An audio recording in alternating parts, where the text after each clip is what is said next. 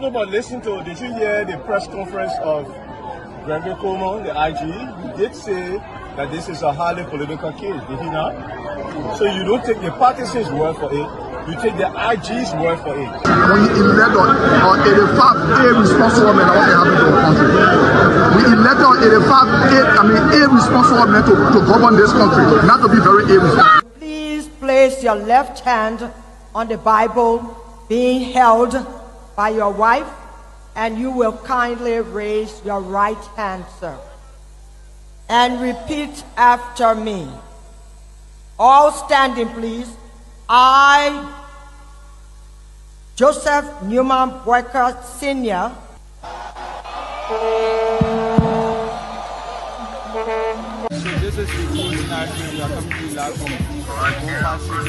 No secret now that your friend and former boss will be a candidate in 2029. With all of that you experience, all of that you know, and everything that you see unfolding in the country now, will you support him? Will you be part of the process? Will you give him the support? Do you think he can be a better president? So why you want to bring political Benin in it now? Oh, but political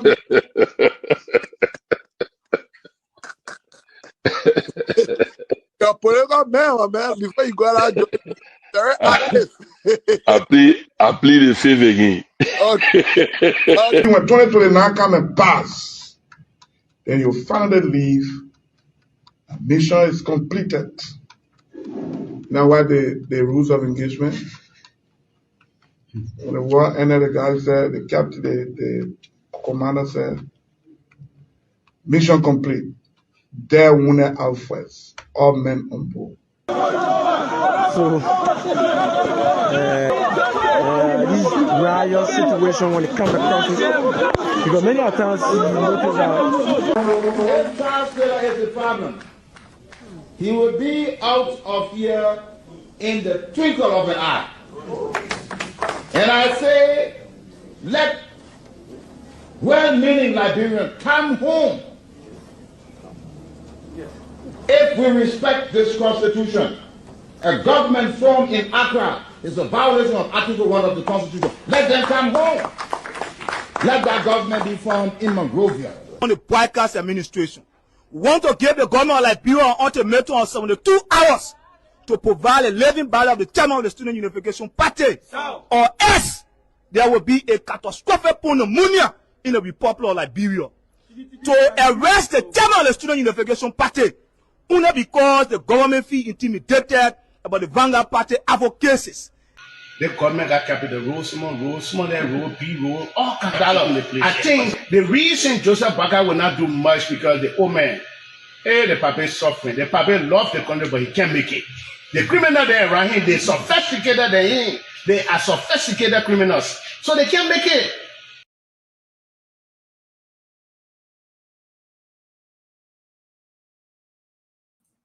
And folks, we are already on the closing argument. Our show is on. If you're following us via Facebook and YouTube, tune into the closing argument show tonight. I'm Sir Augustine Mario Jr.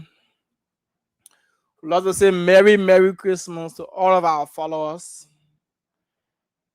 Our wonderful and organic 70,000 followers via our social media platform. Our supportive followers who are always really willing to support our work. We want to say Merry Christmas to you and a Happy New Year in advance.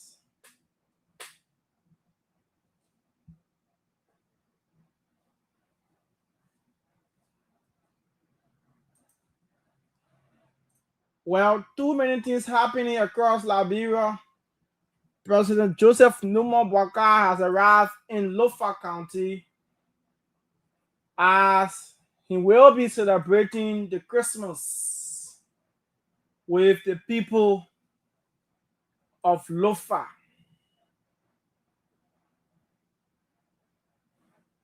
His own hometown, especially Foya. We also witnessed the arrival of the House Speaker Richard Kuhn and his spouse, Mandela Kopa. The controversial Mandela Kopa wearing their pajama, marching off it with the traditional wear. Controversial Mandela Kopa. We'll pass around that small and our show can start. We'll have our tough talking panelists. We'll just talk about it a little bit. How the public is feeling about the relationship about the current speaker and that of the political advisor to His Excellency President Joseph Numa Boakai. So scaring critics are saying it is right as a human to create feeling for one another. But hey man, you guys are in government and you guys are serving to key strategic position from different branches of government. Richard Kuhn, Speaker Richard Kuhn is at the House of Legislature where he controls the day-to-day activities of the House of Representatives, where he is at the seat to checkmate the executive branch, to make laws and carry oversight. Why Mandela Kopa is the political advisor to His Excellency President Joseph Numa Boakai. She have that political will, political power to convince and advise the president politically. When I say religiously, but politically. Her works surrounding political issues to the executive mansion, especially close tie to the president. Her work is to say, Mr. President, this action you are doing will affect you politically. This action you're about to take will politically grow you. This action you're about to take will have a positive political image on you. This action you're about to take will destroy you politically. That's the role of Mandela Kopa. She played a key role. And one would say, but why now? Why? Just after 8 months, when the House of Legislature were into limbo, people fighting over the speaker position. In no time, we saw Mandela Kopa begin to rub shoulder with the House Speaker. There were several concerns raised. Why? Political advisors around the house, until one fine day, this blog page posted video and pictures of the speaker vehicle being parked in front of the house of the political advisor of the president. Man, you would not take her as Mandela Kopa, no. She have her own personal life, but she is in the space of political issues, and she is in the space of the executives who would take us as the political advisor of the president. Until finally, when the regime speaker in Speaker Richard Nagbe or the majority blood speaker take the tour to the southeast, when Mandela Kopa was overturned to speak to School of Media practitioner, and she introduced herself as the political advisor to the president and spouse of the speaker. Boom, the debate began. Everybody began to raise concern of conflict of interests.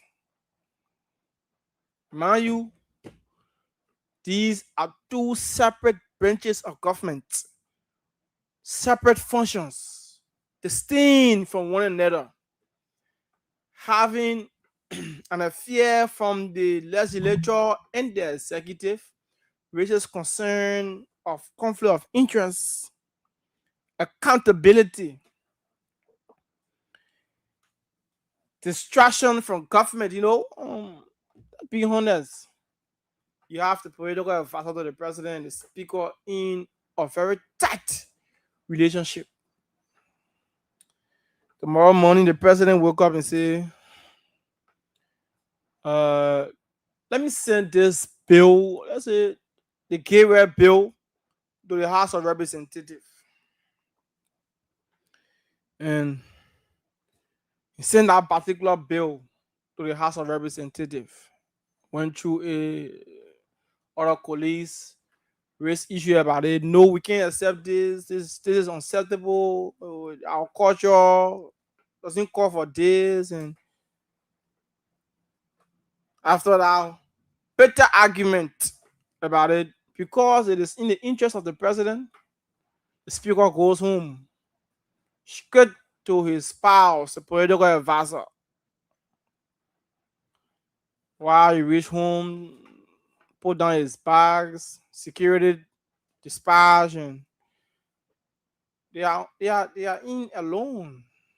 Spouse get hot water, begin to warm his feet, start to press his back, start to massage him gently. And the political advisor to the president begin to ring the bill that was sent to the House of Representatives. Oh, sweetheart, darling, this is what the president puff up to you guys. And it is a president interest, baby. I would love for you to prioritize it. Speaking to you from the angle as your wife, your spouse, but also from the president angle. That is our interest. Having that fun time, speaker promise a spouse. Of course, I will do that. Definitely, I will do that. The next morning, speaker arrived at the House of Representatives without due consultation with his colleagues. Bring forth that particular bill and make sure he push for it to be passed. Our colleagues will be there murmuring. That's a speaker. He got the power, the will to do whatever he wants. So with all that the publics are saying, it shouldn't be now. This is not a referral time. Mandela Koba resign from political advisor job and focus on your spouse. Come on. Before you got money, you guys are rich. What you want? Speaker who get money. Being a speaker who control about $1.5 million budget, you got money, you rich. That is as political advisor to the president. And focus. Stop the political play. The history of Mandela Koba. We're not going to say you know that. We will not tell you. I've been following the process. So there's it. Some people been having a conflict of interest. So people worry decision might be influenced by personal feelings rather than public good, especially one branch is supposed to check the other. Isn't that one? Conflict of interest. The worry people. How you checkmate? How? And he is in a legal or in an affair with political advisor to the president. How will he carry on his own responsibility? So now coming, the state of the nation address is about to take place next year. If the president is in error, what are we going to do? No, you can't do anything. Because the political advisor of the president is already sitting on his neck, telling him what to do. See ya. The sonar coming, talk to police, even the president made mistake, even the people they got to settle it kind of we harmonize it, and our interest there, yes, the speaker will listen to his spouse, her interests. Somebody's blurring of separate of powers. Say executive and legislature or legislative branches are meant to balance each other. A close personal relationship can make that balance feel compromised, even if no rules are technically broken. You see that? Of course. Right now, I think that the executive and the legislature now just married, they are in bed. Of course, our everybody would think they are in bed already. We have Sylvester Pewee on the show already. Good evening, sir. Welcome. Yeah, thank you, Chief. Thank you.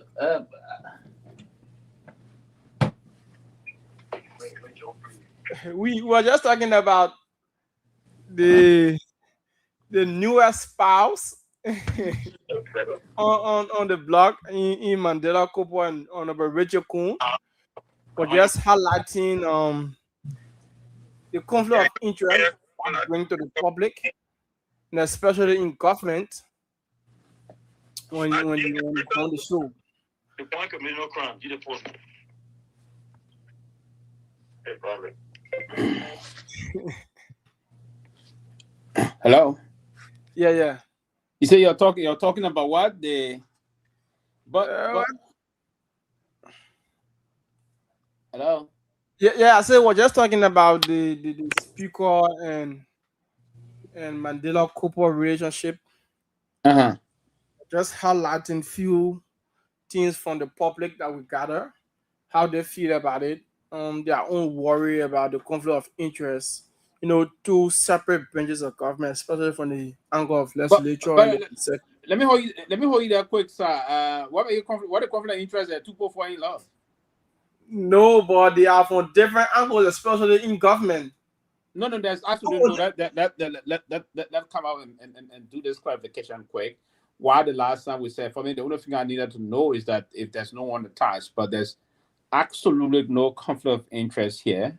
There's nothing that they are not involved in business, right? So conflict of interest can only come about where, let's say, if the speaker's spouse is given a kind of a contract from the legislature and where the speaker is using his influence to give that to his wife.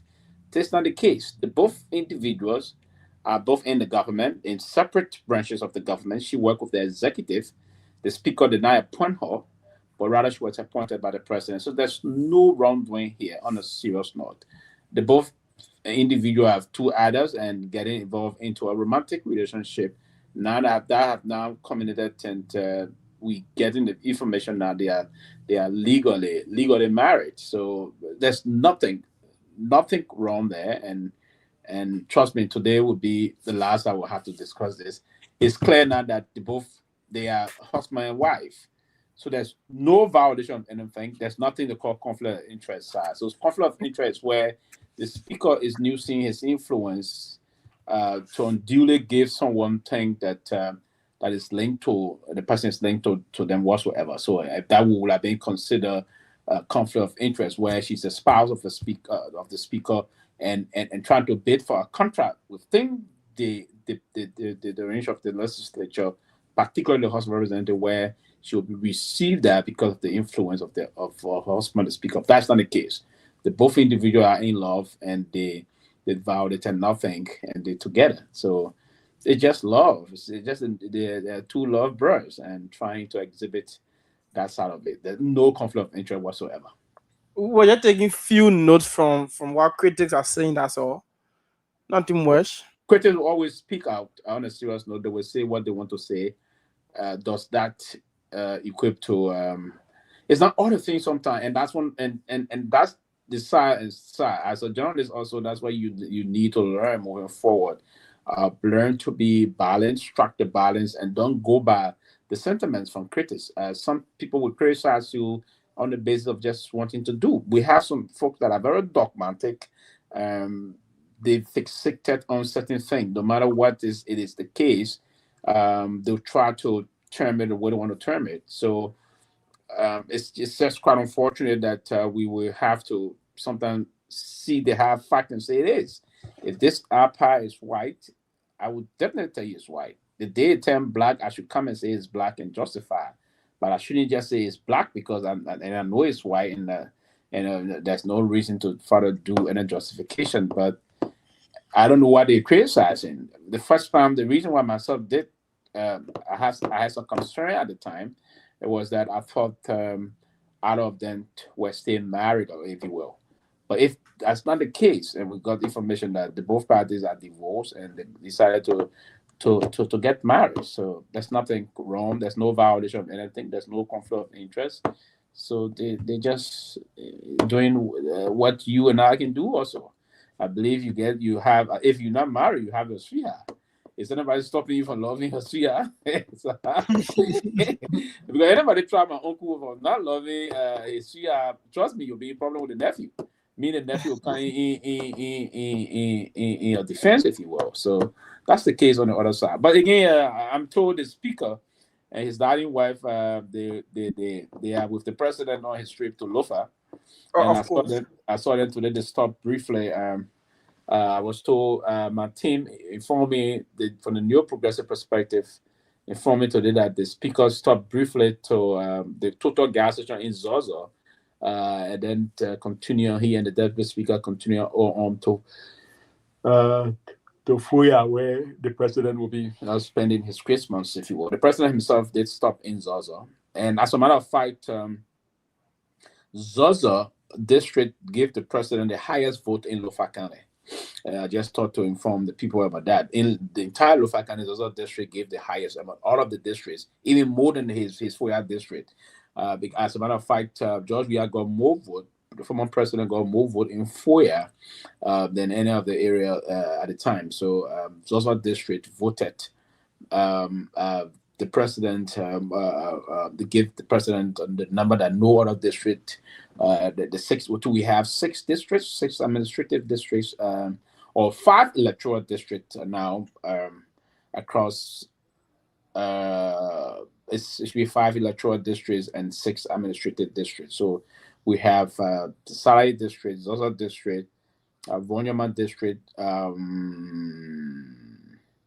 Kulaun district, Foya, and Vahum. So 6 administrative districts we have across in the country.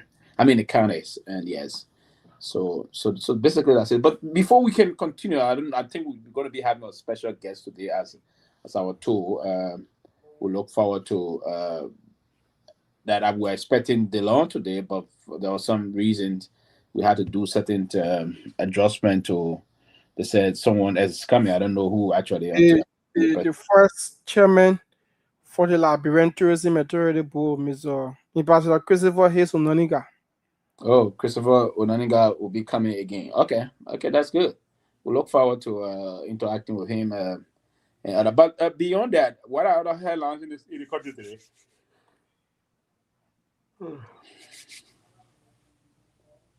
Yeah, there are several. The president visited to Lofa as in goal to celebrate the festive season. The Latin of the RRA rule. Yeah, we discussed that yesterday. The RRA rule issue was discussed yesterday, and how to call it. We discussed a lot of issues. That we discussed the planned rebellion that is being planned. I call allegedly planned to unseat this deputy speaker and the speaker. Allegedly, let me put it that way. We discussed that yesterday. Also, we discussed the rebuke of the Unity Party by Rodney Sear and Senator Snow. Mm-hmm. We discussed a lot of things yesterday, but we try. I know the Christmas is right in the corner. We just wanted to know if how to call it. There's any new development today aside from those things that we discussed yesterday. If there are other new development, if not, then we'll just jump into some of the things. But the other thing I saw today was the president leaving for Lofa. His current day in Lofa, I want to believe the president should be. I think it's about 9:32 p.m. In Liberia. Yes, 9:32 p.m. in Liberia. So the president should be in Foya now, and locking home with traditional leaders from Foya and Lofa County, if you will. And I'm also told we have a lot of most of the government officials are currently in Lofa. And then that's the thing about Liberia. Whenever the president is spending the Christmas, often at times you see most of the government officials will move into those areas. It's not a bad thing too. It help probably. I think it will help the local economy. If I don't know if most of them will even go into some of the guest houses we have in Foya. If not, I'm told this deputy speaker do have a home there, and he's going to host the speaker. And so I want to know if other probably local officials or junior official government will have to lodge in some of these local guest houses we have in Foya. So we look forward to that. We look forward to seeing the president and his entourage having a very festive season in Lofa. We hope that the president will make the Christmas merry for the people also in that part of the country. But again, we told this president is not the kind of a spending person. It's not that. So I don't know how festive they're going to be for them. But they've been surviving. So they will try to push the way and make it more festive for themselves, if you will. But beyond that, Sa, are you there?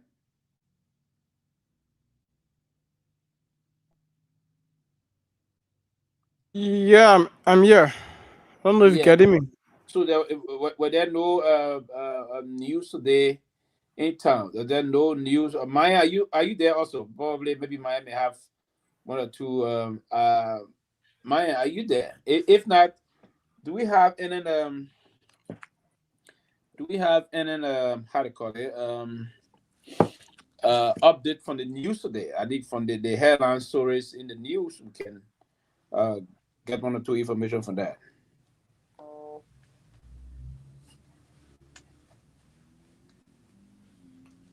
Just a minute.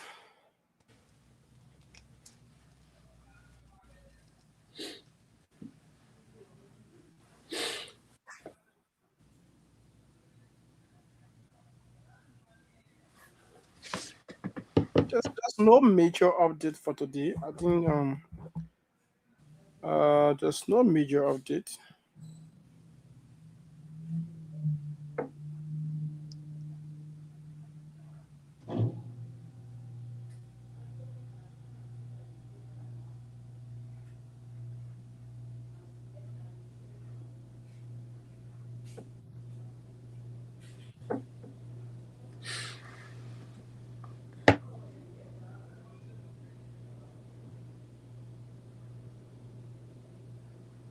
There's not much major update for today, Every eyes and ears are focused to the president's visit in Lofa County for now. Every eyes and ear to the president. Yeah, it's going to be the president. I don't think anything new going to come from the visit in Lofa. I was just in Lofa like almost 2 weeks ago now. I've been back in the U.S. a week now. I think I'm pushing to the second week since I came back, and I came from Lofa like the next day I was on my way back to the U.S. So the road stopped from Banga all the way to Godu in Sarai district.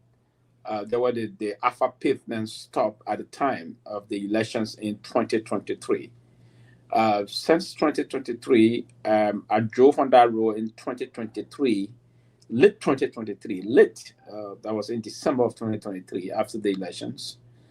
The last time I drove since 2023 was this year, 2025. And the road is also from Banga. The paved road is from Banga to the same spot 2023. But what I'm told, to be honest, the Kuwaiti, there was some delegation from Kuwait that visited Lofa a few weeks ago, and also they went to discuss the second phase of the road. I'm also informed that there have been some progressive work now done. They will start to do some work soon to push the road from where it stopped in 2023 to basically Sarai district. I mean, so the road is in Sarai district, but Sarai town itself. So that's going to be, we've been told that if everything is on course, the Alpha pavement should reach Sarai city, Sarai town itself by March, April of next year.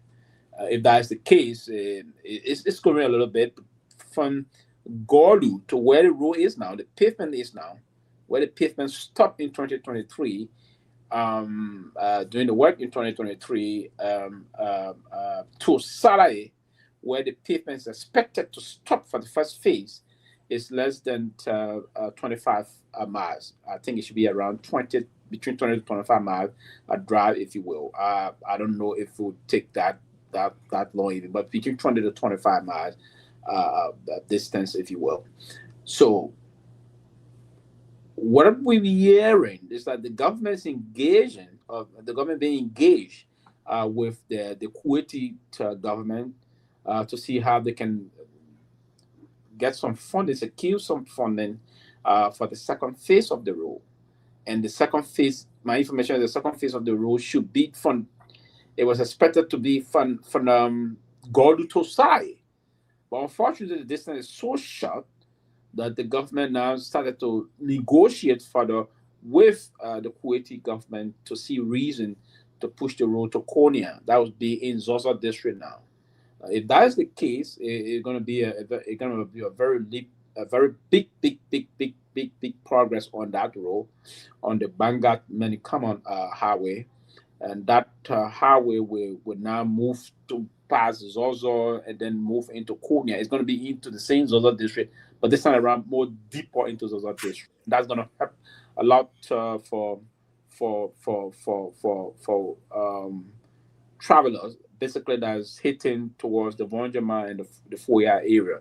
And what that does is that it's going to also help the local economy of Lofa County, because it's going to allow farmers to get their produce to appropriate market, and will also allow business people to commute to and fro in a more expedited way, in terms of having their goods deployed for Reddit market, and if you will. So that's a very good thing we're hearing also, and we want to commend the government to encourage the government to progress, to move very much faster with the negotiation, so that we will see a lot of things unfolding in terms of road development. It's a good thing to do in this way, because if that were to continue in the way and manner is the discussion is going, I think that would be good to push the road to that level. And I'm told that the government would now start to source for funding to support, because the government haven't spent a dime on her own yet, I'm told. So I think the government will now begin to source some funding for the road to leave from now Konya, basically to Vonjama. And probably the last phase will be now from Vonjama to the Manikamon-Savalion border. And that would be the end of that project. But what I'm also told, if the road hits Zosa, I think the government is trying to negotiate to do the pavement to Yela town. And the reason why Yela is not because we from Yela, we're trying to push that, but there's this major economic value Yela has. And the reason is that we have the biggest port of entry. The Yela port of entry is there, with the Guinean border there, right? So the Yela port of entry, you have a lot of other business people, trade and commerce is being done heavily at that end also. But the reason why it slowed down a little bit is due to the bar road condition. Because whenever, the good thing about it, the bridge is now done between Guinea and Liberia from the Yela port of entry. The Guineans did the bridge. Yeah, we do have the bridge done now. Good, very well. That won't allow vehicle not to pass in the Myean River. There's a river called Myean. The Myean River. Whenever the river fill is banked, and then there will be basically impossible for vehicles to cross to come. So trade and commerce gets stalled in the rainy season. Now that the bridge is done, and you're going to see a lot of other things, so that's going to help the trade and commerce a lot. So yeah, if the government were to push that from Zozo, they would do the road to pave the road into Yela and hitting the border there with Guinea, and that would be an extraordinary development in terms of trade and commerce, where because the custom offices there is doing a lot of things, they would begin the process of opening the room for more trade and commerce via that route, instead of folks even using the other side. Like we have the Ganta crossing point also is doing well since the road paved is doing super good now. So that would be the same as we basically move on. So yeah, road constructions, infrastructure development is important vis-a-vis road construction. If you did the road, you're going to open up the local areas. Folks will begin to move in to do some development in their hometowns, move to do some work in their villages. They spend more weekend in the local areas, and then you will now start to decongest Monrovia and its environment, because Monrovia is its environment very well congested, very clustered up, right? So you decongest them by allowing development to happen in the rural part of the country, because rural development is important, also it's critical towards decongesting the city. And the metropolitan ring of city area of Monrovia and its environment, if you will want to know, is very, very congested. You have the 0.4 block, Looking Town, the Nuku Town side. These are very congested, clustered area where people live across east, like this, right? In West Point, for instance, and many other areas, places like Thingsville, Red Light Now, other area, the Gobachop Market area, and some part of the Portland area. These are areas that are also very well populated and other things. So if folks start if the road is good, you see folks will start to. I was just talking to my brother-in-law today in Zozo. I was asking him to farm me, at least if it's a lot in Zozo City itself, try to build something. So when we move in, always we can be in looking for guest homes or trying to embarrass our loved one, because he normally can host me when I'm there. Right? We host me all the time when I'm there. So at least when everybody is trying to go there and do something, you open the place up and do a lot of things. So yeah, a lot of things going to happen if we start to concentrate in opening the roads of our country. It's very important, and we look forward to some of these things to happen. Imagine Tumani drove and went to Lofa for the first time. I believe he enjoyed his days in Lofa. He went to Quadibode. From there, he went to Vonjama. He saw, and the city area of Vonjama is now paved. That's been done ever since I started Madam Salib days, if you will, and other situation, and right. So that, but Tumani, welcome. Your Excellency, Ambassador Sylvester Pewee, it's a pleasure to be on this platform with you, the Dean of the Cabinet of our TCA Cabinet, the new progressive leader. I saw him at his best during our visit to Liberia. Everywhere we went, we were recognized as the new progressive leader. The movement that... You don't come here, man. I was trying to do it. They got bad. Yeah, but there's a consummate diplomat, and that dean thing, man, yes,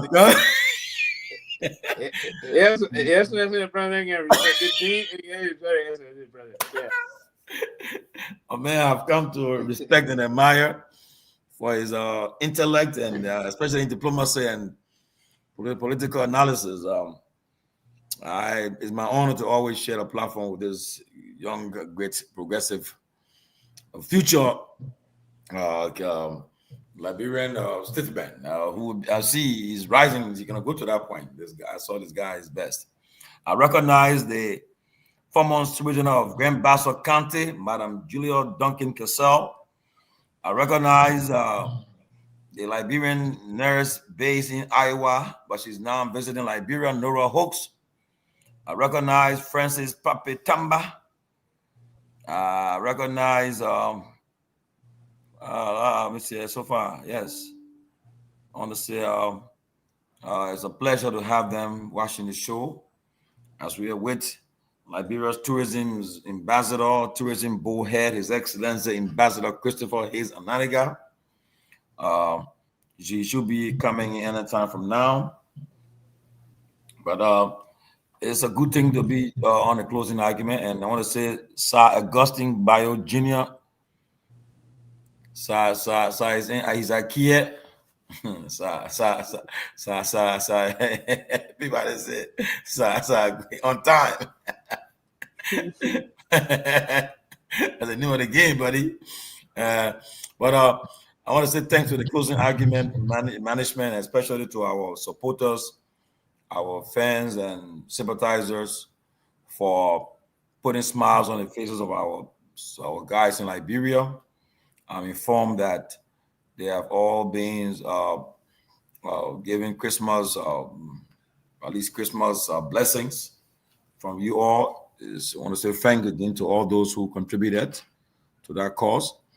As you're aware, in Liberia, imagine the journalists and with the president were complaining that they get only $50. They were complaining, and they were crying. They were hitting up the press secretary, Madam Kula Boyan Fofana.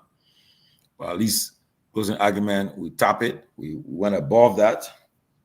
Fire above. Fire above. Thank you. Went fire above, and I was informed by the dean of the cabinet that the guys may receive their pay before the end of the year. So the cabinet deans just informed us that the guys may receive their pay before the end of the year. So we'll be ahead of the government. We'll be ahead of the government, and everybody will pay our people before the year ends. So yeah, that's a good news from the dean.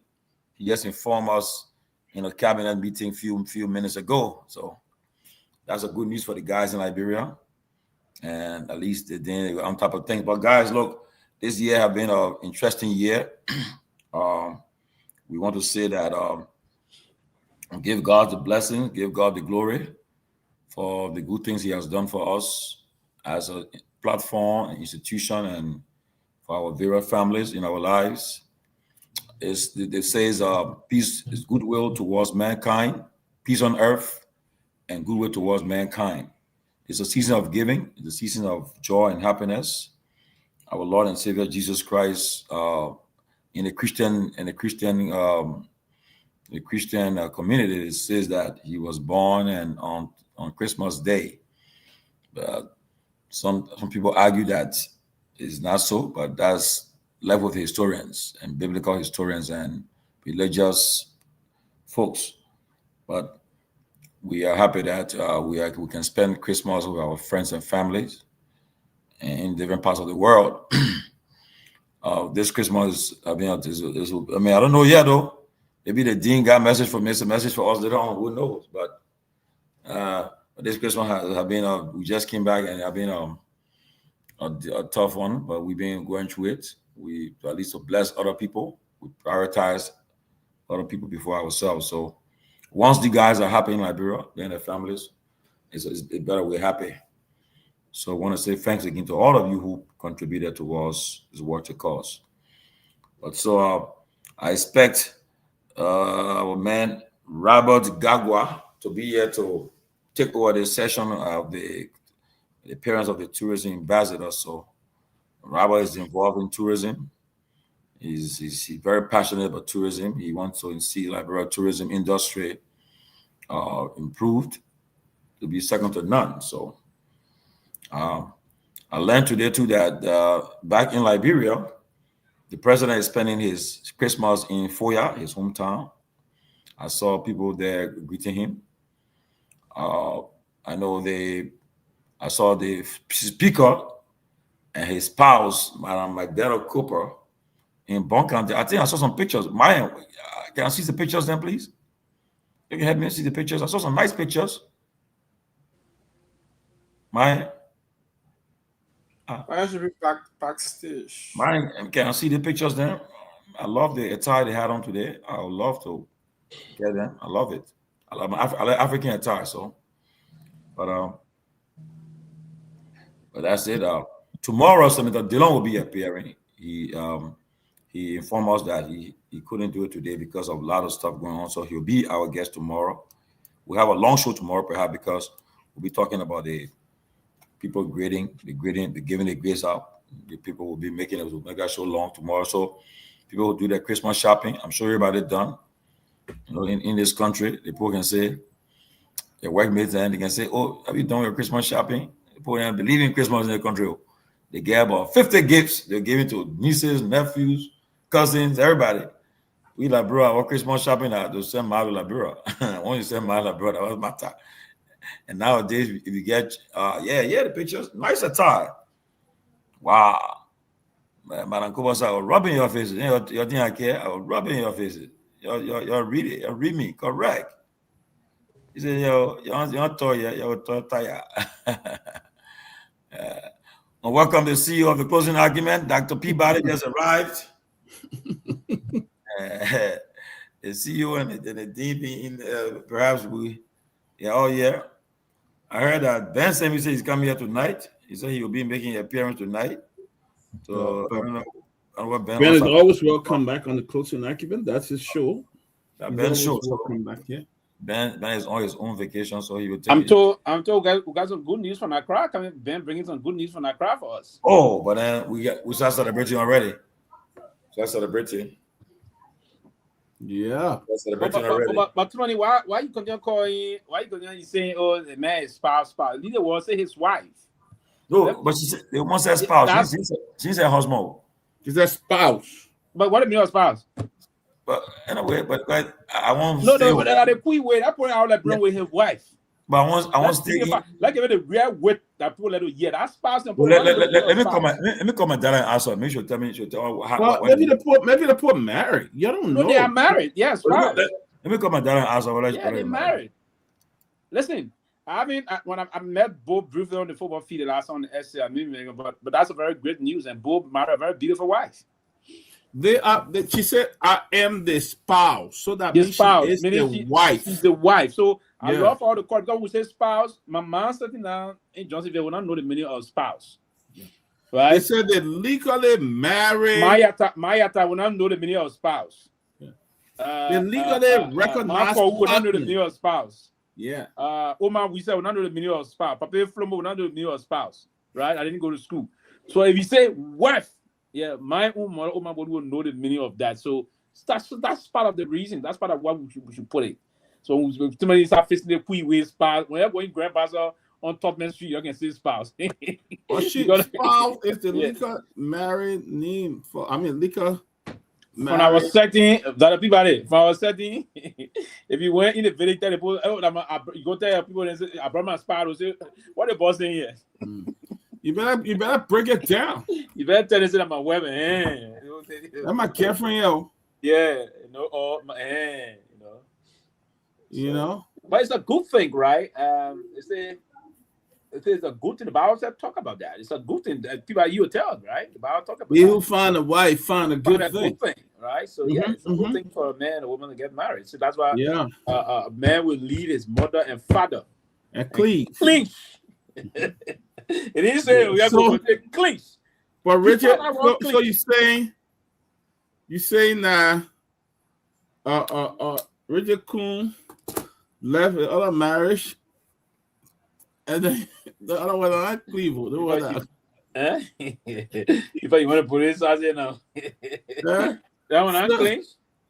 So you want to tell me the speaker got married and he let the people know the speaker married to. So her name is now Medela Cooper Kuhn. Maybe she keeping it. Maybe they agree she keep her. Well, you can't keep it private when you say it's already spouse. I'm the spouse. No. You didn't get me. So you can keep it private.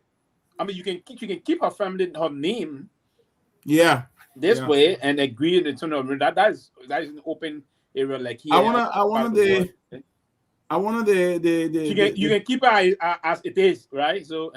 You don't send it going along. So yeah. I wanted the boss man. I wanted the inform. I wanted to inform. The president. The president of their Of marriage. course, the president is in the know of it. Yeah. The president in our old school, I will blob, but you can see when you do it in the pocket. Those people are recognized. When you do it, you go for your hair. I will don't know. I will be around for some time too, man. The boys like the big boys around. I love when you blow your hat. Yeah, you blow your hat, you do your thing. That's my Uncle Joe. Our boss Seleke, the vice president of the student Liberian student, the African Student Association. Make it got it. Follow. You know that follow is near human, but he got him the queen in Joseph. So when you put it as Joseph, and you see all of guys Salami, Sir Augustine. Human, yeah. Yeah, Papa. But you guys been doing great. I mean, guys, look, we want to thank everybody who contributed to our Christmas giveaway, even though we appreciate you lending us a helping hand for almost $1,600. It was really appreciated.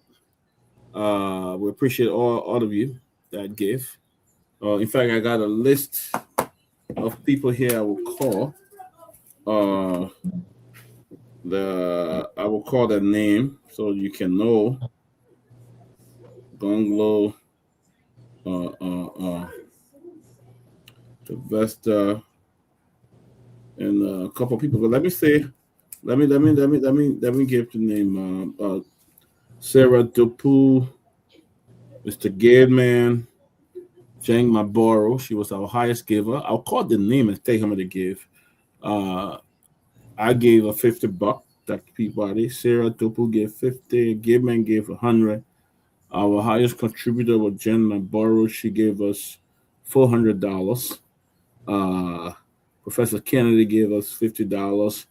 Lamine Ducle gave us $60. Kadi Pewee, Apostle gave us $40 in Liberia. Mozart Dennis gave us $25. Our friend, Mr. Ben Sanvee in New Jersey, gave us $200. Mr. Nagbe gave us $50. Sidiki Fofana gave us $50. Tomalin George gave us $55. Jackson Seaton gave us $50. Mr. Robert Garguah gave us $100. Ben Sanvee gave us $75. Johnny in Liberia gave us $10. Seleke Kromah gave us $25. Mr. Kehleboe Gongloe gave us $25. Miss Jones, A. Jones gave us $28. Sylvester gave $150. So that's the list we have here, guys. We thank everybody. We immediately sent some money to Liberia today. This morning we started distributing to Liberia, and we want to. If you gave and I didn't call your name, just remind me that you gave and I didn't. It's not late. If you want to give, we'll appreciate. If you still want to give, that's fine. It's not too late. But we want to thank you for your generous contribution. Ambassador entered the studio. I think he's here. We'll begin when the ambassador start. But again, thank you guys. We're able to raise $1,643. So we thank you for all those who gave for our Christmas giveaway for the guys in Liberia.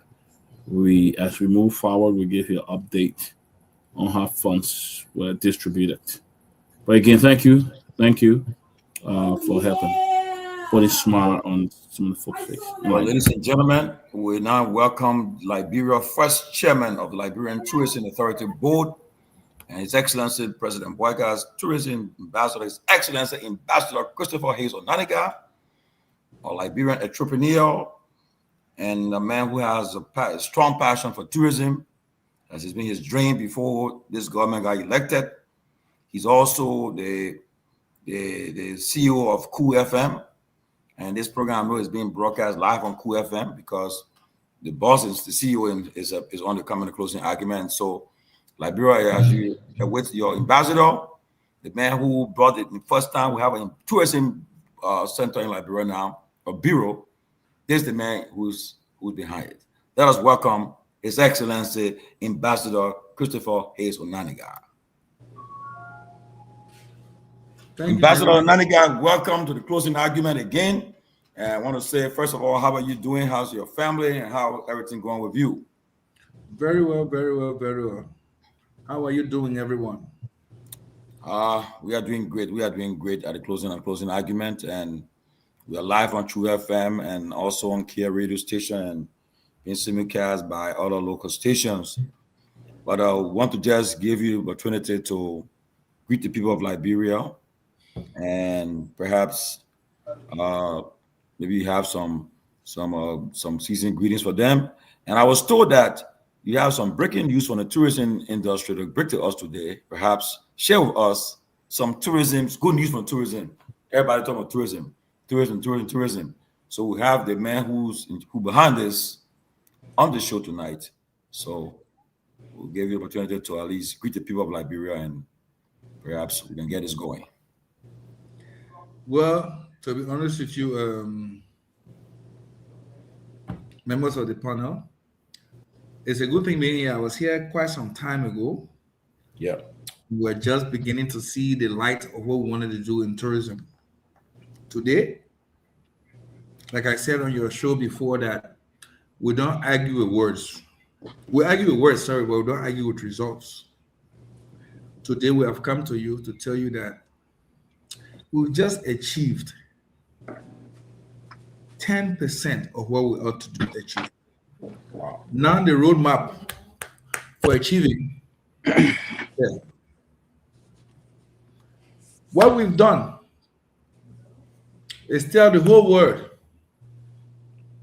that Liberia is prepared for tourism.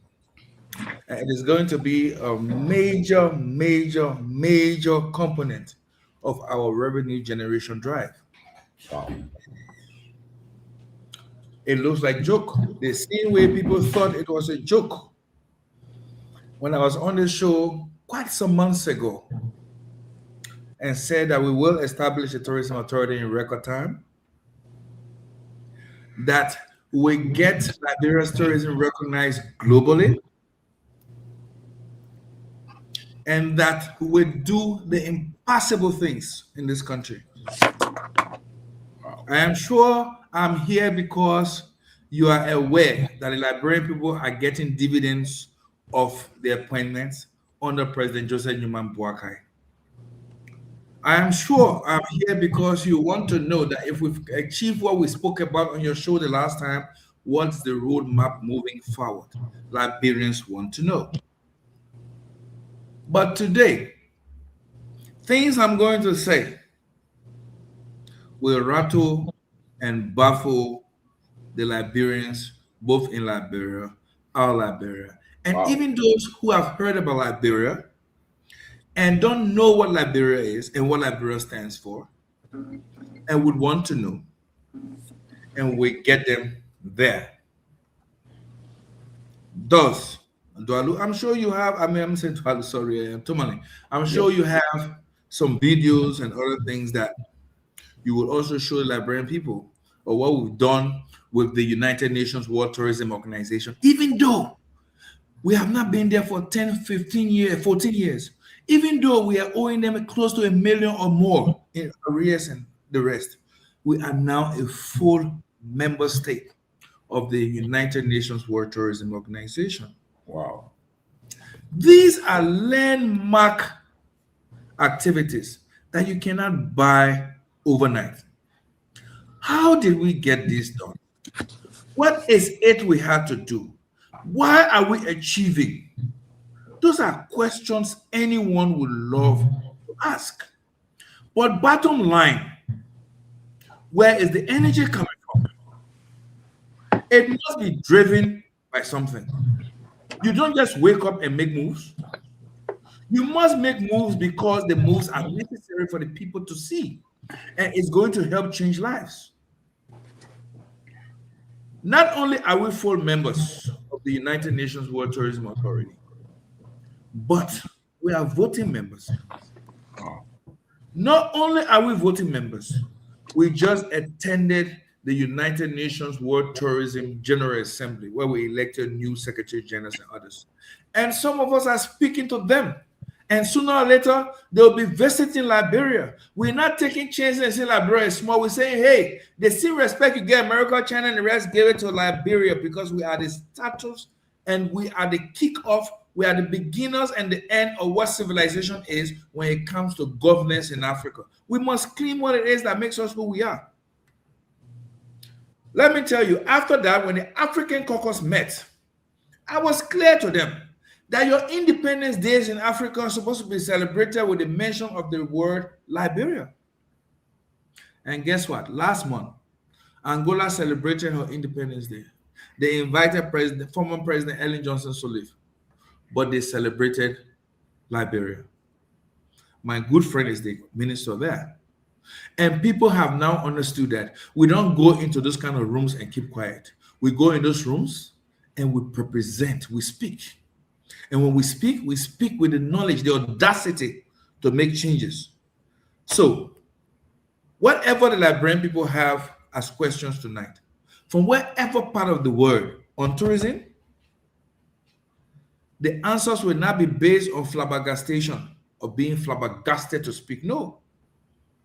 It will be due process, synchronized, to allow you see the results you have to see, just like you're seeing now. Today, there's a Director General of Tourism. The edifice office is on 18th Street. The process is ongoing.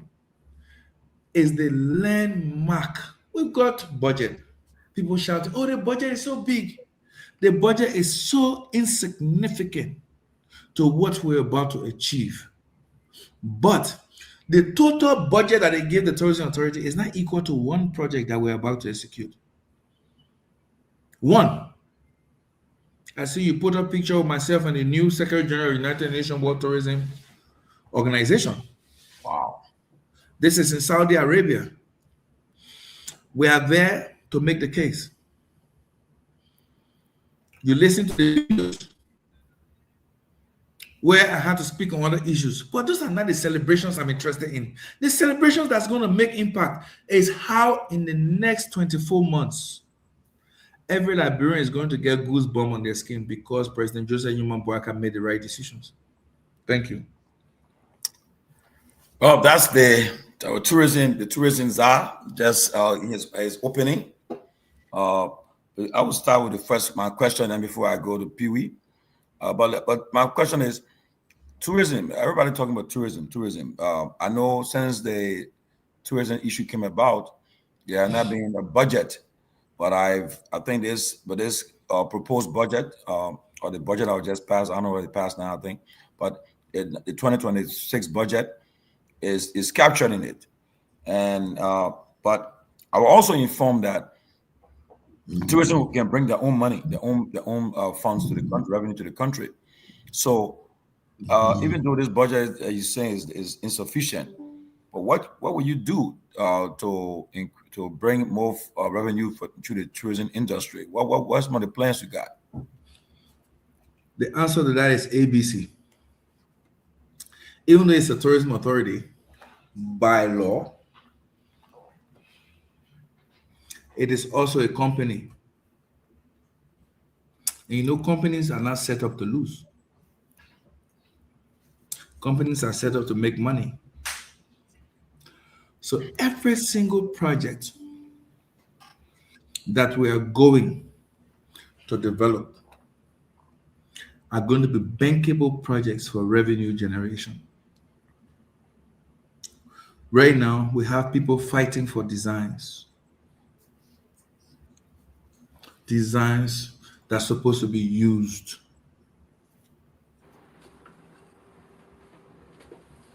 Some of these projects will be like 4 million, 13 million, and a whole lot. But for the first time, when the investors come in to contribute monies to invest in tourism, we at the Tourism Authority are going to put in money too. A perfect example to that is the Providence Island, which we're about to start the development as early as next year. Now, the Providence Island may cost us between $3.5 to $7 million. The beautiful thing about it is that the moment it's finished, the very first year, even in a test run, we'll make over $1 million. It's not being said because we have to talk. It's being said because the research has been done. And that's what makes us different. Every single project under tourism is going to be bankable. And if you know what the word bankable is, then you know that we are speaking from clear agenda of development. So, Tomalin, Providence Island is going to cost us between, like I said, between $3.5 to $7 million. And I'm going to give you a glimpse of something now. But what I'm going to give you a glimpse of, you cannot use it anywhere else. So you're going to flash it and you're going to move it. But this is what your Providence Island will look like at night. You can put it up while we talk. The Providence Island is about to change. Yeah, Myean, please put that picture up. Wow. The Sapo National Park is about to change. Wow. The St. John Waterfall is about to change. The Palm Grove Cemetery in Central Monrovia is becoming the Palm Grove Memorial Park or Memorial Square. These are multi-million-dollar projects. People say, how? Why? Where will the money come from? Guys, when you decide to set up an investment, you must be prepared to go and source the funds. When they were making noise as the, oh, he's traveling here, he's traveling there, I made sure I didn't travel on any government's pocket, but I was pursuing agenda on behalf of the people of Liberia. Now that we have the Liberian National Tourism Authority established, we are now going to have to defend the purpose for which it was established. Wow, this is the Providence. That's how you're going to look? Just that way. Wow. This is amazing. It's amazing. Please take it down. This I will look by next year, you said. 24 months. Nobody's going to tell me to lie on the screen. Okay. It is not a day's job. And let me tell you what we're doing. There is a football field on Slipway side. Yeah. There's a garage on the Valentine side. We are already planning now because the Valentine side is going to have the headquarters of the fire service. The Slipway side is going to have the sub-headquarters of the fire service. But then there are other facilities. Children playground will be on both sides. Car parks will be on both sides. Small eatery and restaurants on both sides for people who have to wait to get into the pontoon boats and the local canoes to cross. You're going to have privileged situation that the island may only be able to host 24 guests at a time in very reclusive resting place overnight. But yet the island will be able to hold close to 20 to 30,000 persons a day, but not collectively, because we're going to schedule them in periods of 2 hours and 1 hours based on the tickets they buy. The pontoon boats will raise monies. The canoes will raise monies. The guest villas will raise monies. The visitations on tour will raise monies. The ritual centers will raise monies. And the conference center will raise monies. Then on the right and left wing of the Slipway and the Valtown, there are restaurants. There are car parks where people pay to park their cars automatically.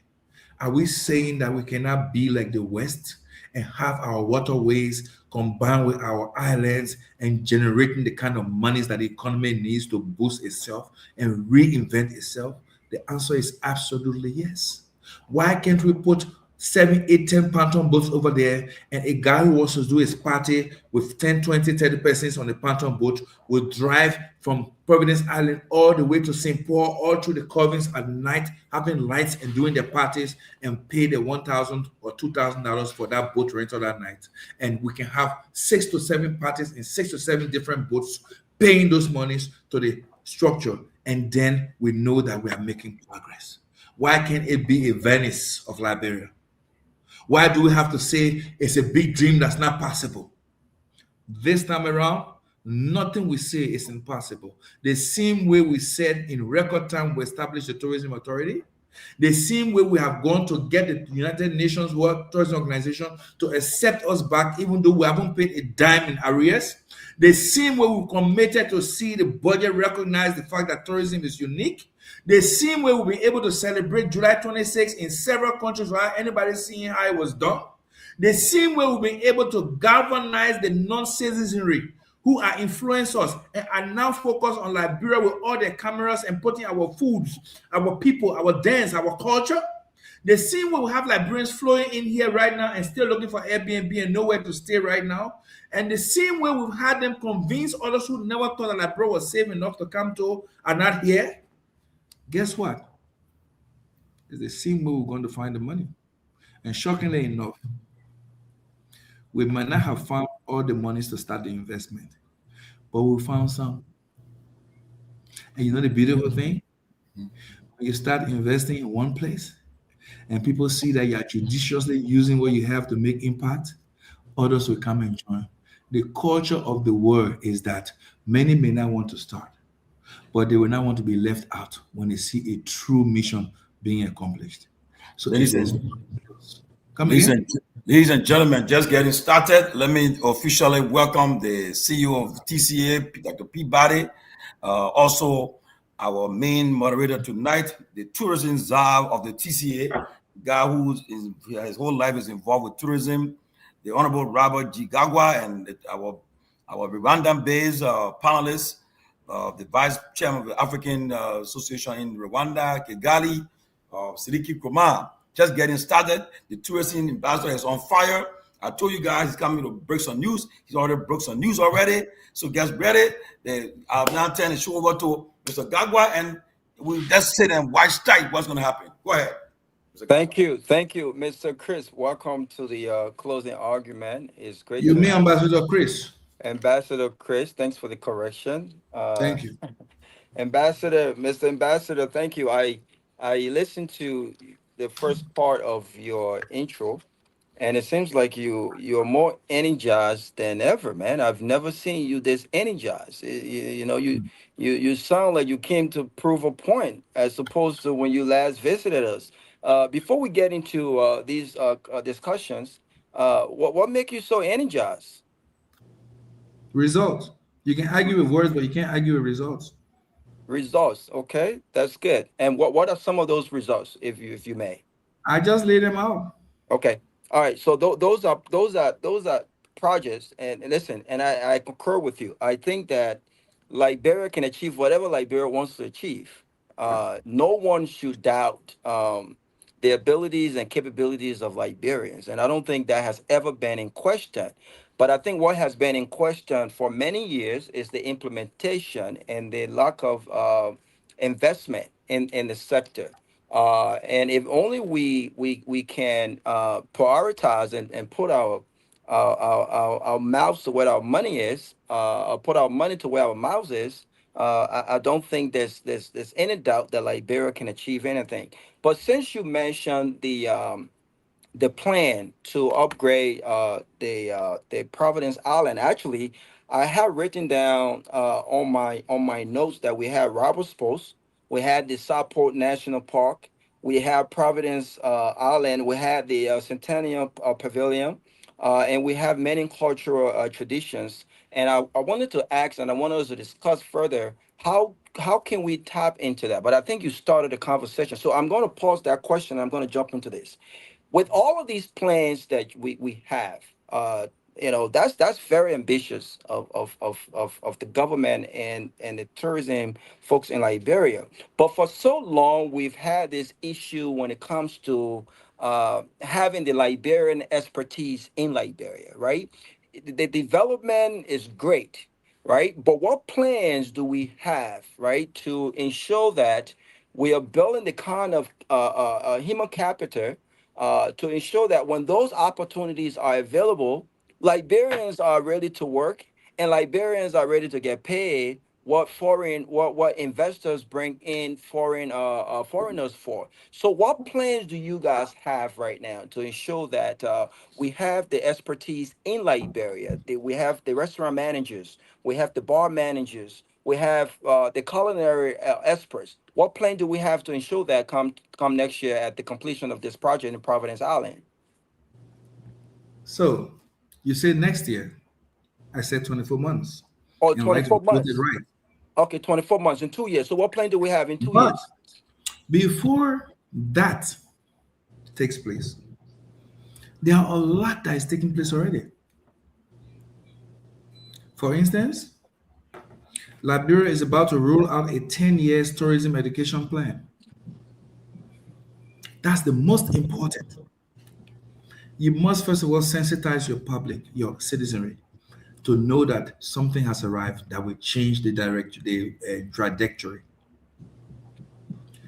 You must build their confidence to understand that those days where they say you spoke dialect and not languages is wrong. You spoke languages, they spoke dialects.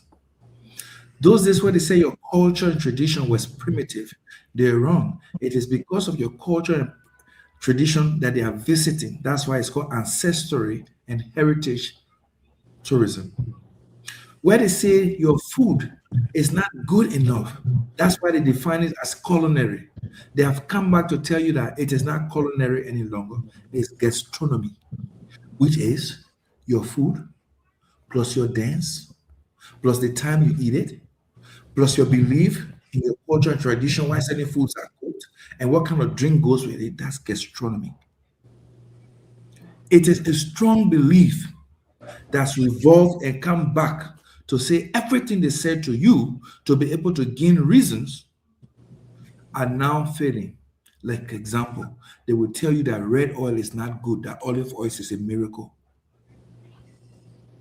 Unfortunately, red oil is better than olive oil. Now, to your question. As we speak to you, the Monrovia Hospitality College is about to kick off.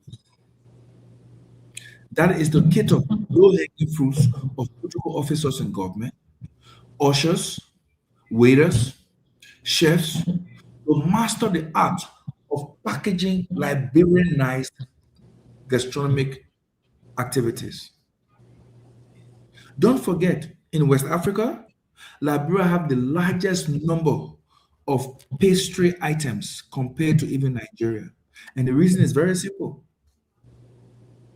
Liberia is made of intentional nations, not visitors. Don't forget, Barbados came to Liberia not as individuals, but a group said, listen, we don't want to be in Barbados. We want to live in a country that we've recognized has been freed from time and never had a slave mentality. So they got on a ship, the first 361, and came to Liberia, and we settled them in Cruiseville. They brought the breadfruit. They brought the lemongrass. They brought the best king juice and a whole lot more. Their pastries beyond normal. The people from Congo made the same decisions. And beyond that, several other nations are found in Liberia as a group. Have we explored that? The answer is absolutely not. That is to tell you that on the low-hanging fruit to get the right people in the various sectors, we got them. But guess what?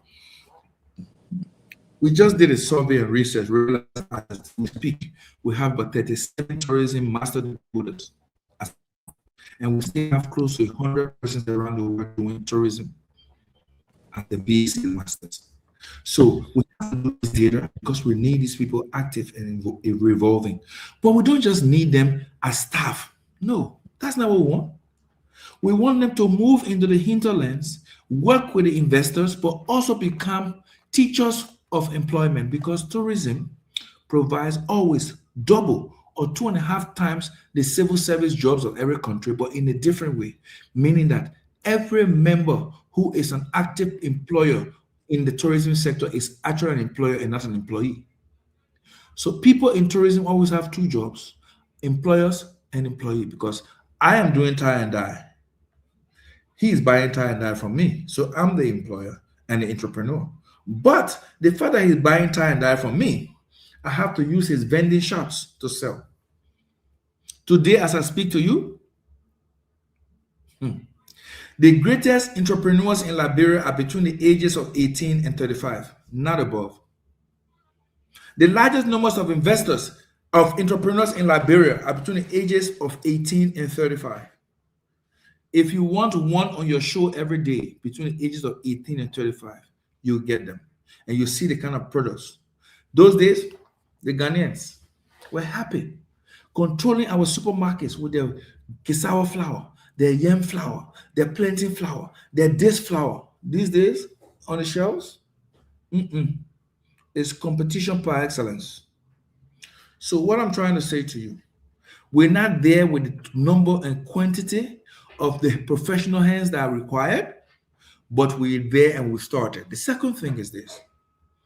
Where we've gotten with tourism so far, we didn't get there on our own since I got in charge. I got there with other colleagues and experts on the continent. I've been in this business for 36 years.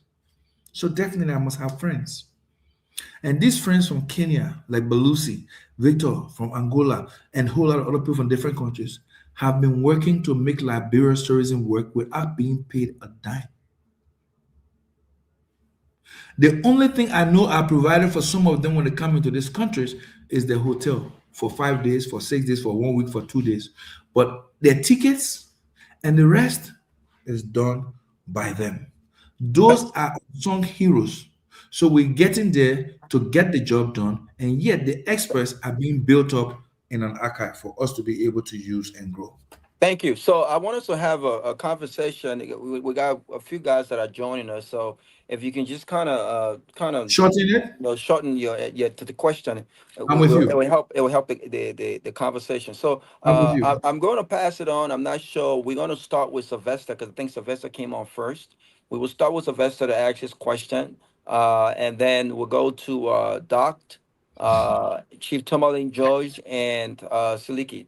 So, Mr. Sylvester, you can go ahead and ask your question, your one question to the ambassador. Thank you. Thank you. Good evening, Ambassador. Good evening, sir. Yeah, I listened to you. You're so passionate about your role, and let me say to you, thank you for the work you do for the country. And it's a good thing to hear, to listen to state actors, those that are in capacity as state actors, talking about the power march of the country. It's absolutely a good thing to do. I listened to you talk about the 24 months about the Providence Island being turned into a mini city as you projected on our screen not too long ago. I just want to know, first and foremost, is there any money that is already earmarked, because you're targeting between 3.5 to 7 million, as you just said. Is the government, do you have any amount now? Because he says 24 months. Is that when the blind man says, I'm going to stone you, there's already some rock in his hand, right? So just want to know how much money you have in said directions. And I was curious. Now, some things you said about the pontoon boat and other things in recent time, and that's a very good news. And the last time I drove on the when I was in the country a week and a half ago almost, coming from home, I drove and I saw it, and I've imagined that ever since that. I just want to know if you also said something quickly, and I will end there with the same question about the Pine Grove Cemetery. It's about to be transformed into, so if that is about, or that means you started doing some work. But I was just around there less than 2 weeks ago. I've taken my car to do the AC right there at the top of the cemetery. There is very, very terrible. You wouldn't want to pass. I mean, the road's even blocked now. You wouldn't want to venture there. It's a no-go area. So when you say it's about to or almost, I just want to know what are some plans so that when you start actually transforming that cemetery into a memorial park, as you indicated. Because what I saw less than 2 weeks ago, it is very terrible. very terrible. I don't know if you went there recently before you just said what you're saying now. These are my concerns for now. We'll look up to that. But again, let me comment you for the thought process alone that you want to do that to the island and that of this measure. But I just want to know how much money you have and where the money will come from for other areas. Well, like I said to you, so we don't take much time. Everything in Liberia right now is in a mess. In certain areas, people can see them, we can't deny them. But like we said, we're about to, it's because we know that it is not what it should be for a country like Liberia who is growing tourism. So yes, the word is about to. Designs are done. Projections and figures are done. But there's still a little 2 steps to go. One is that the Palm Grove Cemetery did not come out by magic, it came by law. So we have to repeal the law. But don't worry. Don't worry at all. People expected the tourism authority to be established in 2028. We did that in 10 months. But you said something good. You said when a blind man says he's going to stone you, it's in his hands. Anybody who knows Christopher Hayes Onanunga knows that talking is not my deal if I'm not sure what I'm doing. And what makes it unique is that I have a president that gives you 100% uninterfering support, unalloyed support. So I will leave that on the Palm Grove Cemetery, just at that point. On the issue of funding, again, I said, for close to 2 years, all I've done is travel around the world, like I'm accused of riding business class. I've been doing that for over 20 years. I'm not going to stop for any reason. The only thing is that I'm not going to put a burden on the government of Liberia. That I have done consistently, traveled to build this dream of finding the network of entrepreneurs, investors who will find Liberia an interesting country to invest in. The first thing you must do is not allow investors to bring their design to you, because then you don't have ownership. If you have the land, you must have a design that is adaptable so that people can appreciate from the local content standpoint. Some of these designs that you are seeing, to do designs and put the budget up, it runs between $40,000 to $175,000. It's also not government that have been doing these designs. We've been getting volunteer architects from around the world who see the relationship we had with them for what we've done in their countries when we were working to help their country build their tourism when we were not ready. So what we're doing trade by barter. And everything we do is costed towards any entrepreneur investment that will come to that particular project. And don't forget, I just showed you Providence, but trust me, Sapo is ready. Roberts Post is ready. Palm Grove is ready. St. John is ready. Several others. We've done 13 already in terms of designs, both in 3D, visual and 3D, and 5D motion. All we're saying is that as we move forward, you will get the news step by step. On the issues of whether we have the cash now, like I said to you, we're not going to any investment that we cannot start as a government. We're no longer going to have that day where we say until we get investor. The easiest way to do it is to start it and let them come and join. So yes, we are prepared to start at least one major tourism investment. We are prepared. Sylvester, you have a follow-up? Basically, I don't want us, because the fact that ambassador will say you got plan and you don't have investors and the government has no plan from the government itself, it looked very evasive. That I don't think I said any of those. I think you are I think you are crossing your argument wrongly. I didn't say none of those. Many place, ambassador.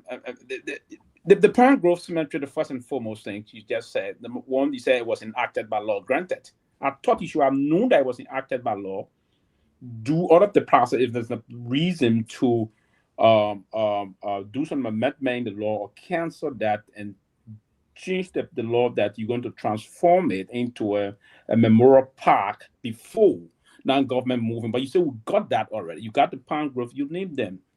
You optimize those areas. But there's absolutely within your plan, you have the kind of a, and that's why no matter we're saying like, bro, we love feasibility study, plan with actually no proper projection in sight in terms of policy prescription. All of the things you said, there's nothing earmarked by the government to say this is what we're going to do. There's no investor, as you clearly stated, just, and there's no investor. How can we? So I'm getting the whole thing running off. Just on a serious note, you have. I mean, did you? I asked you the question first. From how money do you have to start this? You said 24 months. You'll be done with it. It's 2 years.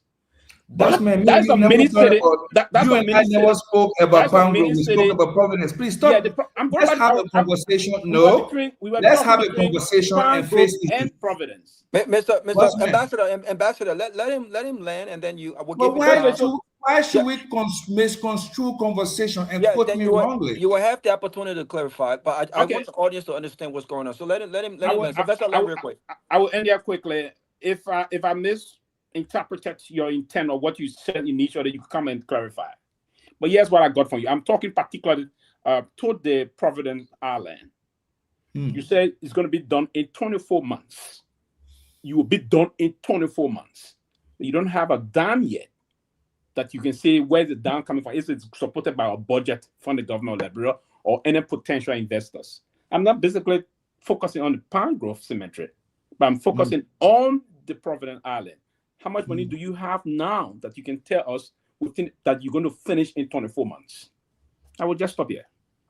To your question and to the answers, and I repeat, we are not waiting for investors to invest in the Providence Island. 1. 2, my travels around the world have done the work to get funding for the Providence Island. But that 3, that there will be no investment in Liberia in tourism that will not have government input.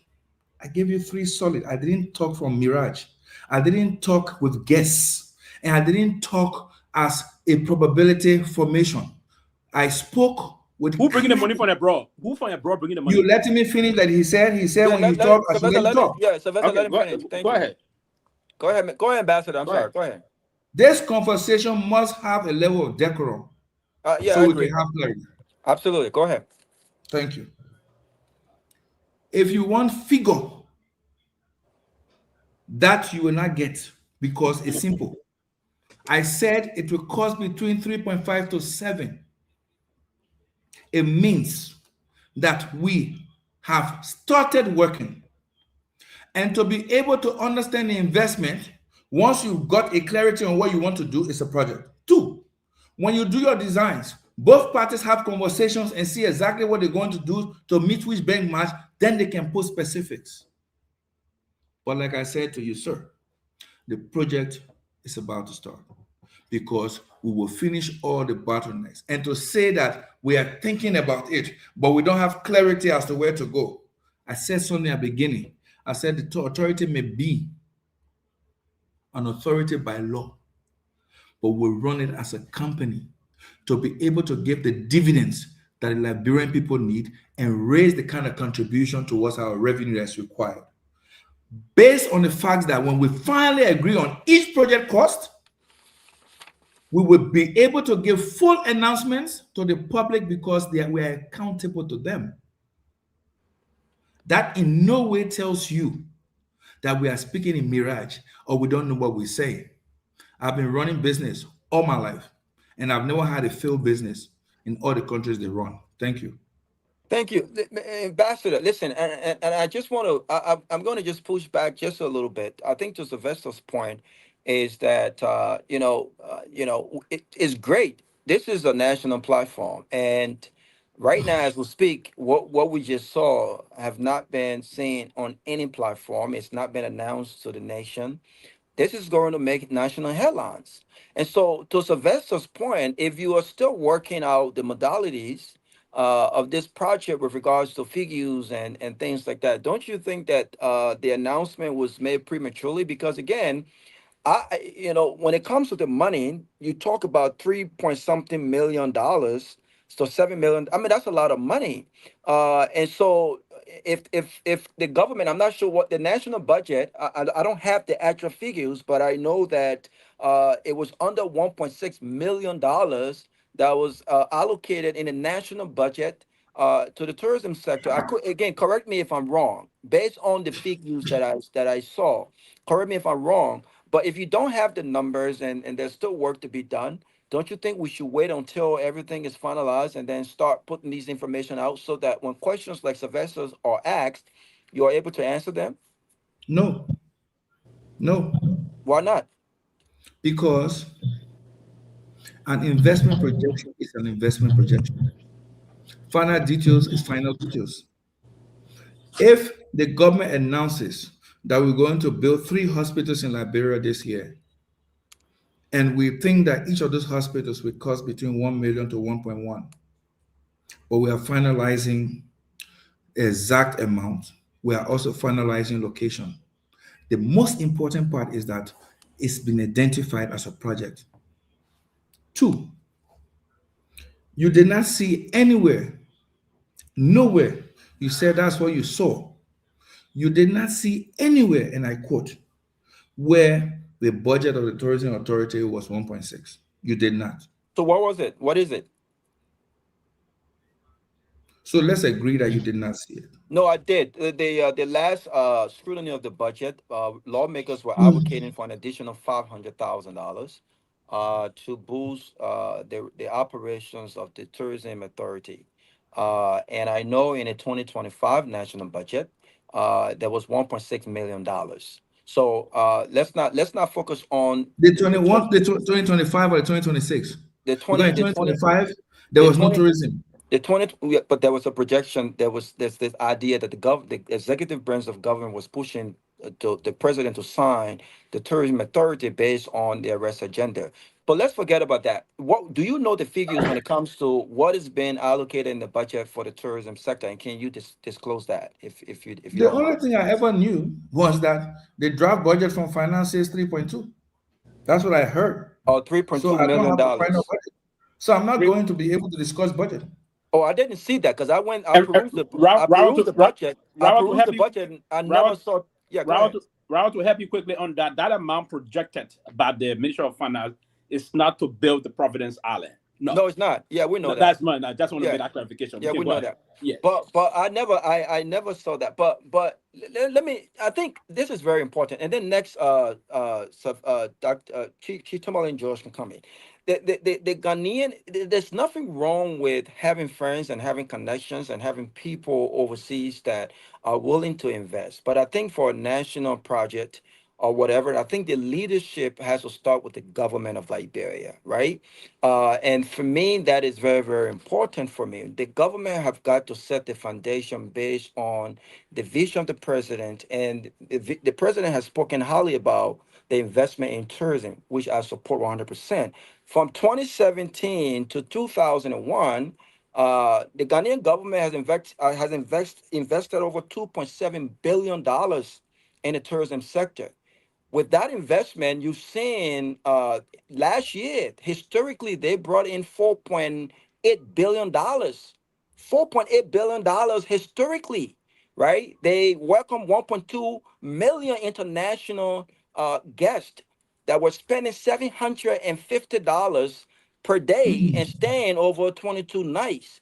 The Ghanaian government took the lead on investing in the tourism sector. And so the project is good. What, from your perspective, before Tomalin comes in, what do you think the government have got to do?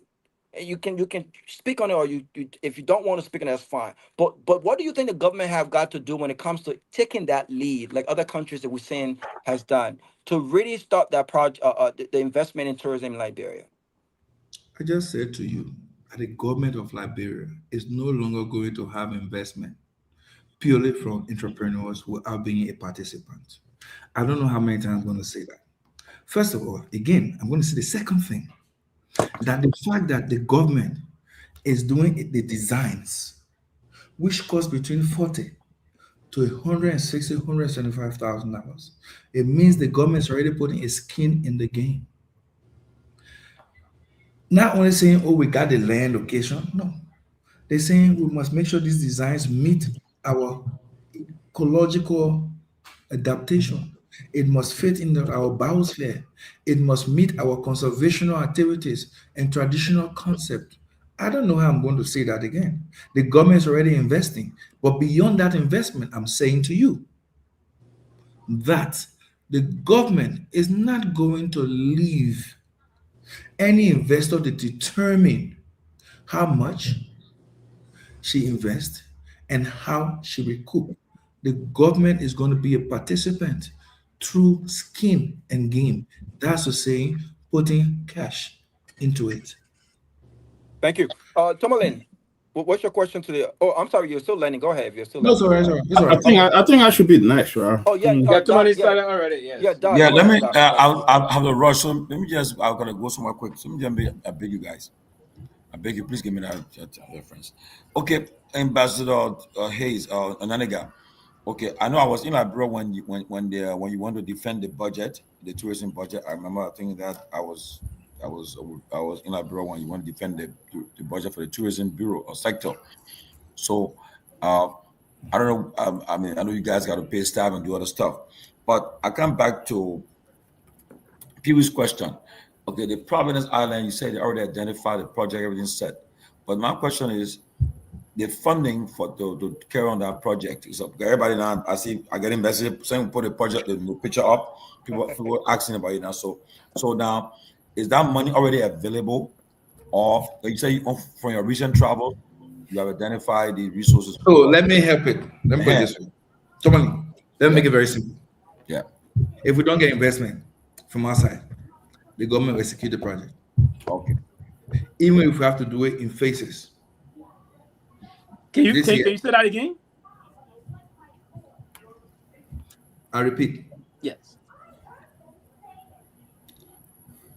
There is somebody whose phone is giving background from kids. I don't know, but please mute, please. If you're not speaking, please everybody, please mute, please. Can you go back again on that? Yes. Don't worry, I'll start waiting. Mm-hmm. So I start. We are sure that the investors and investment is standing by. Mm-hmm. But even if they were not, the government will invest in the Providence Island. Ambassador, okay, thank you, Ambassador. Even if so you're not sure the money is there. That's my point. You're not sure there's the money. No, even if we don't have the money, the government will come in. So there's no plan for that. Are you trying to create a mirage? I answer your question straight. Sorry, go ahead. We want to protect you and respect you, but you're not protecting me. You are interfering unnecessarily. No, but let me finish, Mr. Pewee. Let him finish. Let him finish. Go ahead. Yeah, let him finish. Go ahead. Unless this conversation is one-sided, then you make the rules. I obey, but you don't obey. Go ahead, Mr. Ambassador. I'm sorry, Ambassador. I'm the moderator. You are fully protected. And you will get your time to speak. Sometimes we have crossfire, and it's good for the conversation, but you will be respected. Go ahead. I repeat again. I mentioned to you the gap figures for projects like this. I've also said to you that the government will not leave private sectors alone to invest without contributing, without making an investment. But I've also said to you, if the investment was not there, that the government had to contribute to, the government will execute it. Because this government is a serious government. Once the project analysis are completed and the final figure is done, whether the investment is there or not, it will continue. So I don't know how that means that there's no money there. Because you want me to now mention your cities and dime. Sorry. I'm an investor, I'm a businessman. Personally, Chief Pewee, Christopher Hayes Onanunga, if the project was 3 million or 4 million or 5 million, I could definitely put up half of the money myself if I wanted to be an entrepreneur or an investor on it. Yeah, but that's a problem. That's a serious problem. We can't, you know, and that's a serious problem. Did We you can't hear what run. I said? Yeah, I hear what you said, but I don't think you should have said that because No, I could. I don't think you should because you are the ambassador. You are the ambassador. Wow. No, it's for real. Can I ask you a You can't. question? 1 second now. 1 second. You can't say that even if the money is not there, and I think this the reason why Sylvester keep pushing back on this is that you said this government is a responsible government. The government is different, but the government have said things that they've not accomplished. The president said, Oh, I see. "Wait now, Mr. Cook." I'm just agreeing with you. I see. Yeah, it's real. It's realistic. The government have said things that they have not done, right? And we raised this questions about how were these things said? Did they have a plan? Did you have a budget? You know what I'm saying? Like you can't just say things in hope that people will get excited without a plan. So I don't want you to say even if the money is not there, you could put half of the money out. You are the ambassador on tourism. I think the conversation on a national project as big as that should be focused on a national investment. But I'll let Dr. Peabody come in for a second. Dr. Peabody, go ahead. Ask you one question. Ambassador, man, it's good to see you. Good to see you. Thank you, sir.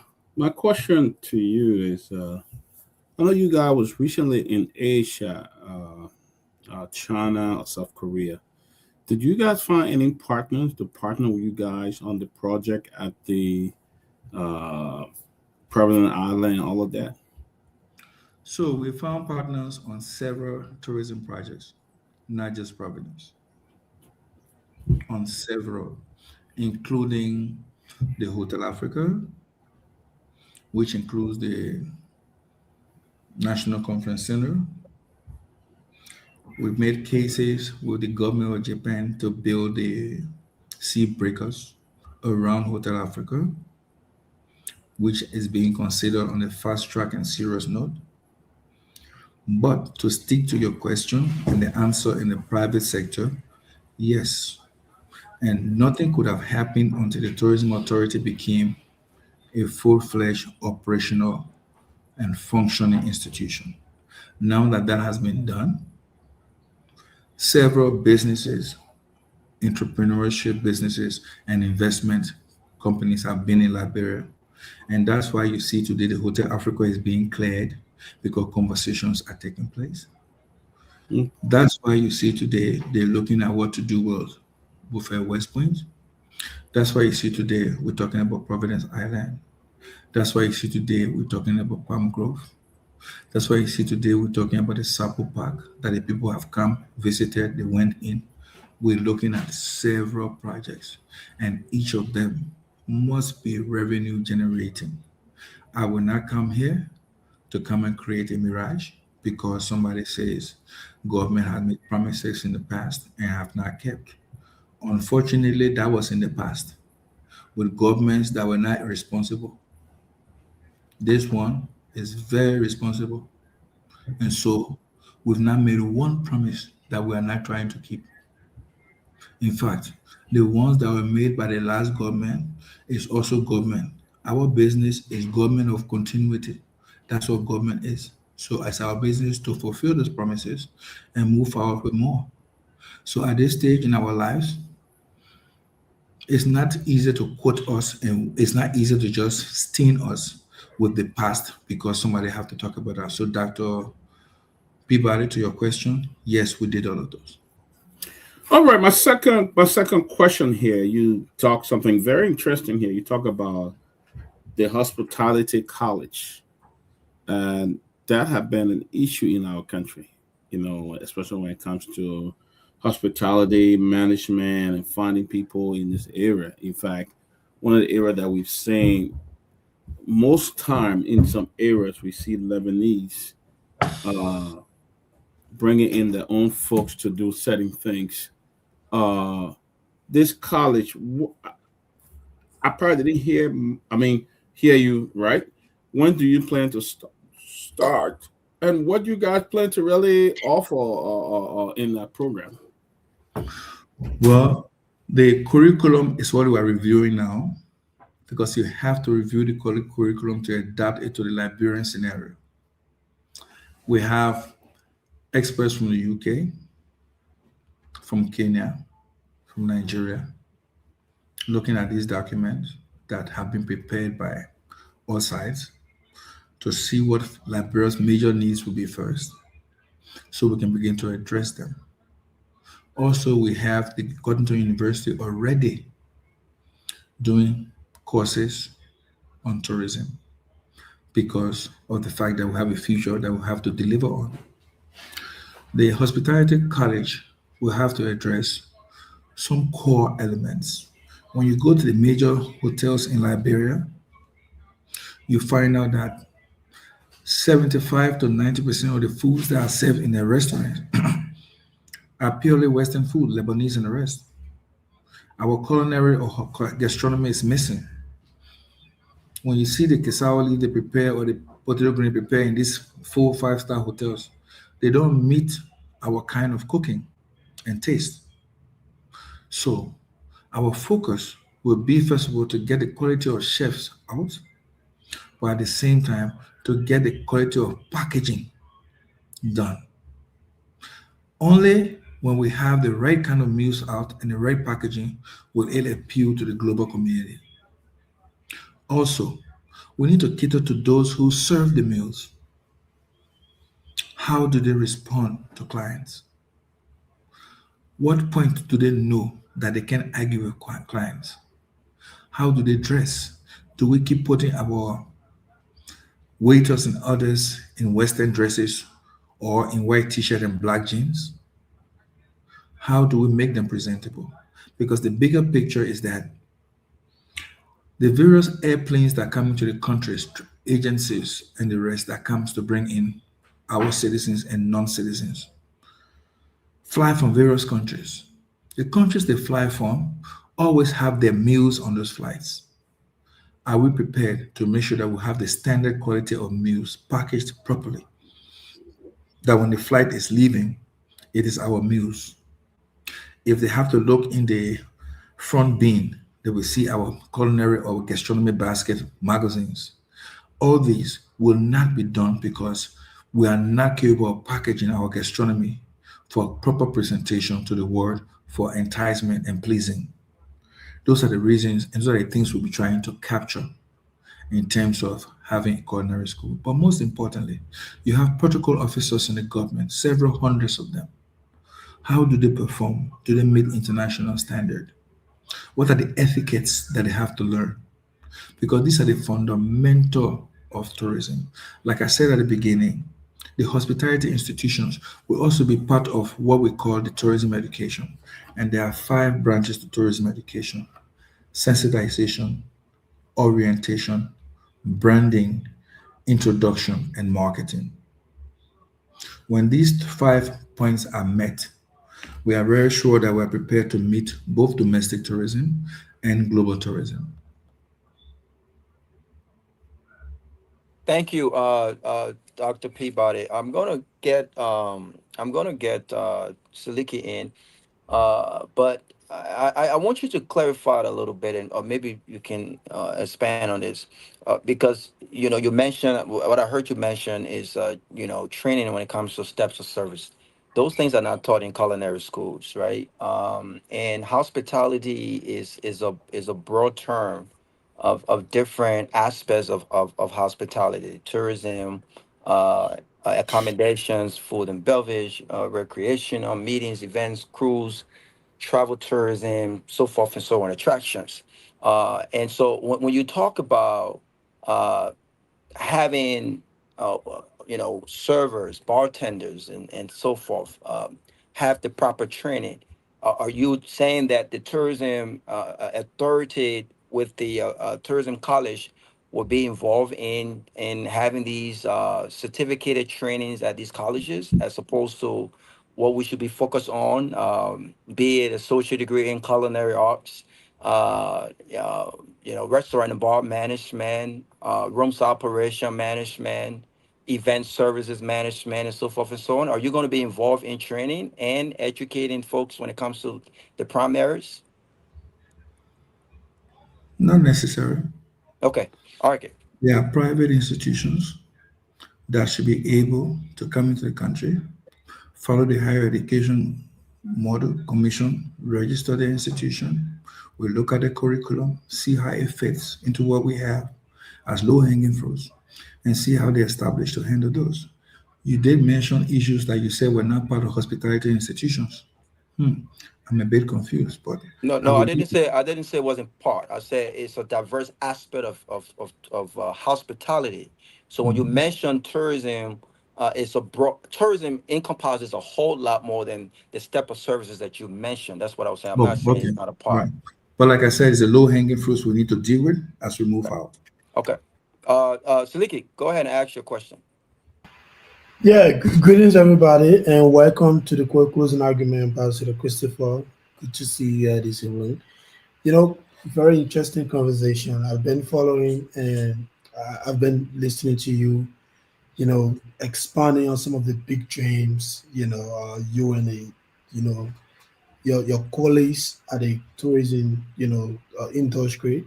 You intend to kind of attract investor and just improve our tourism setup, which is kind of cool. Sounds good. If only, what you're saying here tonight can be implemented, But let me quickly go to my first question.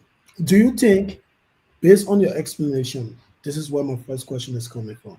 Do you think personal sacrifices and goodwill are sustainable, you know, uh, tourism development model for a country like Liberia? Because I hear you talking No, about. no. Okay. I hear you talking about how you've been sponsoring your own trip to go to all the travel you've been doing, especially in a business class, and how you are connected to a lot of experts. Even you mentioned Nairobi, Kenya, and how your friends they usually come to Liberia to offer their services on a free bundle basis. The only thing they do, you get a hotel for them. They buy their own ticket. They come and work free of charge. So, do you think this is sustainable for what you want to achieve in the Hmm. 24 months you talk about? 24 months? Yeah, you said 24 months you'll be completing the image you share No, on. no, no, no, please. We are all on Okay, this show. just All clarify. listen. Okay, maybe I'm wrong. You can clarify, please. Something called tourism as an authority is a long-term infinitive. Okay. We discuss projects within the tourism structure. So there is no way that I will be saying that in 24 months. Again, tourism is new to Liberia. It requires a driver that understands it.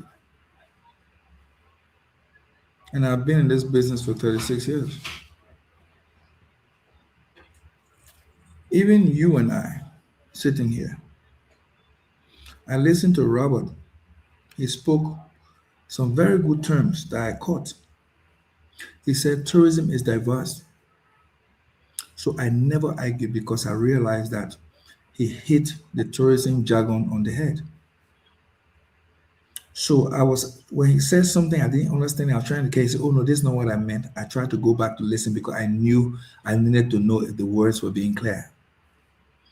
In this situation you've asked, as much as sacrifice is personal or non-personal, as much as network or non-network are required to start a ball rolling, it is not a model at all to sustain on a long-term basis. What we sustain on a long-term basis is good governance that will always encompass political will, having good policies and laws that are actually implemented without fear or favor. But to every startup, there must be some sacrifices. And some people have to make those sacrifices. What was your next question? No, basically that was my question. I was just trying to lay the basis. Okay. How long are you going to continue this sacrifice? Because you've been doing this now. There's a sector established for tourism, and you're talking about the image. When I mentioned the 24 months, I was referring to the image that was shared here by the host in Liberia. Well, I then that's a found project. That's a project. exactly Yeah, exactly. That way I mentioned it 24 months. But Okay. I was not saying you intended to transform the whole tourism sector in 24 months. No. I was referring to that specific project that was displayed All on the right. screen. And I guess I'm correct, right? In that direction, yes, you're Yeah. correct. Oh, good. So my next question we kind of shift a little bit. Few No weeks problem. ago, I saw a journalist appearing on another platform talking about how you use your position as the ambassador for tourism to take money from other institutions of government, especially the sport ministry, to organize tournament and all the kind of stuff. Maybe I might be wrong, but you can come at. I'm No, very no, sure that you have an opinion. State your mind. State it as it is. I'm very sure that you hear about the same, but I just wanted you to clarify because a lot of people, your image, your photos were posted on the social media. We hear him speaking about a lot of something that question your integrity. Integrity, character. Exactly. Yeah. So I just wanted to expand on that a little bit and provide some clarity because he did spoke about the Ministry of Information, how you went, you took some money from there, the Ministry of Sport as well, and all of that. My brother, every single thing that is on anybody's mind should be brought up because that's the only way you can trust me in the public sector. And if I'm not capable of doing the right thing, I shouldn't even be in an integrated institution because, first of all, people say LAC is integrated, but once you step into government, it's integrated. It's character. So I'll tell you this for the record. It was not Ministry of Youth and Sports he mentioned. He mentioned the LFA, the Liberian Football. Yeah, Liberia Football Association. So this is it. I've never, ever been a contractor with the Liberian Football Federation. Never. In fact, guess what? I have been a major donor to everything sports in Liberia. I have signed checks to support the startup of female football in Liberia through the LFA and a whole lot. But this is what happens. When an individual comes to ask you a question and you answer it honestly, and you realize later on that the actual reason they asked you was to think that there was a problem there so you can continue to bribe them, and you don't give them a face, definitely they have to change the story. It was a $12 million or a $15 million, if it was $12,000 or a $15,000. But let me tell you the truth. Last year, the LFA called upon my expertise and that of my company to please rebrand and help them package the Liberian Football League awards. Within 2 weeks, it was done. They had a budget, but the budget was not sufficient. So what I did, with their knowledge, they are aware, I decided to be the chairman of the committee, but also the sponsor to help. So I asked that everything you're doing that you have problems with, you'll tell me, I will close the gaps. And don't forget, monies were not given to me. Not at all. I don't spend the money. So wherever they had gaps, the gap came to about 3,000 and change. I footed the bill. That's on that. Then they wanted to do the LFA Hall of Fame Awards. And they were able to raise $11,165 or so. And they usually check that one, they issued to me directly. And when they did not pronounce a day for a date, official date, I began to send messages to the LFA that, listen, you are elapsing on time, so I'm refunding you this money so that you don't have hitches and you don't have it held. And the responses came back that, no, you're the chairman of this thing. That money is insignificant. Please just hold on to it until we can get a date. When this whole noise came about, we started a committee meeting, and I spoke to them in the meeting and said, I've heard all that stuff, but the one that will gossip, I understand. The one that's reality, I'm going to face it out. Now I've heard that on a network, I'm being accused of doing X, Y, and Z. Oh, Mr. Chairman, please don't worry, but then let's do this. I said, no. If I don't get a rebuttal, I will cancel my participation. I will provide you Please, that. I'm sorry, Ambassador. Please mute yourself. Please mute yourself if you're not speaking. Thank you. Go ahead, sir. That's all right. If you do not do this, I will personally, resoundingly stop that conversation and I will withdraw. And they did write a letter reconfirming that the committees will start working and the chairman is Ambassador Christopher Hazel Nanunga and the committees were set to do the work. That letter I have. And to date, I also said, even though you've written this, I accept, but I think you to do your awards without me. And so, my brother, I don't owe the LFA 1 cent. I was never a contractor with LFA, and I have never done anything to make a cent of revenue. To the Ministry of Information, let me inform you. When people take stories, sometimes they use the stories to elevate you and they don't know. I contributed over $10,000 to the renovation of the room and other facilities in the Ministry of Information because when we got into government, it was totally in a mess. The room for the Charles Boyan conference room did not even have air conditions. The standing units there were purchased by my company to make sure that the journalists are not in the heat and a lot of other facilities. But let me say something to you. Can anyone cry more than the bereaved?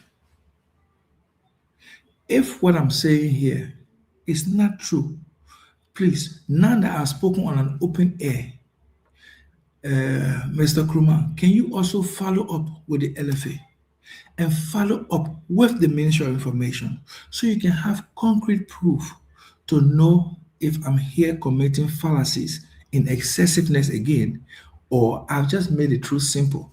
Bottom line, I don't owe no institution. In fact, I've contributed to these two institutions' success and growth financially. Thank you.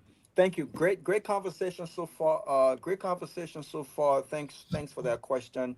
I think the leadership of the closing argument tricked me into hosting today because I'm pretty limited in what I can say. I got to protect the ambassador. But listen, I like some of what I heard today.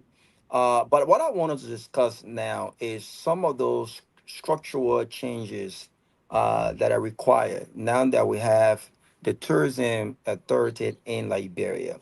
One of the things that have really baffled me is the fact that we have an uncontrollable amount of hotels and motels and in Liberia that call themselves, 4 stars, 5 stars, and all of the stars. And given the fact that this is my area of expertise, I don't. Not only do I have an education in this stuff, I've worked many years, and I know what 5 star service looks like. I know what quality looks like.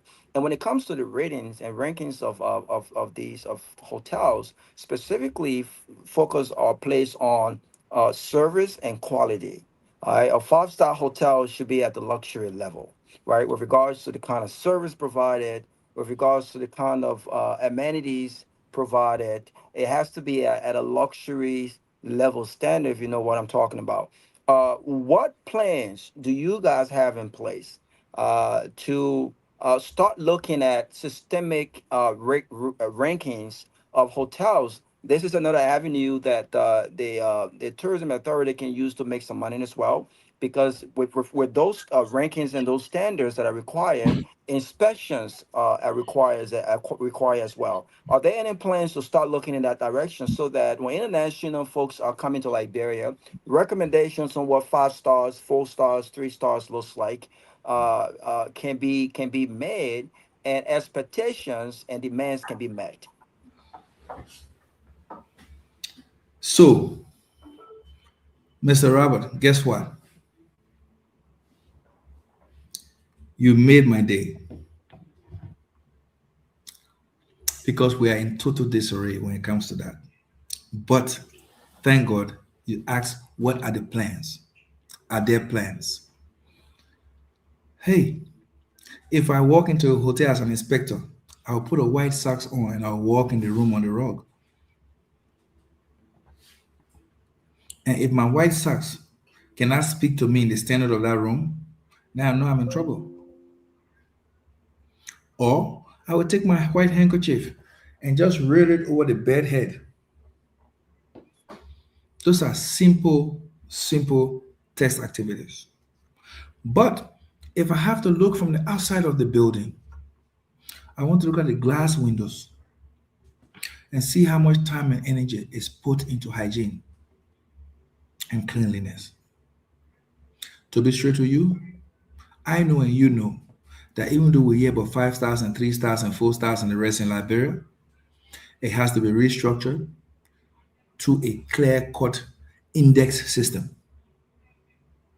So as I speak to you, several things are already taking place.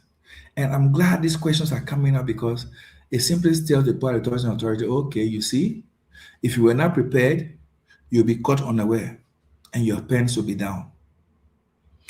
Even the platform that should run all tourism activities in the country are almost at the point of completion. And you see, if we're waiting for budget, we'll be far back and not answering these questions. But again, I will say to you, in a very few months, you will hear a lot of announcements coming out. Re-indexing and re-nomenclatures will be taking place. Because you and I know there's no 5-star hotel in Liberia. For political reasons, some people are given titles. But they have to show the justifications because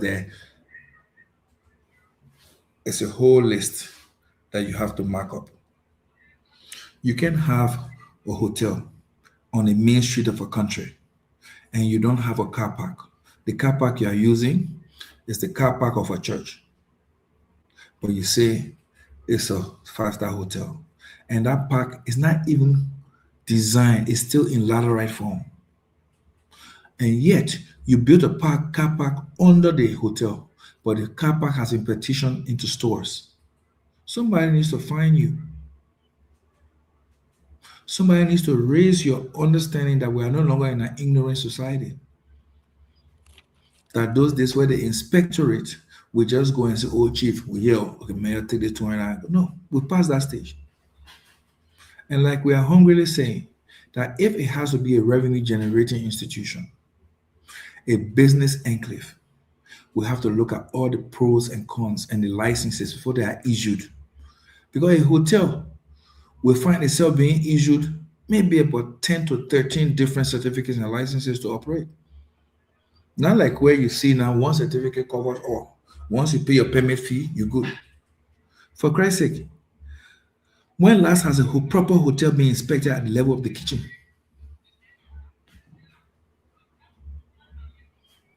All these are being catered to. And I think this is where I will send you an invoice. Listen, we have a plan. We have a plan. We have a blueprint, and hopefully, we, like I always say, it costs me a lot of money. College costs me a lot of money. But when you talk about, when was the last time we had an inspection as far as the kitchen? This is where government institutions come together with the tourism authority. We talk about education, right?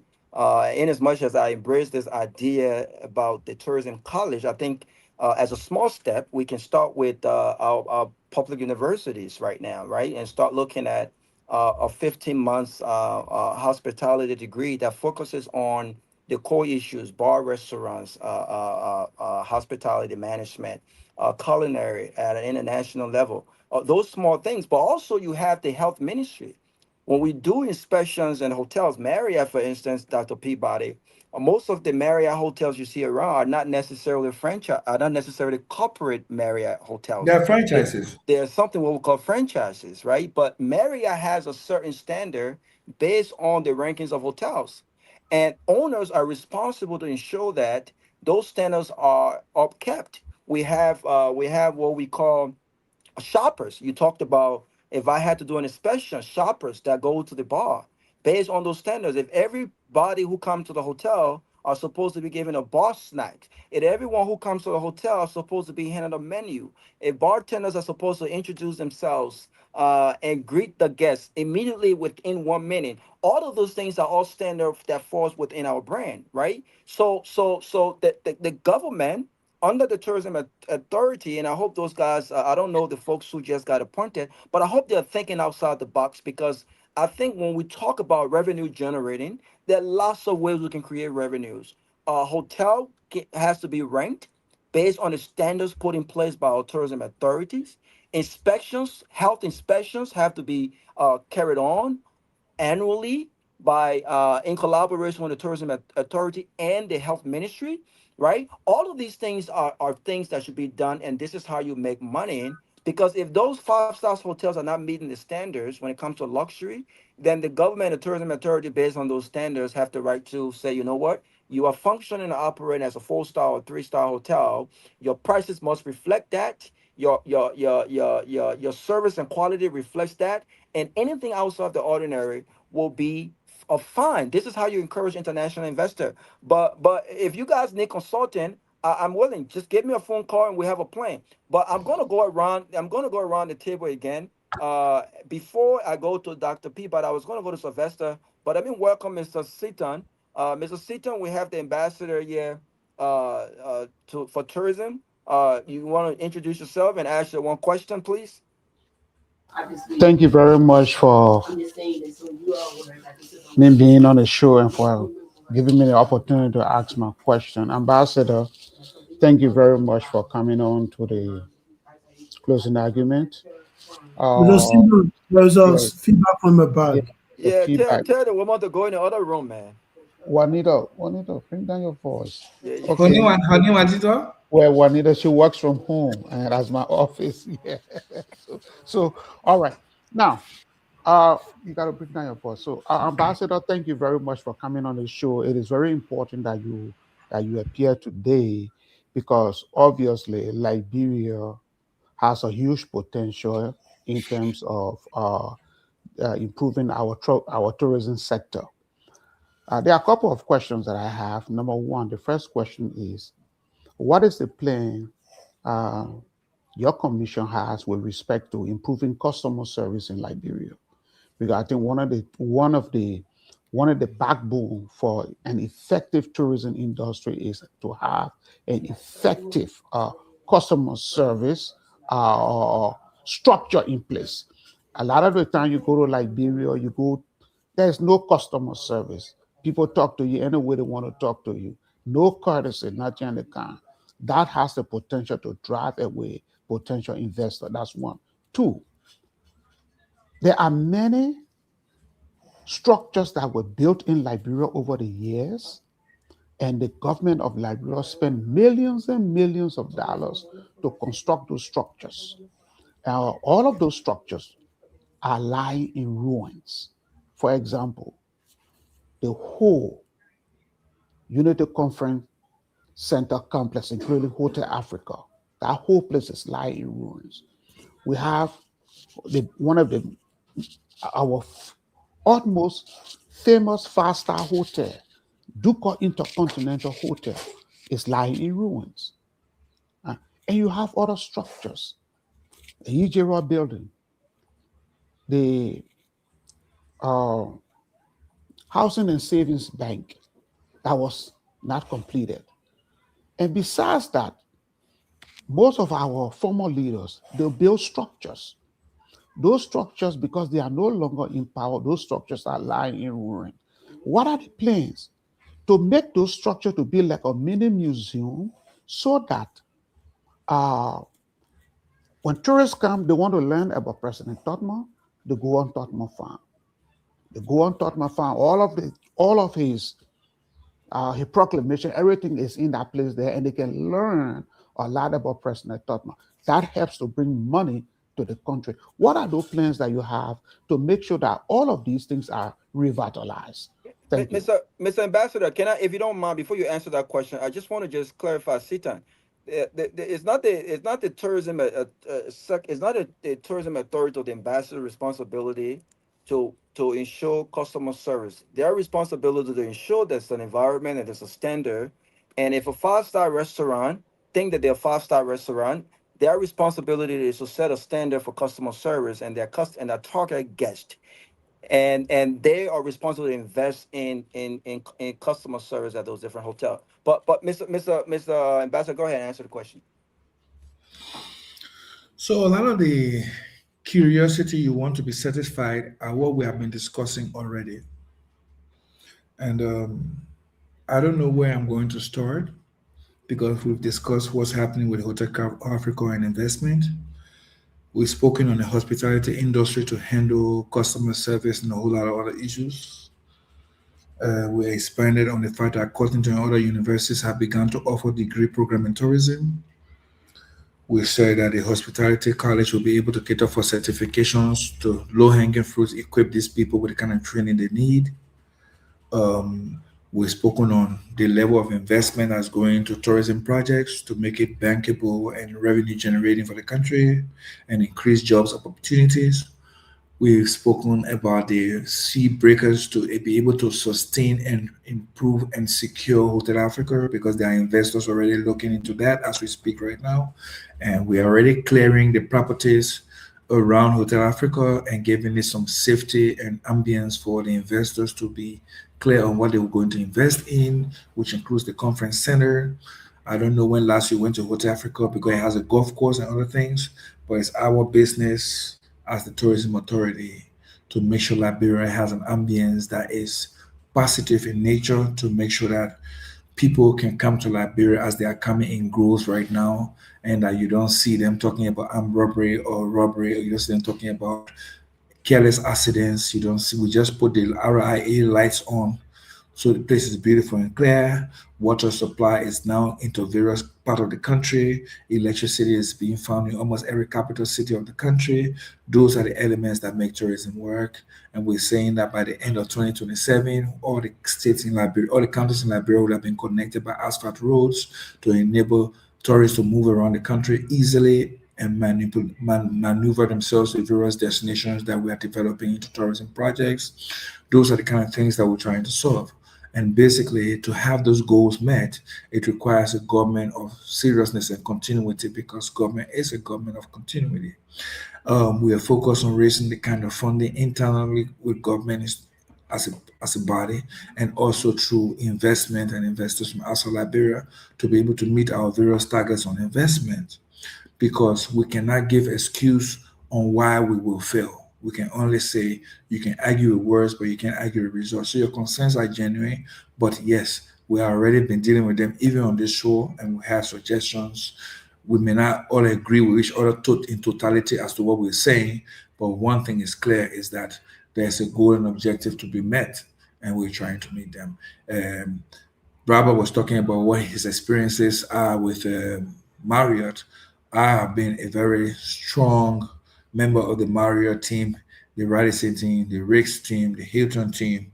These are all hotels that I have very strong membership on, and I enjoy the privileges. So I understand what the hoteling industry is around the world.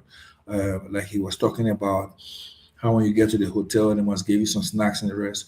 The Marriott may do that, but that you will not find with the Radissons. The Radissons will make you pay for every single thing, including snacks. But again, the customer service sector is one that allows hotels to have advantage over others.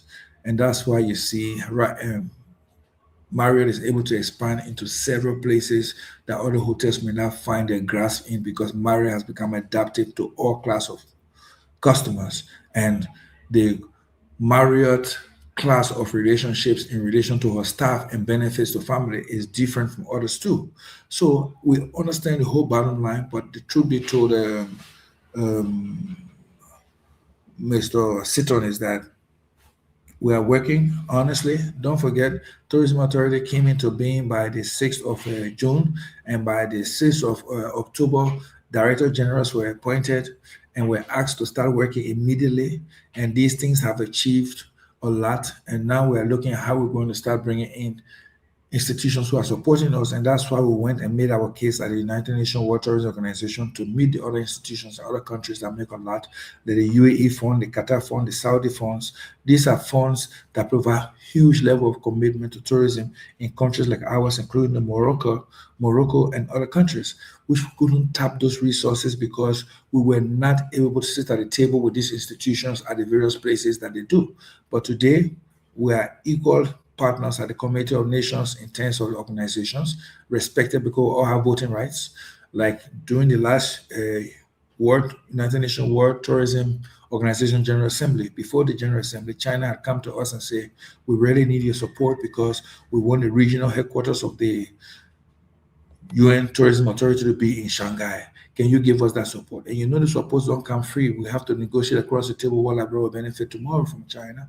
The same thing happens with the election of the new Secretary General, who is from the United Arab Emirates. The last one was from Spain. So all these kind of conversations are held and they're beginning to manifest themselves over time as to the benefits from these kind of bilateral conversations and support across the board. And we hope that with all this kind of stringent situation we have with the economic diplomacy that we are practicing now and not political diplomacy, we'll be able to harness the benefits of all these relationships that we're going into and all these bilateral exchanges that we're giving in terms of the various international structures. And we hope that we'll begin to rein in the kind of contribution that will help the tourism sector solve the kind of problems that you were talking about, the problem that Robert is talking about, the problem that I listened to Pewee talk about in relations to how much is it, what do we have, what don't we have.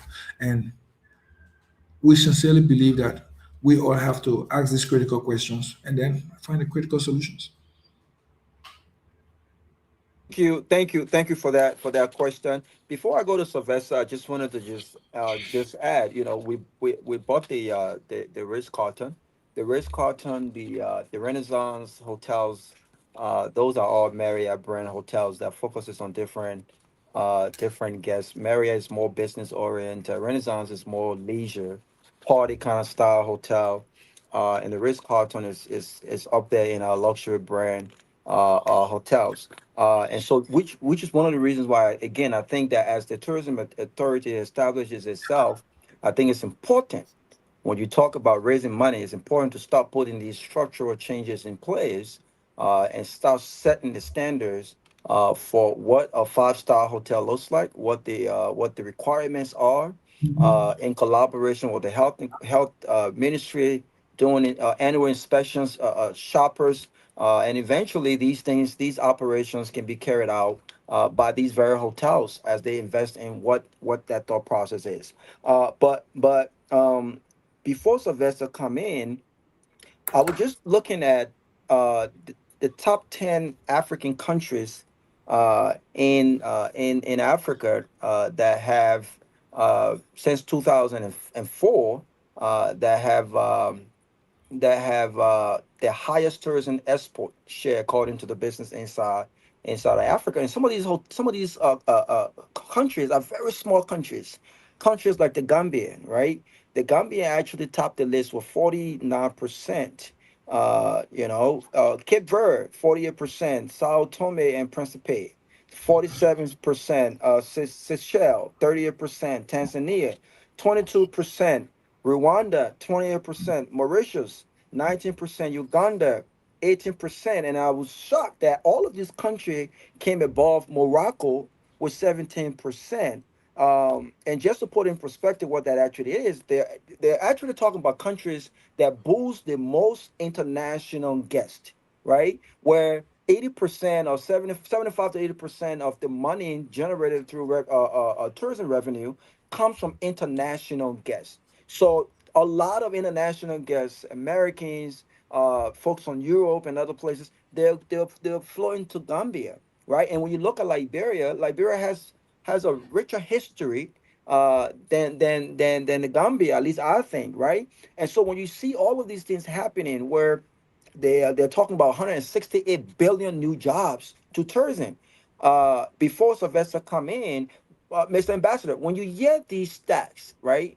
And the fact that Liberia just regained its membership with the World Tourism Organization, how strategic are you guys now with the new managing director and deputy managing director to start to look at ways? I know you mentioned a lot of different things, right? But specifically, when you hear these numbers, how strategic are we looking at ways to influence international guests to come to Liberia? How can we move past the December and start having all of these different meaningful events that will bring in superstars like Busta Rhymes? He's in Ghana right now. That will bring superstars like Nicki Minaj, right? How are we thinking towards that? First and foremost, what exactly did you read just now? The top 10 what?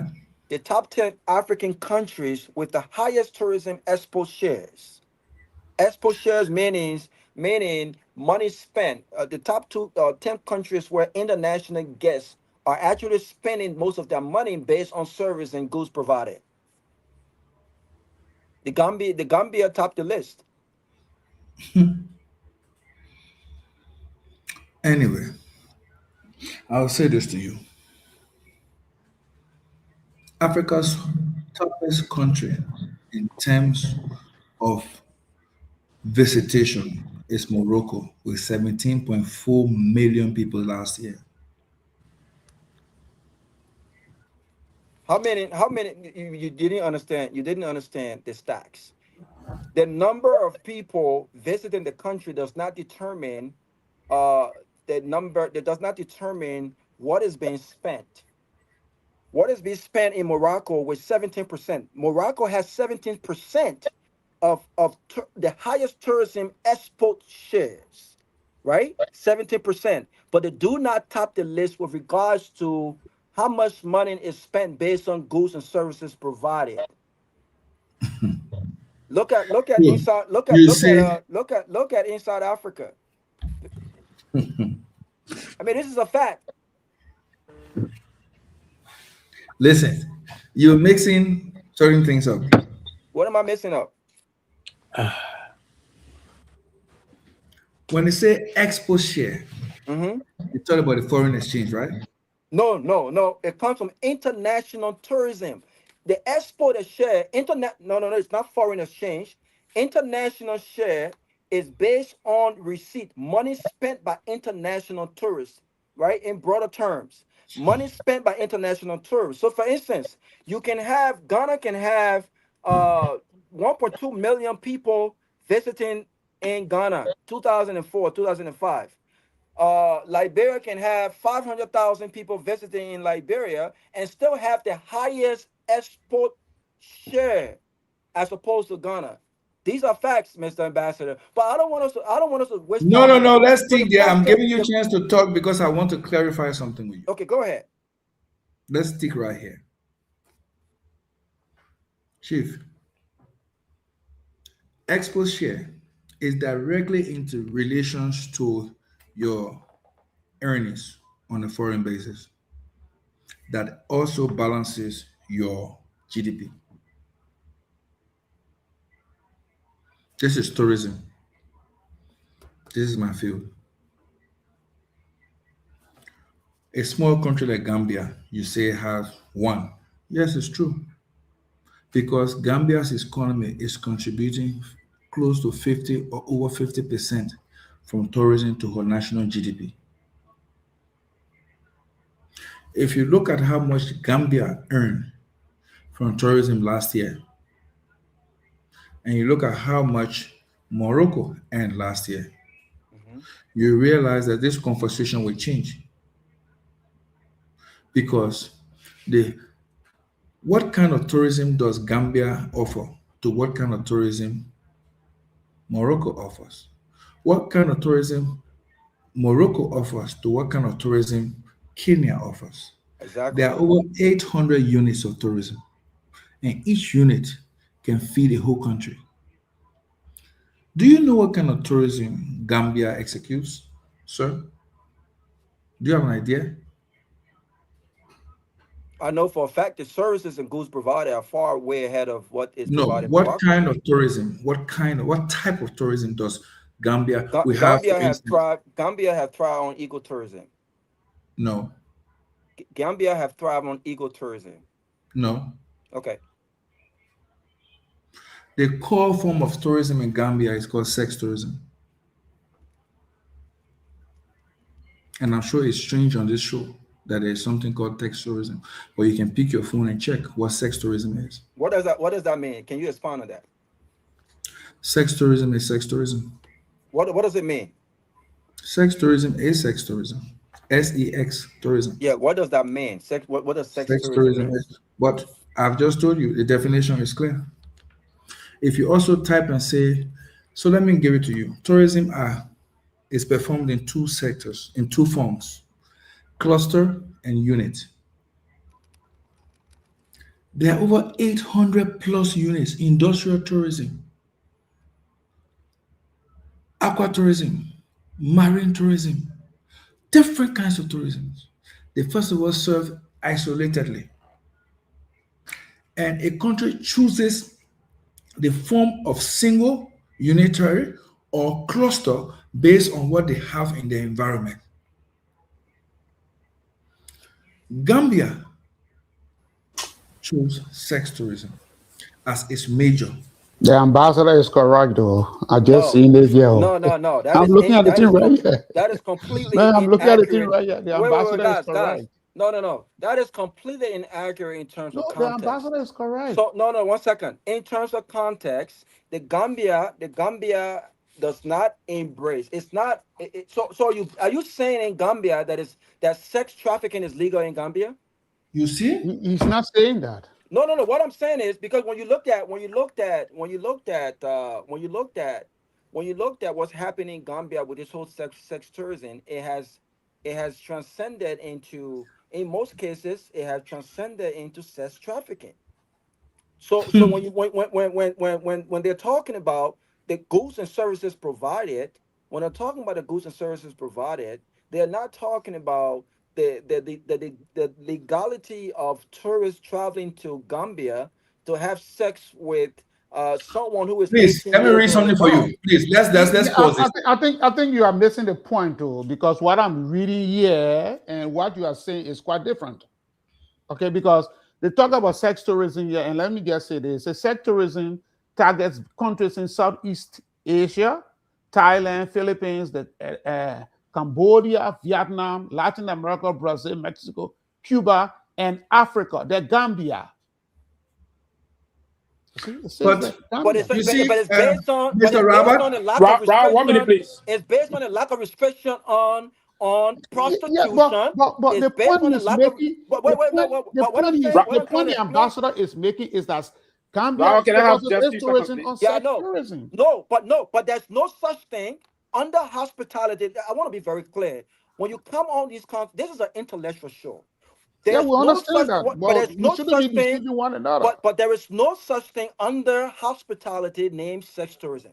Let's clear that out first. Number two, when we talk about tourism, I thought you were the moderator here. I'm the moderator. When Inside Africa talk about the percentage of African countries with the top expo on goods and services provided, nothing was mentioned in sex tourism in the Gambia. We understand what's happening in the Gambia. You see, you are speaking from a position. Sorry, Mr. Rabo, you are speaking from a position of complete ignorance. Let me tell you why I'm saying this. Yeah, I think. And let me answer your question first. First of all, this is what you should get. What you're reading. Let me help you. This is my field. You're doing hospitality. That's not tourism. That's less than 0.01% of tourism. So let me help you tonight. You can get a balance. Listen, tourism experts share in the tourism export share in the percentage of a country's total exports, goods and services. That's what you're trying to argue. That comes from international tourists spending money on local tourism services like hotels, food, transport, and attractions. But this is where you missed out. Essentially, measuring how much tourism contributes to a national foreign exchange and trade balance is a key indicator of a country's economic reliance on tourism. So this is what they're trying to tell you so you can understand it from the professional perspective tonight. Morocco may have an economy of $30 billion, and yet the total amount of $10 million is infinitesimal, the total of just 10% of their GDP. It's possible that Gambia have an economy of $2 billion, but her tourism venture is actually 60% of her total GDP. But that was not my question. That was not my question. I think you are you're talking about export and the rest. I'm going to tell you how we calculate it in tourism that is here, and it's written in black and white. Gambia will be higher because our total revenue from tourism is 60% of our economy. Whereas, that was not the question. Go ahead. Whereas Morocco, that has not 2 billion but 10 billion from tourism, have a lesser tourism percentage on the national scale because it has other greater items that are providing greater percentage to the GDP than tourism. That is why you will calculate tourism under Gambia as number one. Sorry, but in terms of revenue, comparing that to the 10 billion from Morocco and the 1 billion from Gambia, it won't be the same, but contribution to the budget will tell you that Gambia's national economy budget or GDP is 2 billion. So 1 billion from tourism makes it 50%. So it looks like Gambia is doing better than Morocco. Impossible, but Morocco may be doing 10 billion, which is maybe 30% of our GDP. So what you're trying to say here, that this thing that was mentioned now is not part of the hospitality. My brother, let me tell you something today, yeah? Hospitality is less. It's not tourism. It's a cell within the various tourism units. One of the tourism units is agritourism. Agritourism will perform with hospitality. Hospitality will cling to each because people moving there have to stay in hotels. People there have to do social engagements. This sector you call hospitality that you are in, boss, I'm not just a tourism expert. I own tourism investment in hotels. I may say to my gray hair, I don't own motels. I don't own brothels. I own hotels. I own major tourism investments, not just in Liberia, around Africa. I will say this to you. Sex tourism is a complete unit that supplies a country and it has nothing to do with your prostitution that you're mentioning. Let me Sylvester come in. So thank you, Mr. Minister. Sylvester, I want you to come in, but I want to post this question back to you. And I think the ambassador thinks that we're trying. I'm not trying to exercise that I have some monopoly on tourism. And so it doesn't matter what you own and what expert, but when you're wrong, you're just wrong. The question asks is, according to Business Insider Africa, the top 10 African countries with the highest tourism export share. According to Business Insider, African tourism share of a total exports is an economic indicator that measures how much of a country total exports of goods and services that comes from international tourism. And in layman term, is simply based on money spent by international tourists. All of what you mentioned has nothing to do with this. Read the last part. It says that correlates with your export balance and your trade deficit. Can't you read it? It's based on guys. What are we arguing here? We're discussing tourism. We are discussing. 1 second, Mr. Ambassador, you are wrong. I think you don't understand the question. None of this had anything to do with. I didn't mention independent country GDP and how much they are investing in the economy. But what I was trying to explain to you is simply based on money spent by international tourists. But Sylvester, you cannot go online and just type something and come and talk about it without having it being digested or broken down. I think we should listen to Mr. Pewee and see what comes up so we can have a conversation. Sylvester, I get my question to the ambassador was, when you look at these small countries like Cape Verde has under 300,000 people. When you look at Sao Tome and Principe, they have Cape Verde have under 500,000 population.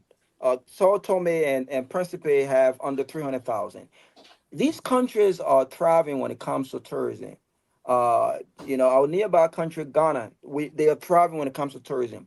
My question to the ambassador was, what do you think needs to be done, right, to look in that direction for Liberia? A lot of things basically, but again, my own point. I'm not an expert into tourism and other things, but sometimes generally we as intellectual we take some time to merge ourselves with certain issue, not that as an expert in those areas, but basically have some broad knowledge and do some research in a particular area, if you will. But yeah, I was a little concerned. I wanted the ambassador. I would push little in their eyes other question that I needed some clarification on. But the issue about the sex tourism and the Gambia thing, I listened to Mr. Sito, but he was collectively trying to add countries that do those things. But again, I was looking at some portion of the Gambian constitution, if you will. It should be an Islamic states, right? So in terms of the some of those things. So I wanted you, ambassador, because the focus of the Gambia tourism sector is basically focused on ecotourism, as they mentioned here, talking about the sun, the beaches, the sun, the sand, and that gave a huge traction to people from Europe and America, particularly in the winter, to move down and move there on those lines. So I'm saying here to seek some clarity. The sex tourism you just mentioned, I just wanted you to come back. What's the difference between this ecotourism and the sex tourism you spoke of, ambassador? I want you to answer this, and then will give me the time now to come in with my next point, because the guest we have, so we want you. It's not the issue about. For me, I'm concerned. I need some clarity. I need to learn about that too. Because I'm seeing here the emphasizing quickly before you can come in, ambassador. I'm seeing here say the Gambia offer diverse tourism. Famous for it is the sun, sand, and the beautiful beaches, if you will. This the focus on. So and the bottom line is it is now growing into what we refer to as a huge ecotourism center. But I just want you to please educate me that don't have too much of knowledge on that as to what is the major thing, as you said, emphasize on the sex tourism. How does that really unfold? And you rule out prostitution, if you will. So can you educate me and the rest of the folks that don't understand that? So Mr. Sito read out something, but I'm not going to lay on that. Yeah, what he read was there. It just mentioned other countries in the Gambia. No. Yeah, it is okay. Let me just make this clarity. Yes. It is the idea of people living from the global north going to the global south for pleasure. You understand? And some countries allow that to happen, and that brings a huge chunk of revenue to that country. Okay. And the Gambia, according to the information that is here, that I'm reading, is purportedly one of those countries that is engaged in such an activity. Okay, Ambassador, can you continue, please? Thank you. So, Mr. Pewee, I will cut it short this way. Every country look at a niche area of strength to build the economy. Okay. If you research online 24 hours, you will see all the research materials compared to what you're reading. It is quite true that a country will have a core area and other areas definitely will come in as minor. Okay.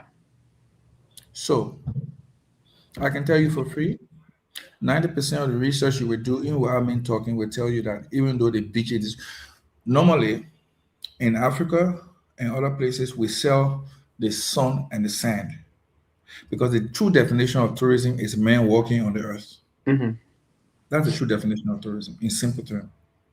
Now, man working on the earth, man doesn't work as man. When the former Chief Justice wrote and removed man, he said, justice for all. He moved man, we argued. It's because you know man is man, woman working on the earth. But bottom line, Gambia took a particular period and said, you know what?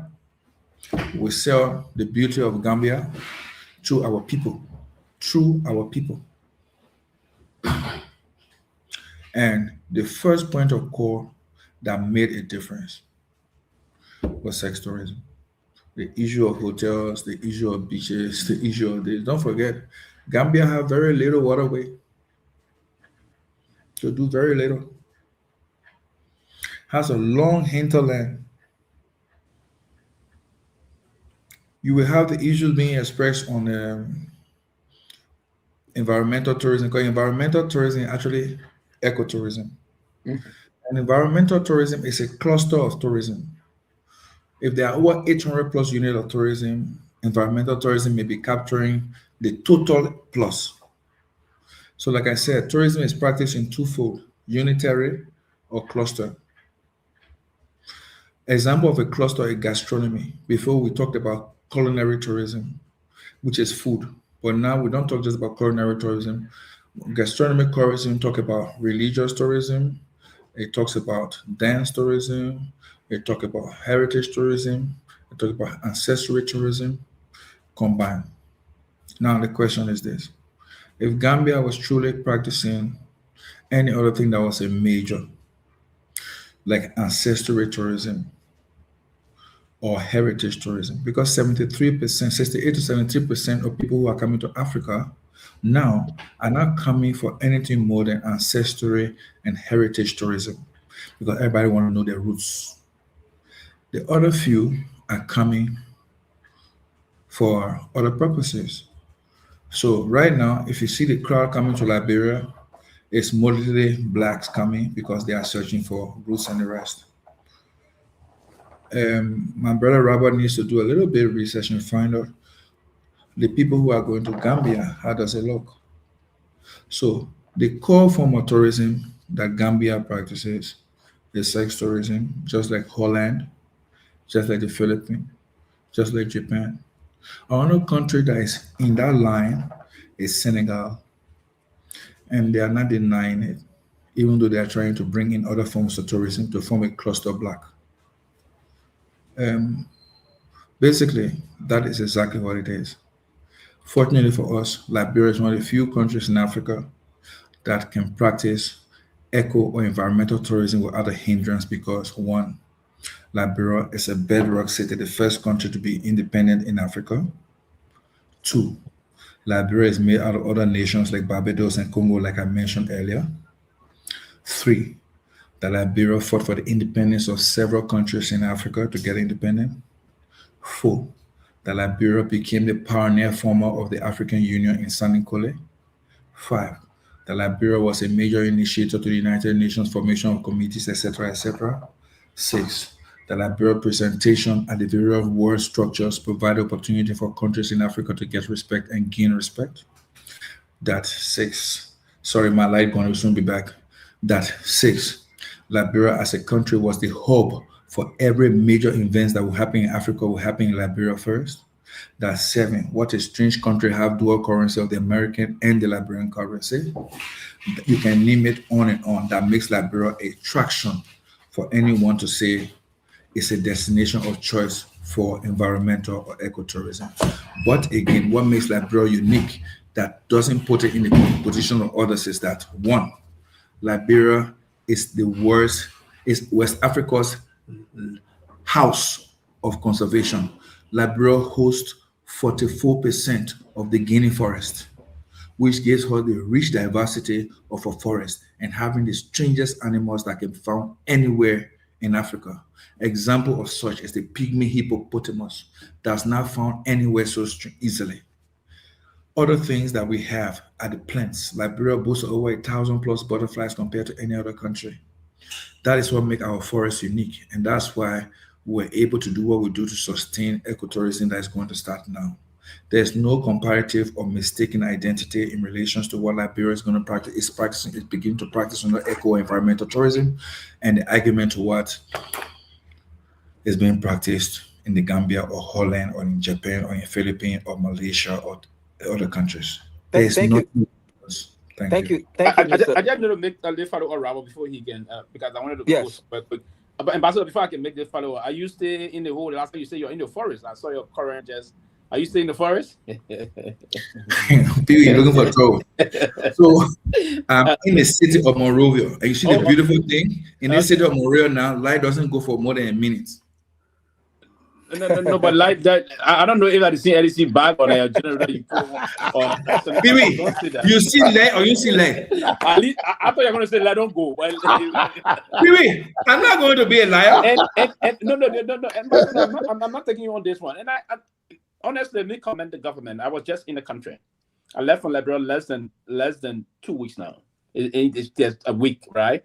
And I observe it. Let me comment. But again, it's part of the reason why safety and all the kind of pleasure will pull people into the country. I hope the government will continue via that route and other thing. But quickly here, I just wanted you to explain to us on this one, because you are the ambassador appointed by the president. You will do the extent of interventions and other things. You will build the rapprochement between our country and other international tourism institutions and the rest of that. The president just appointed the head of the tourism commission. And I see the authority, sorry. Thank you. And I see you seeing the show. I just want you to tell us who is going to be running the day-to-day, because you seem to be the one cutting the cats, shooting the cats here and all of things. Are you someone is asking me to push this something to you? Is this tantamount to usurpation of function? Are you usurping the function of this person, or yes, the concern? They want to know if the person will have the responsibility to perform their statutory responsibility as enshrined in the law that created the tourism authority.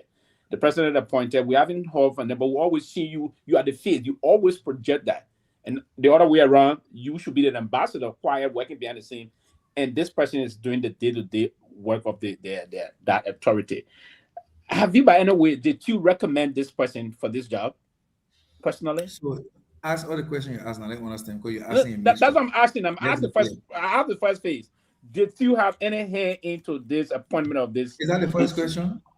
That would be an amendment to the question. So what was the first question? The first question is, who is actually actively running the show at the authority? Good. First of all, I cannot be the operational arm. It's impossible, because the operational arm starts with a director general, and then deputies, and then other rankings.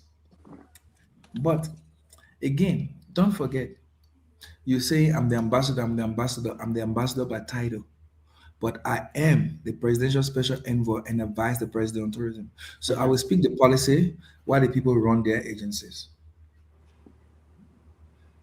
Let's understand it. I don't operate. I'm not the operational nor the technical. I can do the jobs, but I will have clear knowledge of what they're doing. You know why? Because I'm the chairman of Liberia Tourism Authority Board. So I'm sure at regular intervals, they will brief. At regular interval, there will be board meetings. At regular interval, they will send in their plan of actions that all of us on the board will read, and will have clear knowledge of what they're doing, and will also provide advice. But I will say this to you today, Pewee. And this I'm going to say to you is extremely important, whether we see it or not. So I'm going to mention Mr. Robert, Mr. Sylvester, Mr. Jackson, and Mr. Kromah, right? This is what I want to say to you. Tourism is the only business that is intentional and collective. What do you mean by that? Who asked the question, please, so I can know who asked? Jackson Seaton. Okay. It is intentional and collective, because no one single person can choose to do tourism without the other persons and the chain vendors and chain participants' involvement. For instance, you run a hotel. You only run the building. How you get the food are vendors. Nothing in your kitchen is owned by you. The only thing you own is your building and your equipment. And sometimes a whole hotel's whole kitchen can be leased in terms of all the equipment from a manufacturer. So it is collective, a group of well-intending institutions coming together to make a singular unit work well. It is collective because of that same reason. It is intentional because the goal is expected to get a particular result, and the result must be repeated time and time without any mistake so it becomes a standard. So, the Tourism Authority will run without interference as it started already, but it still doesn't negate every member of the board. So, how does the board run? You have 10 members or 11 members of a board. One board member will be in charge of financial issues. One board member will be in charge of human resource issues. One board member will be in charge of developmental issues, not in running, but as in reviewing. So when the board sits, they come together, see what the executive director plan of action is for a year, and then when they finish giving all the questions like we're doing on this panel, when they approve, the institution runs with it. So, Mr. Pewee, you say you've been seeing my face on and on. So let me answer that one too. No, it was not a question. I just want you to tell us. Yeah, Your face is not the issue yet, actually. Yeah. I'm answering your question as you ask. Yeah. You say somebody told you, so I'm asking. You agree? Or I should stop? No, go ahead. On a good day, I'm an advisor and the Presidential Special Envoy on Tourism. So I will speak to tourism issues because the government is one. If we have 4 different international conferences to get to, I will share. But let me tell you this again. I will share functions. Like we're at the maritime elections, I had to be there because it's tourism as well. Every single sector of the economy, tourism is present. The Director General will definitely not be where she'll send her deputies and the rest. But when it comes to the policies issues, I will definitely be involved, but not the operational and technicals. So I can talk to everything here, but I can't go and tell them how it's run because they already have a plan of action that the board have approved. So I can speak to the plan of action because I'm aware. Thank you. Did you recommend the current team personally? We cannot recommend a team because the fact of the matter is that people have to apply. When they apply, they both set up a vetting committee. The vetting committee sits and look at all the criteria, select the best options, and send to the president, who still have the right to say yes or no. So it's impossible. How was that? How was that done? How was the application, the announcement of the job? How was that done? Was it open to the public? I never heard about that until the announcement. The appointment was. Then I cannot go personal because definitely, if you say you've not heard about many things.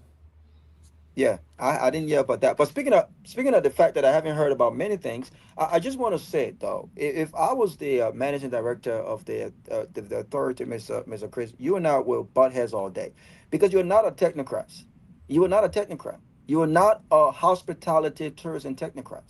And what I've watched you do, I am. What's your one second now? What's your profession? What do you do at Marriott? Let me land. I'm an operator. What do you do? I've just questioned my credential. What's your credential? What's your credential? What's your work?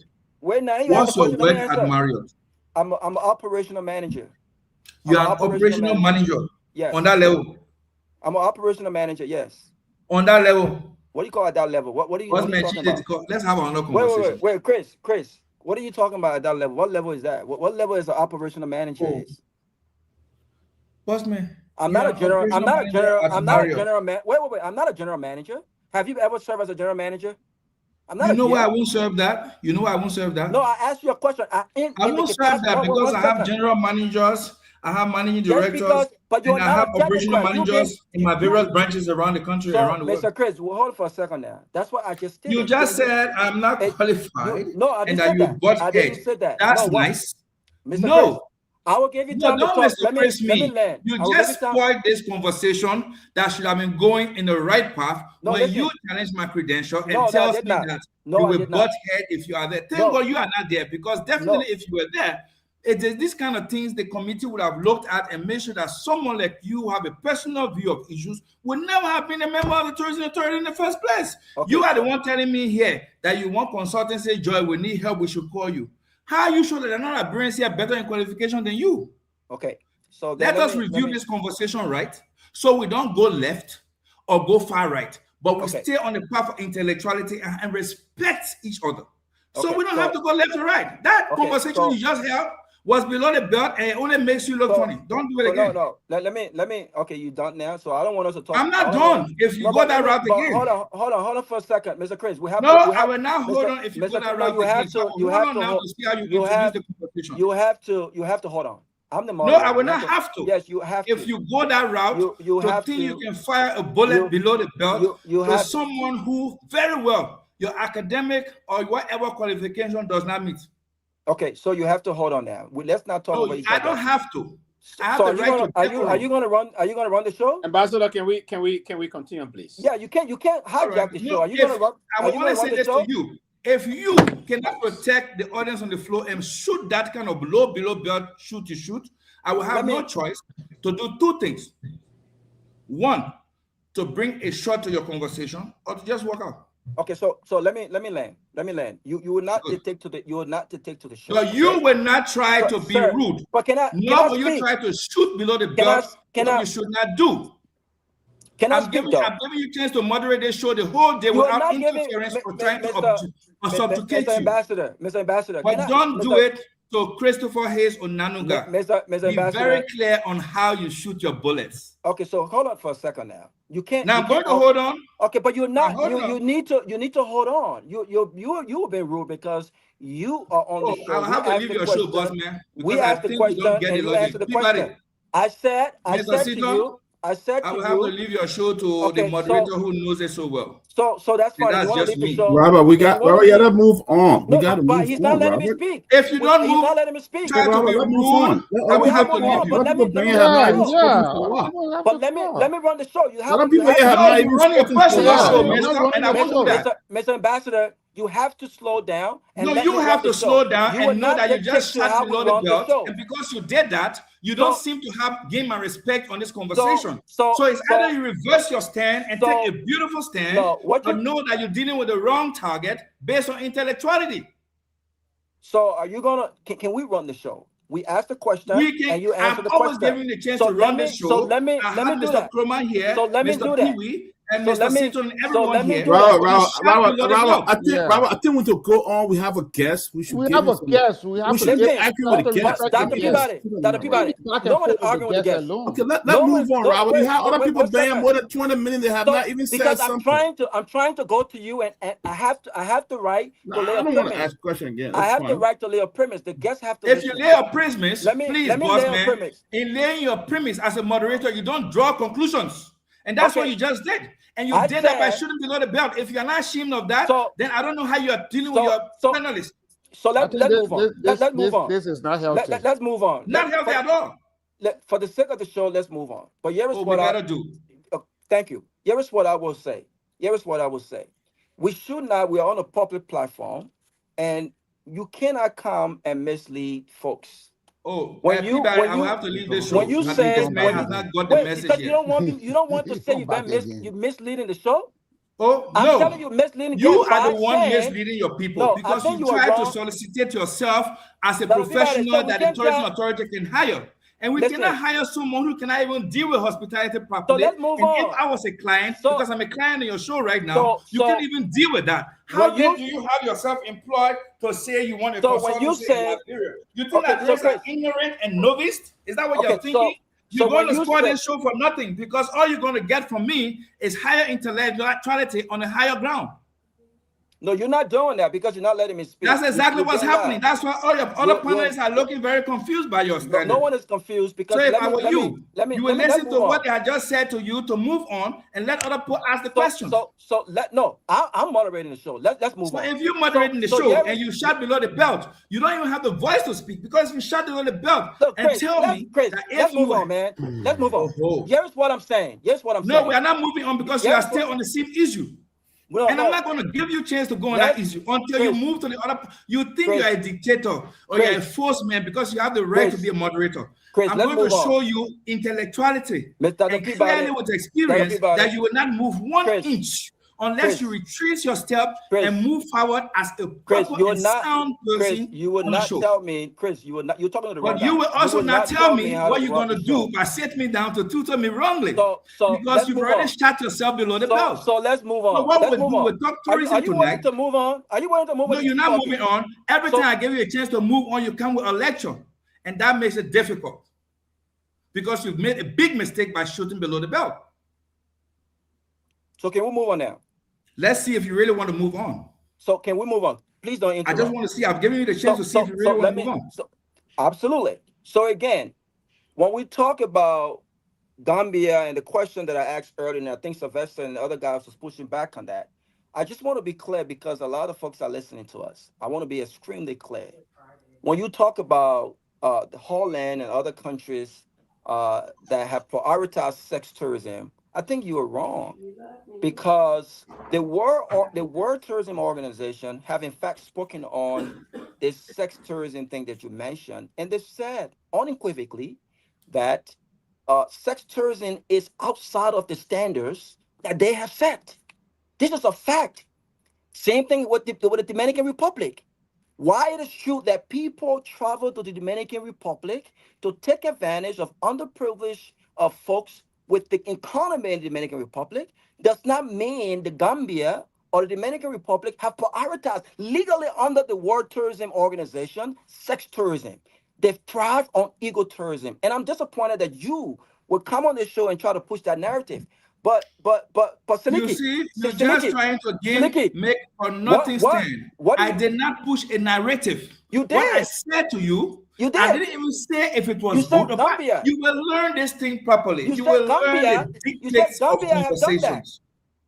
You will learn the dictates of conversations. This is what you need to know. Listen, because something is wrong, because we accuse people of stealing, doesn't mean people are still not stealing.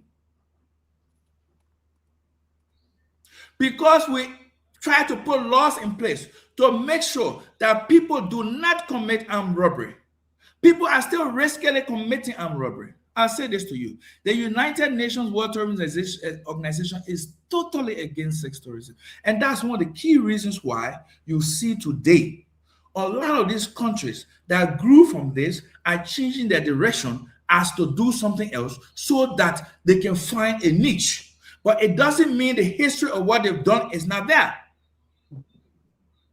That is why we are guiding our industry to say that before we even start in full, we must do tourism education and cater to what? Sensitization, orientation, branding, introduction, and marketing the right products of our country.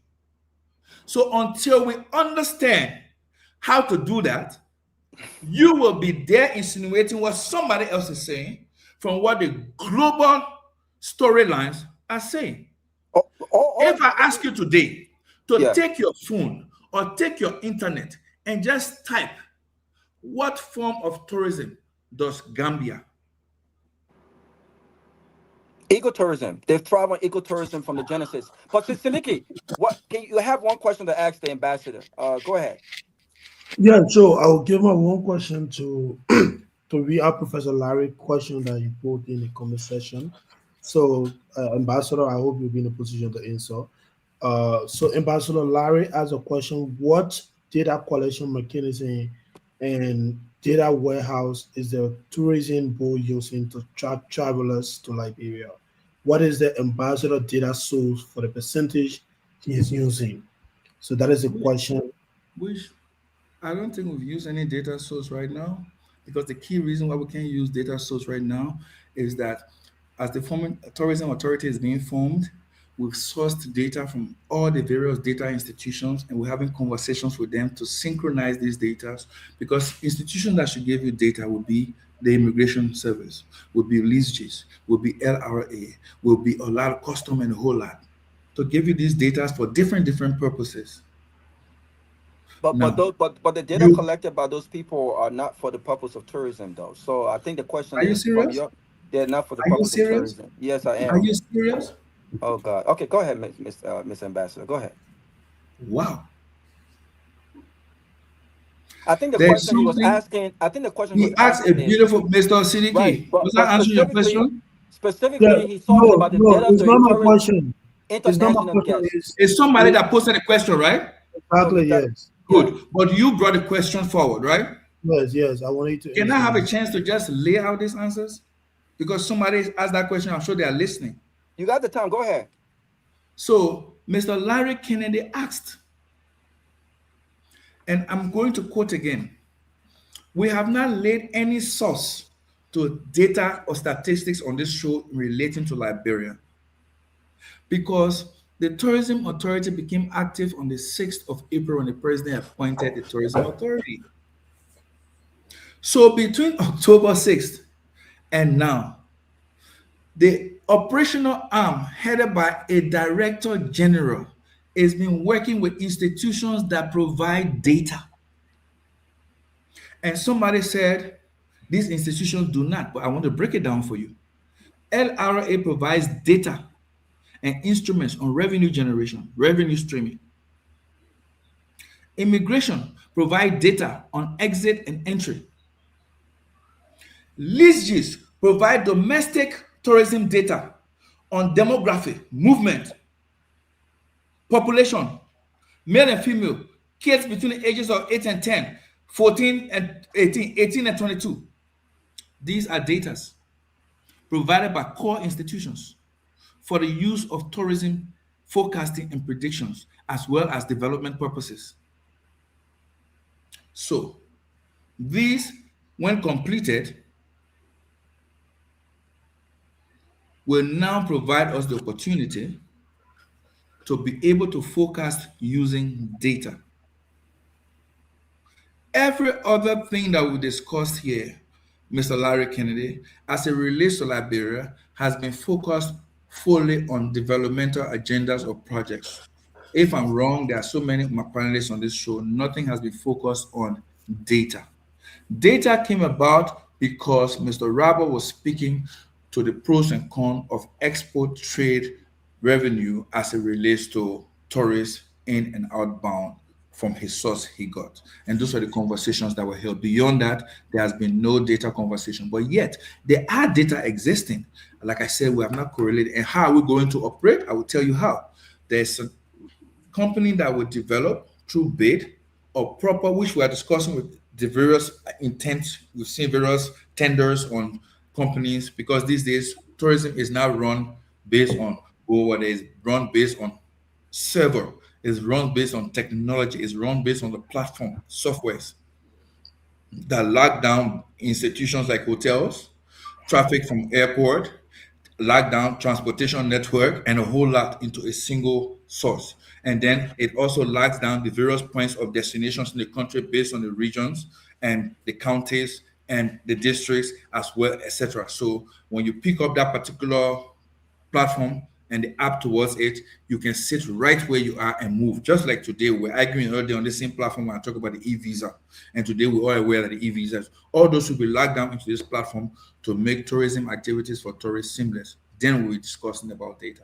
But Robert, can I push you a local just a few seconds? Yeah, go ahead. Good. So personally now, first I read Professor Larry's question. Now I will ask my own question. So when it comes to marketing and branding, we've seen countries like Botswana partnering with content creator, a YouTube, creator like Watermeyer from Ghana. They go there to Botswana, sell the image of the country, some of the great things that can attract people to go to Botswana, for example. So what you and your team going to be doing are you going to work with Liberians, influencers, or you also going to be partnering with, other foreign influencers to be able to attract, foreigners to come to Liberia for tourism? There was something we spoke about, remember, and you said, what do I mean when I say that tourism is collective and intentional?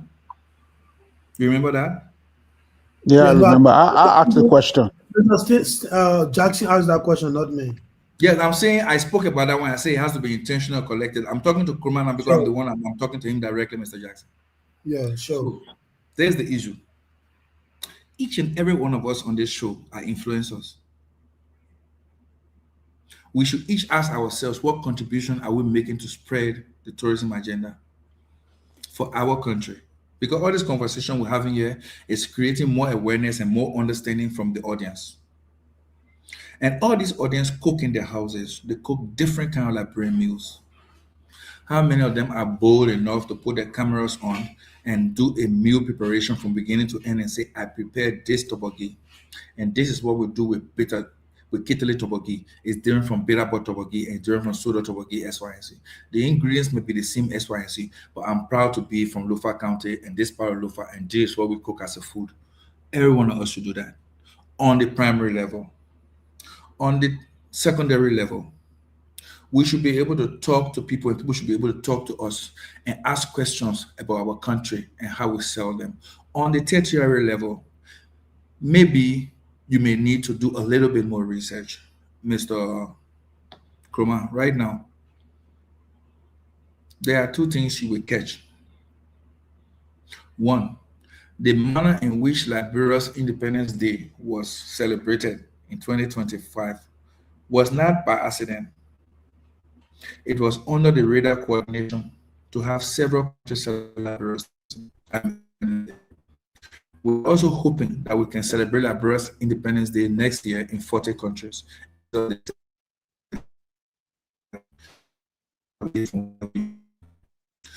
again, you spoke about the influencers. Are we going to use international or non-international influencers? Truth be told, what we're getting now is that we don't have the kind of funds that we gave them the kind of grounds to do that, but we've done something else. We've done relations. We've seen people who are interested in our tourism, and we've assigned international influencers to them, and they've done some magic. Some have done it independently.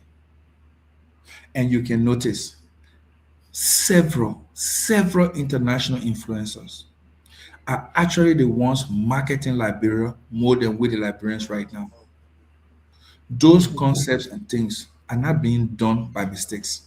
No, Ambassador, sorry, but I'm not sure that is correct. Okay, so this is what we do. Yes, I will prove that to you. You know how I will prove that to you? Okay, yeah, just prove that. I'll be glad to hear. It's simple. At the background, Mr. Peabody, I'm sure you have my number, Reverend. Please, can you give it to me, Brother Kromah, so that I can push the contents of the various people so he sees. Then you will have a chance, because I don't think we can do it. I don't need to get your number. You can just call some of the influencers' name. I can go right on my phone now and check that page. I don't need to go. I will give you the content. I'm not going to come on this show and be doing this your 2%. If you want the content, I will give them to you. So you can actually listen. Okay, you know what? I will give them to him. You don't have it. No, it's easier. It's easier. Chief, he doesn't need my number. I don't need to give it to him. I will send you the content. You can provide it to Mr. Kromah. So that will help. Is that okay? Thank you. Thank you. Is that Thank okay? you. Yeah, that's okay. Yeah. All right. Thank you, Mr. Ambassador. But just to expand the conversation a bit, though, I think, and I could be wrong because unfortunately, Mr. Larry is not yet to expound on his question. But I think for tourism and the data, I think it's important because motivations of travel actually matters, right? No data, no tourism. Well, exactly. So I agree with you on that. But motivations for travels matters, right? There are people who come in the country, and sometimes they're coming for businesses, they're coming for conferences, that they may not be coming for realization, for exploring the city and things like that, right? And so I think his question he's asked was specifically centered on what plans you guys have to ensure that at the end of the year, we know exactly of all of the visitors that visit the country, specifically how many of those visitors came for tourist purposes. And I think when you listen to let me learn now. And I think when you listen to the reports that the Ghana Tourism Authority gave, right? Can you mute yourself, Mr. Soto? When you listen to the report that the Ghana Tourism Authority gave with regards to how much they're bringing in from tourism expenses, how many people, 1.2 million people visiting the country, I think it's visitors that came into the country for tourist purposes. I think that was his question. But you can go ahead and expand on that. I think he's frozen. I think he's frozen. Is the ambassador still there? I think he's frozen, guys. But listen, Dr. Peabody, you got anything to say so far? I think I'm done. I don't have anything to say. I think it would have been good to just take some questions. Is it too late to take questions? It's I 7:31. think we just take some calls, but it's pretty much a little late now. I don't think I have anything to say. I don't know whether ambassador will come back. I would love to see him do his closing up and take some phone calls, but at this point, I don't think I have any questions. So. Okay, Mr. Sitan, you have any feedback? What been your thoughts so far?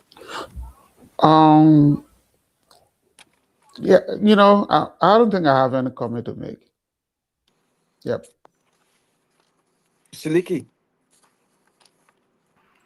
No comment, no comment. Okay. All right. So are we aware that he's coming back, Dr. Peabody? So we can move on and talk about other things for the next 30 minutes or so. Can we reach out to him and see if he's if he's coming back? But I thought it's been a great great conversation so far.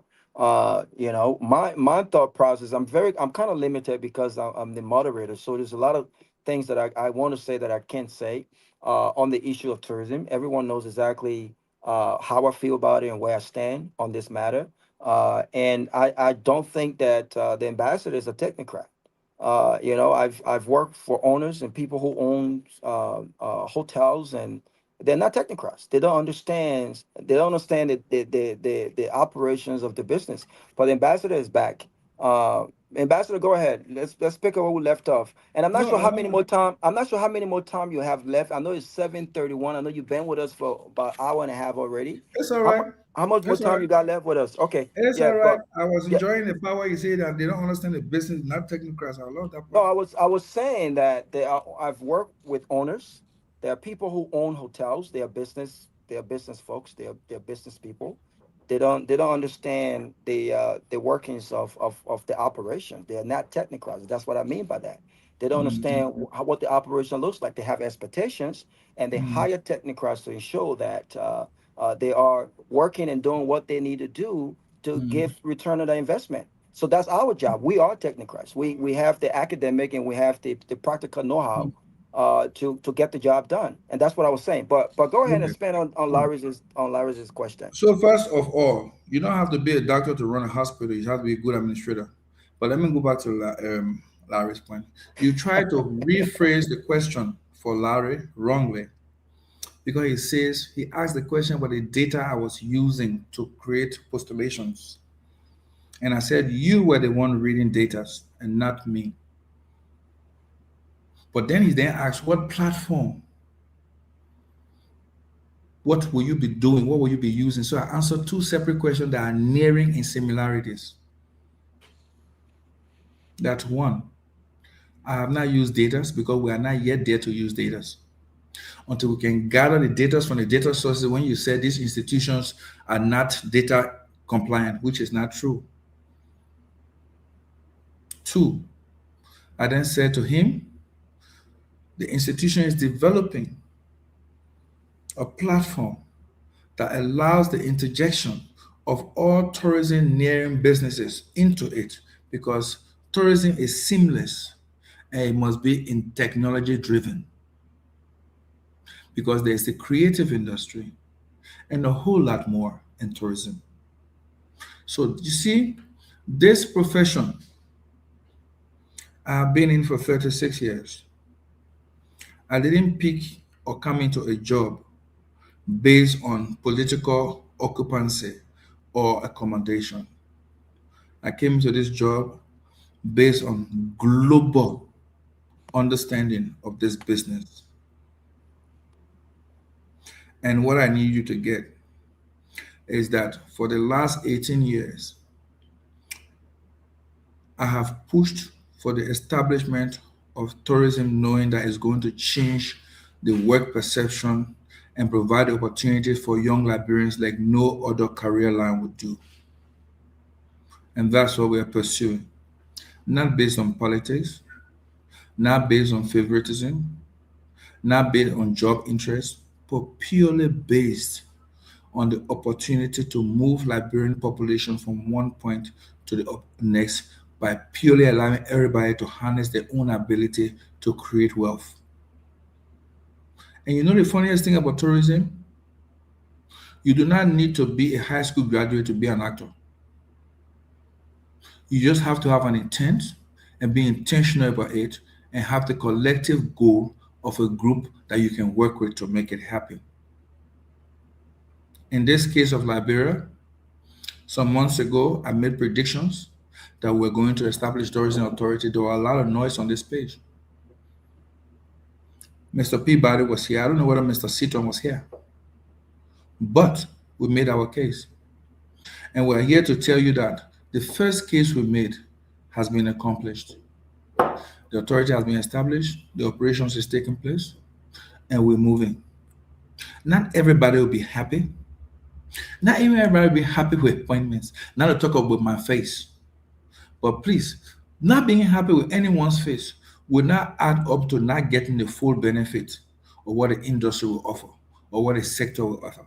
And everybody in this sector is required to get involved, whether you are into diaspora tourism outside or inside, or you are inside and you think that you can be a partaker. Our business is not to segregate. It's not to create segmentation or create some level of disunity. Our business is to understand that tourism is collective and it's intentional. I don't think I can say more than I've said as it is right now. Thank you. Let me ask you this question. If you were to get data from, since we're talking about data a little bit, if you were to get data from immigration or legis, specifically, what are you looking for? What are you looking for when you get those data from them? So I'll tell you this. As it relates to tourism. First of all, don't you think as a new institution, I need to know all the revenue streams that LRA has been dealing with in isolation, maybe from different sectors, but it's not been under tourism as a unit, since every sector in a society operates one form of unit of tourism? The health sector have medical tourism and have health tourism again. Imagine it has medical tourism and it has health tourism. So it has the nucleus and it also has a cell. Education have educational tourism. Agro-tourism. So in every sector, tourism exists. But what we're trying to say from LRA, give us all the streams so we can see where the streams are and what the volumes are. So we know what's missing and how to make sure that those ones that are missing are activated to work to increase revenue generation. Immigration. We must know the inbound and outbound population of travelers first. Then we separate tourists. Because there are tourists and there are non-tourists. Oh, you agree to that? You agree to that now? Again, even though a man came in for a conference, we need to know that he came in for the conference, but he also participated in tourism activities. For example, no matter how we know he's going to attend our conference, but he's going to sleep in a hotel. He's going to buy food. Did he go to the club?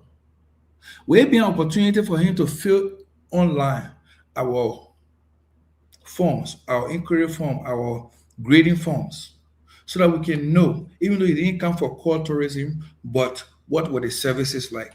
Because he's going to meet the same people in the hospitality in terms of the waiters at the hotel. He's going to meet the security, he's going to meet everyone. So immigration, but the first thing immigration provides is that something I'm going to educate on now is that tourism is the first line between the guy that gets down from the plane and the immigration, the security.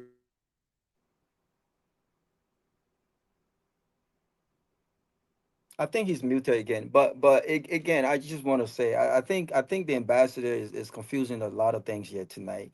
You know, and I hope that as we progress with this tourism authority, I really hope that we get the right folks on board to get the thought process in the way the thought process is supposed to be in, because no one is denying that people that are coming for other purposes may not purchase food, may not sleep in a hotel, but you don't get that from the immigration. all of the tourist-driven nations that I do know, and even the practice that we do here at hotels, you know, the stacks with regards to the purpose for which guests are coming, and the activities and what you talk about, those information come directly from the hotel. But beyond that, it's important for the tourism to put in You place said the information comes directly from the where? the structure. Most of the hotels come directly. You talk about feedbacks. You talk about feedbacks. Oh, how was the service there? Did this person purchase food? Those informations are not coming from immigration. Those Boss informations are man. coming directly by systems and processes put in place by these companies to get feedback on operational standards, what needs to improve, and where they fell short. But I don't want it. I don't want it to be a debate between you and I. I see Tomalin back. I know we got 20 more or 15 more minutes with you. Tomalin, you have any question for the ambassador? Well, I've been following the show and I've been doing some follow duties, but it's good to be back. We got 15 more minutes with the ambassador. Ambassador Nanaga, I was told that there were some research done in the past about let me get my thought correct. Let me read it good. Let me see it. Please do. Okay. Okay. I was told there was a team that conducted a feasibility study for a large hotel project in Liberia for investors. However, they weren't able to find necessary data. So are we saying that there's no data for any tourism data in the country that someone can go and assess? So I just said to you, and I repeat,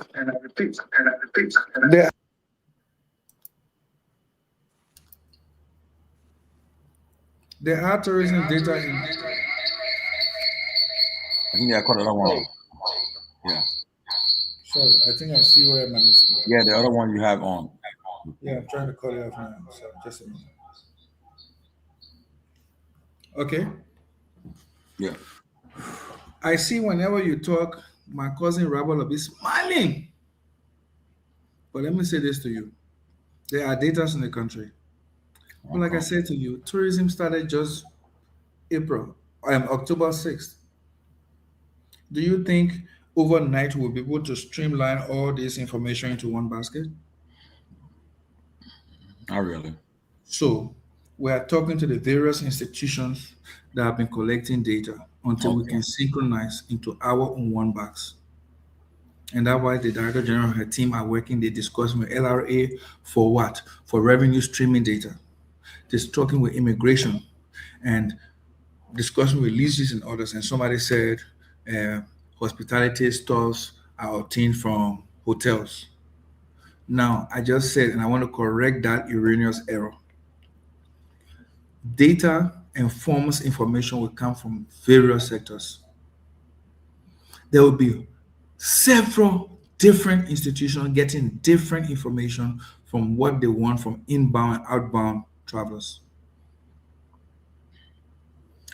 If tourism posts out a form today, it's going to be general and not asking about what food you were cooking. It's going to be about what was the service like in the hospitality industry, etc., etc.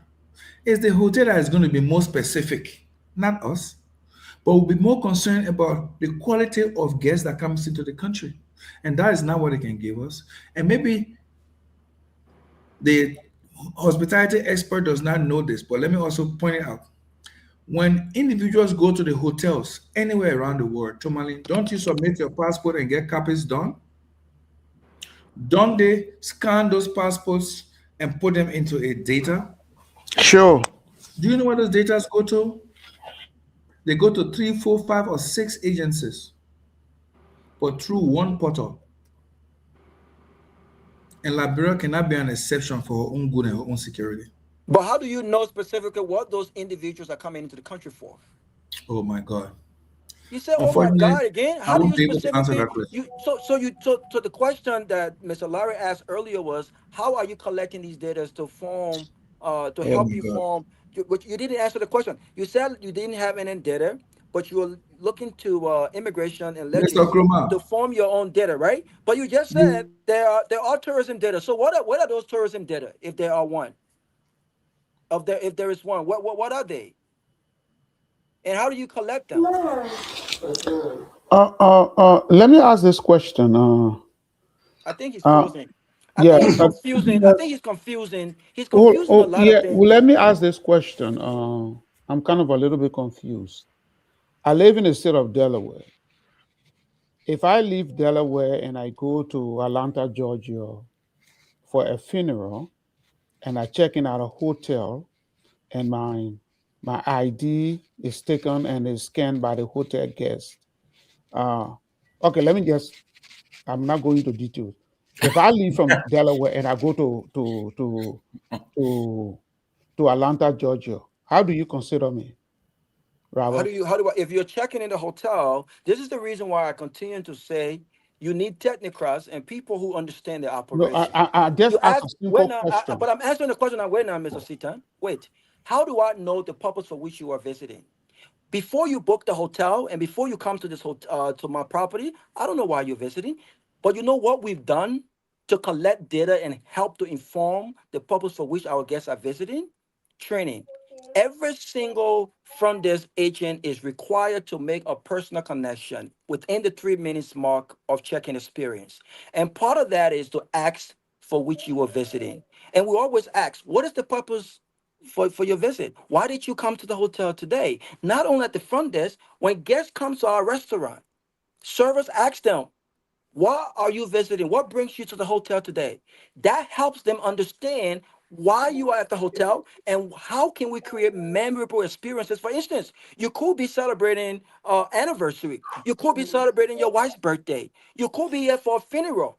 When these questions are asked, it helps inform us based on the percentage of guests that are checked in. 40% is here for business. We know that based on group rates and group booking, we have a data of how many guests are checking in based on, let's say, Bank of America having a conference for a weekend. We have a data.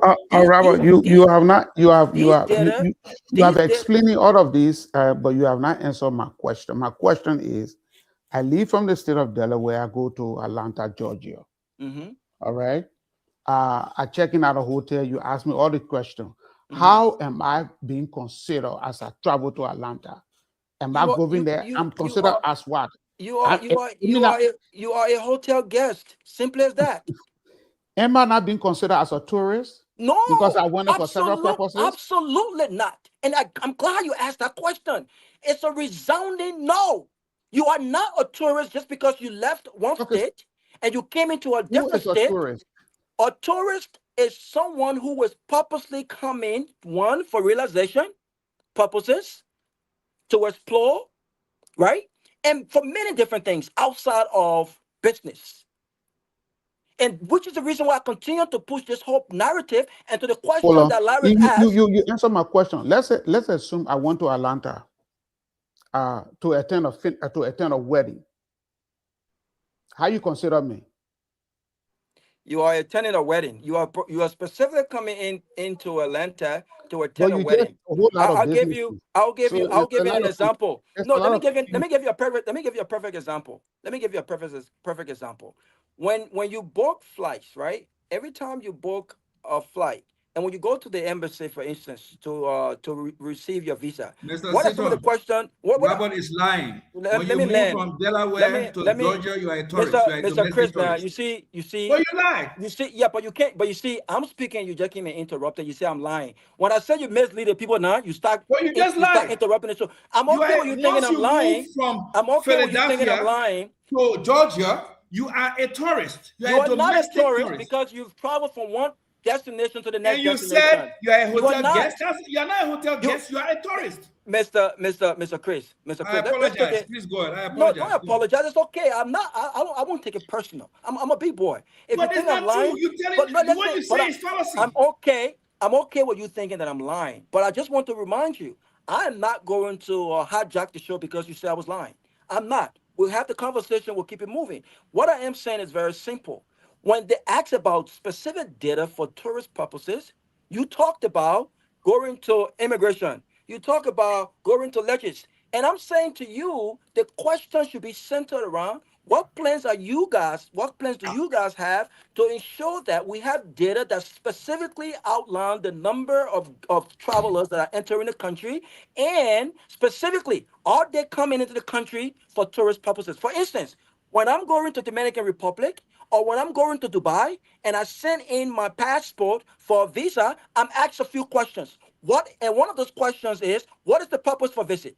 When you go to Ghana, they ask that question all of the time. What is the purpose for visit? And people say business. Robert, let me just say this. No, don't interrupt me. 1 second, please. Don't Okay, interrupt go me. 1 ahead. second. People are specific for why they are coming into a country for visit. And all of the data, all of the information that are put together by this country helps inform them on the percentage of guests that came into the country and the purpose for which they were visiting. You didn't outline that. We don't have, 1 minute you said we have a data, 1 minute you said we don't have a data. So we just said. Okay, so let me come back to you. Ambassador, let me just make this clarification. I asked when I travel, leave Delaware and I go to Atlanta, how am I consider whether I went there for a wedding or whatever. But the definition of tourist says someone who visits a place for pleasure and interest. Who visit a place for pleasure and interest. What does pleasure and interest mean? But why I are don't you know. interrupting? You said we should wait one by one. I don't know. I'm going to providing this definition that I'm reading, because normally that's what I always have my desktop. When the issue comes about, I always try to get some information from my desktop. The reason why I asked that question is because it's very broad. It's very broad. No one knows. Yeah, so pleasure. That's what I'm saying. Pleasure could be I could go to a wedding. I go there for pleasure. No. That's not the kind of.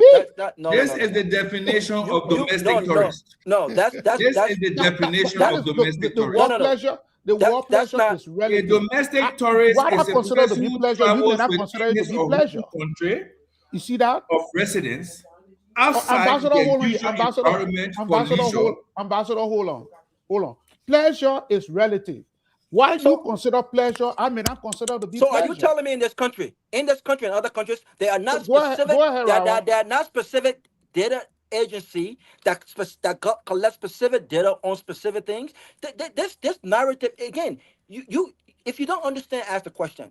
But for the ambassador to come on this show and want to make you believe that to get data on travelers that are coming into the country specifically for tourist purposes means you have to go to ledges and the immigration. It's completely wrong. And if this is how we're going to rebuild the tourism sector, I'm afraid that this is going to be dead on arrival. Okay, thank you for that very serious notification. But because the fact is, there are agencies that collect wait now. You asked me a question. I have not asked. No, go ahead. Go ahead. Mr. Robert, it's not a bad thing if somebody doesn't know something and say they don't know it. He asked you, if I travel from one state to the other, who am I? You say hotel guest. No, that's not what I said. That's misinformation. That is misinformation. All right, so no problem. Let me continue. That is misinformation. Let me consider that misinformed. Yeah. But then he said to you, am I not a tourist? You said, absolutely not. This is the strangest answer I've gotten in 36 years in this business. Because it may be funny, but I'm sure all of us here are in the circle of learning. Then he says, if I went to define the leisure and business outside my original environment, you are asking what leisure is. And he's saying to you that what you consider your leisure could not be mine. A funeral could be his leisure. And you say no.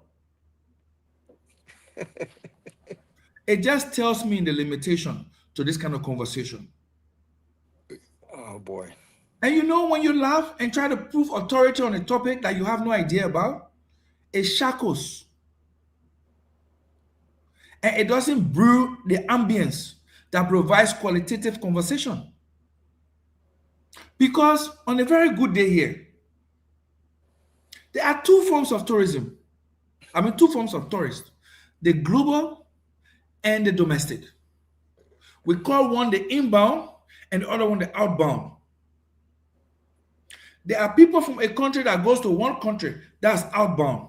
When people are coming into your country, it's called inbound. So international tourists are considered inbound and outbound, but domestic tourists are from one area of confine of residence to another area. If this is wrong, I really want to see what is right. Because if he leaves from Philadelphia and goes over to New York and spends some time there in doing his business and leaves from there to go to Times Square to relax himself and take ice cream and get on a horseback and be allowed to be driven in the carriage, he is a tourist, but domestic tourist. And now let's go back to your issue. You keep talking about data from hotel, data from hotel, data from hotel. When you're discussing them in detail, then I wonder what the limitation is.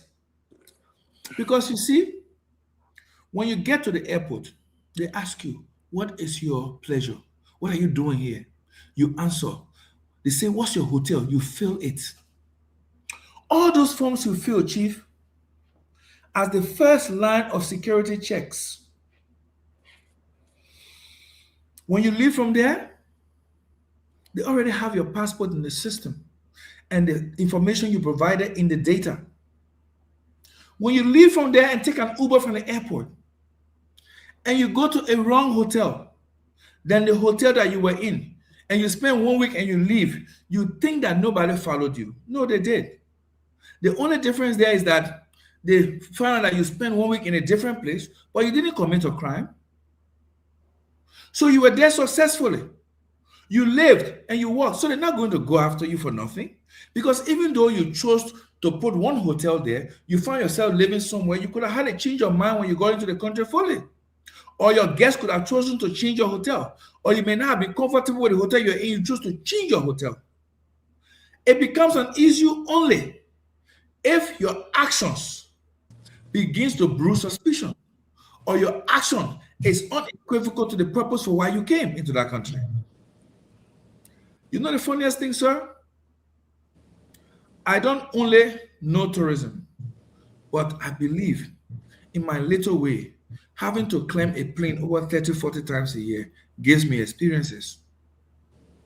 And one thing I've realized here is that we must be able to have this conversation on the platforms and make sure we gather the people who can actually ask the right question, analyze them, and provide, and not doubt or try to push a singular idea over other experiences. Data will be collected around the clock on double folds to verify, to provide information. Then you tell the people on this show that I said there was no data. Whereas an institution that got its authorities appointed on the 6th of April, you all of a sudden have not even gotten a budget, but have been dealing with other institutions that have been collecting data before they came into being to see how they can get primary data upon which they will build on. Then you say that no data. Then you also say, when I'm discussing about LRA and lease Gs and immigration order, you say, why are they needed? It just tells what we are talking about, how much of it, because you're into hospitality at a Marriott or whatever, it gives you right to speak on the broad-based tourism. The answer is absolutely not. And what Mr. Stephen has been saying here, he's been asking fundamental questions that solves both his curiosity and that of the audience we're trying to provide information to. Mr. Pewee started the conversation when we were talking about whether there was money or there was no money. We went at it, but the message I got from him is that, listen, we no longer want promises that cannot be kept. Mr. Kromah came in.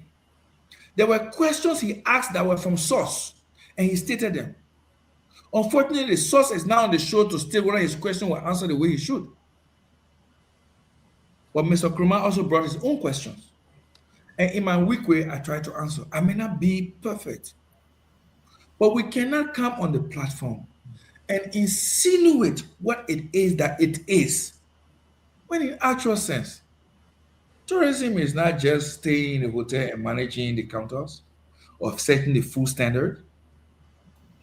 That part of tourism is less than 0.00001%. Thank you. Thank you. Thank you, Ambassador. I thought it was a fascinating conversation, and we encourage you to come back, and let's continue the conversation. I'm the moderator, so I'm not going to, I don't want to, dilute the conversation further. You know, you try to dilute it, I will stay here to go there with you. No, but you see, you and I can have a one-on-one all day on the specific. No, Rabbi, it was a good conversation. But it was always great to have you. It's 8:02. Can you give your your parting statement, please? We must all focus on collectively thinking, loving, and building Liberia with intentions, and collectively we get the results we have.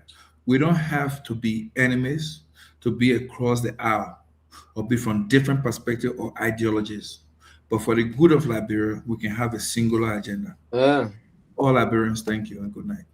Thank you so much for coming in the closing argument. We appreciate your presence here today, and we look forward to having you back. Thank you, sir.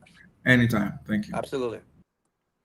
Well, there you have it. It was a very firing conversation. Before I go around the room before we move forward to the next, I think that we have some ways to go as a country. Tourism is a fundamental part of job creation in our country, and I think it's very critical that the approach and the systems and the foundations that we put in place must reflect both the academics and the practical. And I can only hope that I don't know the individuals at the Tourism Authority, but I hope that they have they have the best plan, and they are thinking about reaching out to the best of the best. And I'm not referring to myself as the best of the best, but what I will say is that I understand this industry both academically and practically, and I think practically is the best of it all, right? Because when you can work with the best of the best in the industry, when you can work with customers, when you can draft SOPs and LSOPs, and you understand what is needed in our industry when it comes to the foundation. This is an industry that does not even have a system for ranking hotels. We're still having that conversation as we speak right now. This is an industry where the ambassador comes and says, well, it is the responsibility of the ATA to set standards in place for guest services. I mean, it's a lot of. I didn't think he was at his best today. I thought that he came on trying to debate with me and trying to prove that he has more knowledge on the topic than I did. I don't think that should have been the conversation. But again, I think we have tremendous potential in our country when it comes to tourism in our country, and I hope that we have the right plan and the right minds to get that tourism sector moving. But I'll go to Sylvester. Sylvester, what were your what are your thoughts on the ambassador appearance? 1 minute, and then we can go around. Oh yes, I think he came to he did what he or anyone would do when you in his capacity as a political appointee and trying to project. But beyond that, I think I see some ambitious statement coming from him. I would hope, and the reason why I was asking this question that you already projected 24 months to have it done, and we don't have seen anything somewhere. I was concerned about the funding, the source of the funding. And secondly, we always done this in the country. We will come out as Liberians, and this is not only this government. It happened before. There was this huge discussion that came out, and at the time, some of us knew that it was very far from the reality.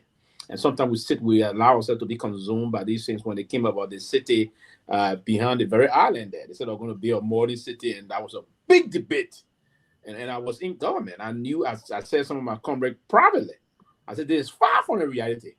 If you give the government the next 50 years that they will not do nothing they will do about this, for people to say, so that's Liberia. So sometimes when these things happen, and some of us are got this independent, kind of an independent mind, we can see things as we see it without any fear of any repercussion. We'll come out and want to be very cautious about these things when they come out. If something is unrealistic, I will see it from the distance and know that it's unrealistic. Now, the fact that he's projecting a $3 to $7 billion project, and the blueprint he exhibited here on the show is a very ambitious blueprint. And to do that, now, this is what we've been praying for years, for that to unfold over there. All the things he's talked about, to bring pattern boats and all those things. We don't have one.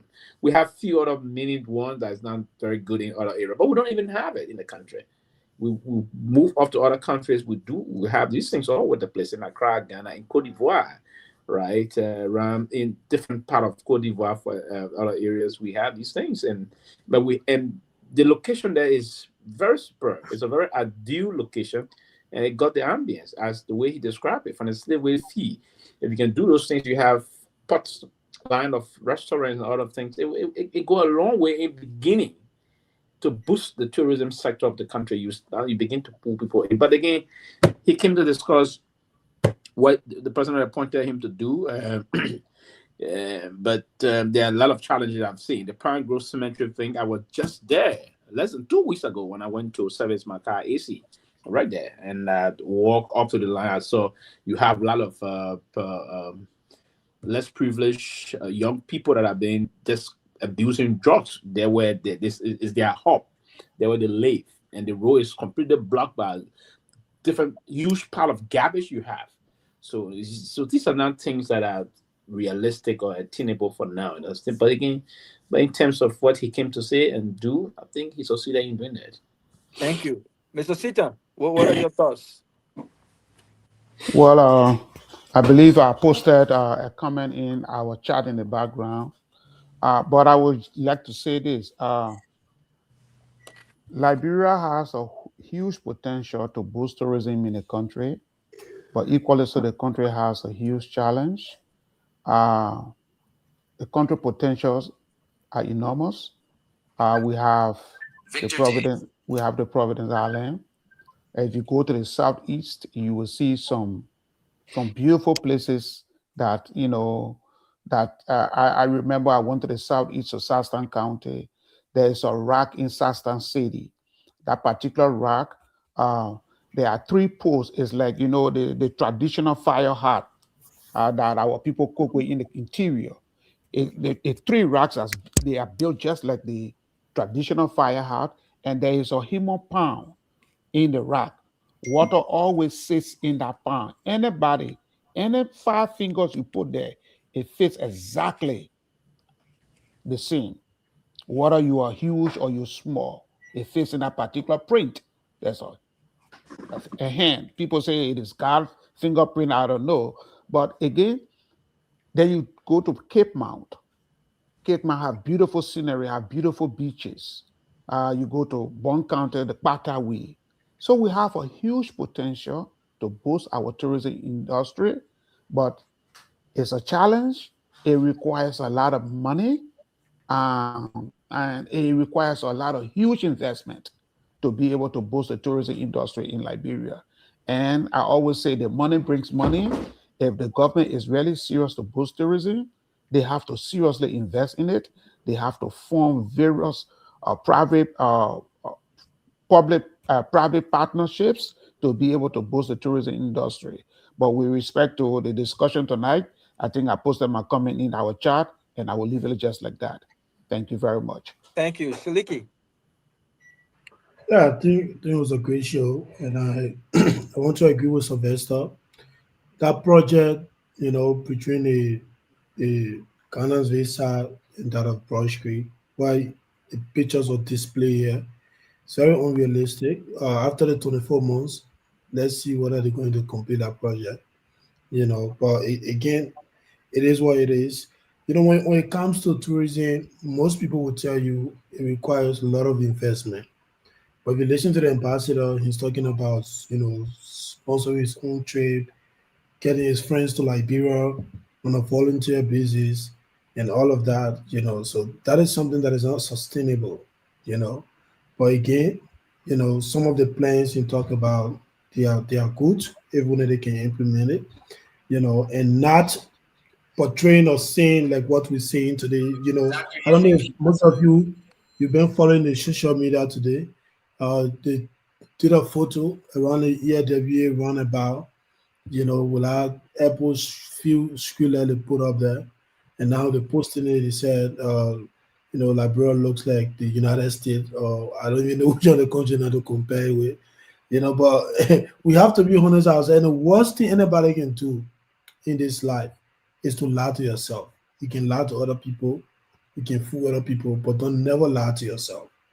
You know, you send an image out there, that doesn't exist. When people go to the country, they see something different. But other than that, it was a great show, and always good to be here. Merry Christmas and Happy New Year, you know. Happy pre-birthday to me too. The 1st of January will be my birthday, so good to be here. And I don't know if we'll have show tomorrow. I hear that Dylan will be coming. That will see too. There's another big shot man there too. Oh Lord. Chief Tomalin George. I think it's on. Let me. Well, guys, it was a great show. I'm getting feedbacks from the show, but it's good. Look, the tourism I think is key to Liberia growth and development, in a sense that, from what I've seen, especially when I went to Nima,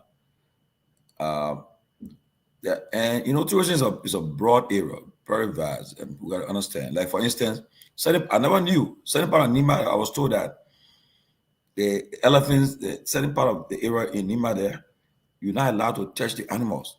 The elephant can come out, the various stuff can come out. You just can't touch them. You're not allowed. It's a law. I said, wow. So, like I was saying, one of the things I told the ambassador, I said, do you know Liberia don't have a zoo? I said, we have the Toyota Zoo, the one ton my habit, but as we speak today, we have no zoo in our country. And that's a major, one of the big area of tourism. And that's zoo.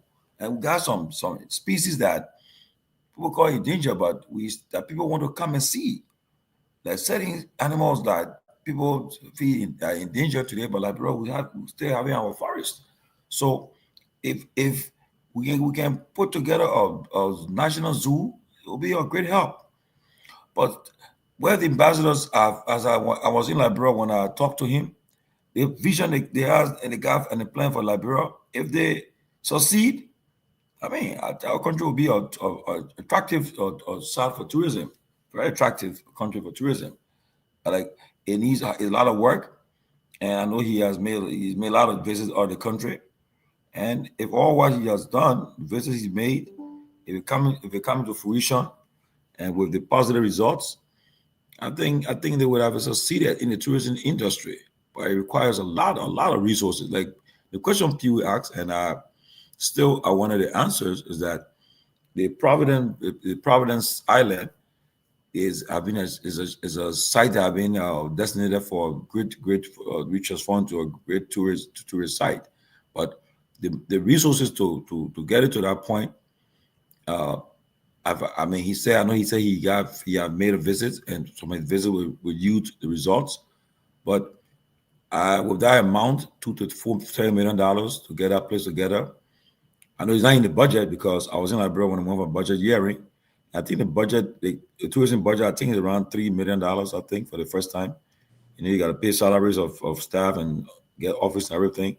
So we're looking forward to it. But I pray and hope. I mean, one good thing about him is that he has this passion for tourism. And that's something I gave him credit for.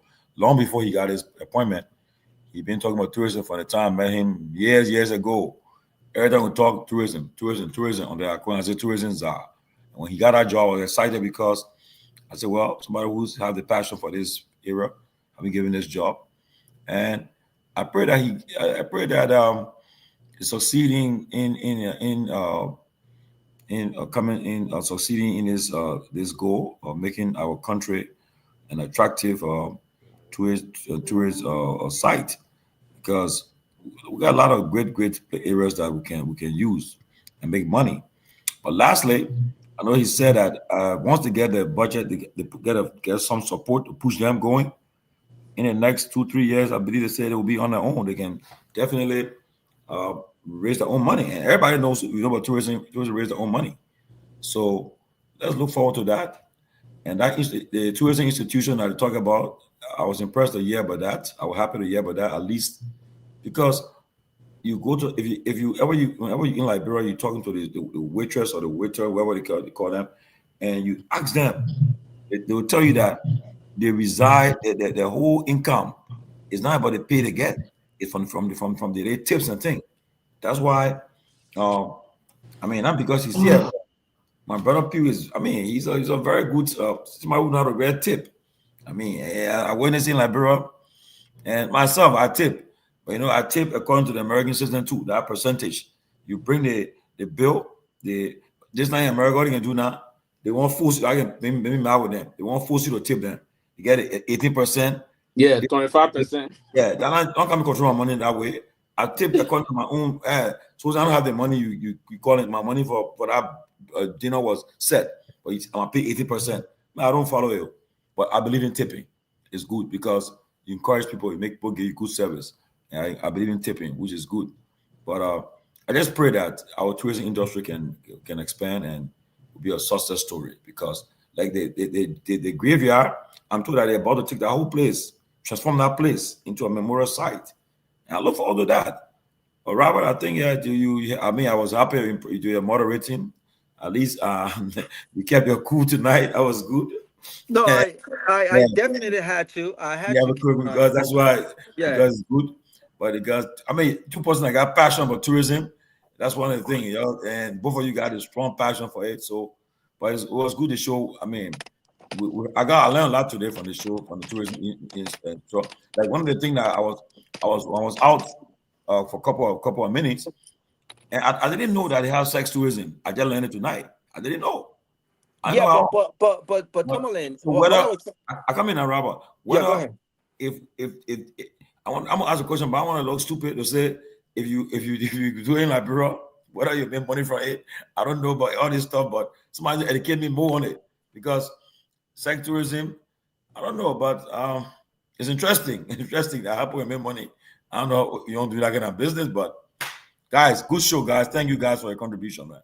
Yeah, absolutely. I thought it was a firing show. I don't take these things personal, man. I thought it was a firing show.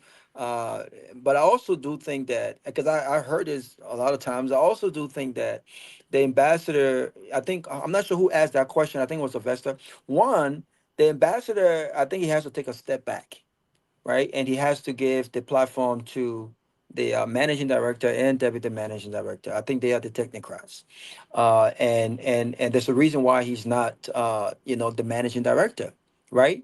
That's one. Two, when you hear him talk about all of these different tourism and sex tourism, he's basically saying, when he mentioned Holland, for instance, when you go to the red light district, adults nightlife is legal in Amsterdam. For real? But yes, red light district is legal in Amsterdam. They have sex shows, right, where they're not necessarily having sex, but there are places in red light district where you can legally engage as an adult, right? Where the participants are required to go and do full annual medicals, right? And all of the different things are required, but they are not the thriving force when it comes to tourism. I'm surprised he would even use that. In fact, the conversation that has been held over and over from the World Tourism Organization is that this is not within its framework. But every country that you go to, there are guests that are coming into those countries, and there are ways you can link up with people who are involved into illegal prostitutions.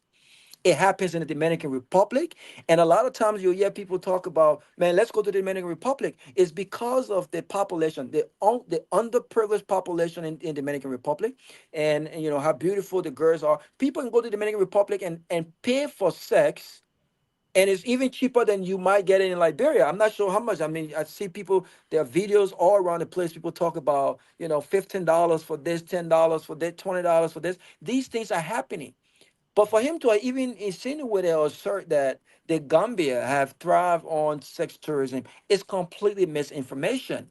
And when Business Insider Africa talked about the top countries with the highest tourism export and shares, they were not mentioning or factoring sex tourism to begin with. You know, so he has a way of bringing up these things, right, to buttress the point that he wants to buttress, and to attempt to make himself feel like he has a monopoly. But if you don't know better, you will think that's a reality. It's not. It's completely off. There is nowhere in. Listen, you go to Holland, you go to Amsterdam. There are people who don't even care to go to Red Light District in Amsterdam. There are people who go for vacation everywhere and they want to hook up and do this. But these things are not an essential part of tourism. And for him to have even mentioned that, I thought was disappointing. But when you talk about control, I had to control myself. I had to control myself, for real, for real. Because I was the moderator, and you know, I'm trying to respect the guests as much as we had to. But this is our show. You can't come and dictate to how the show is ran. And you saw later on, he came back and said I was lying.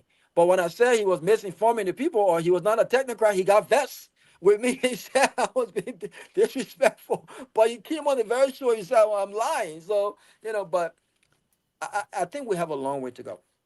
I think we have a long way to go. And again, I'm only hoping that the managing director, I don't know them well, I don't know their backgrounds, but I'm hoping that the managing director and deputy managing director of the Tourism Authority, I'm hoping that they're given the space to perform and do their jobs.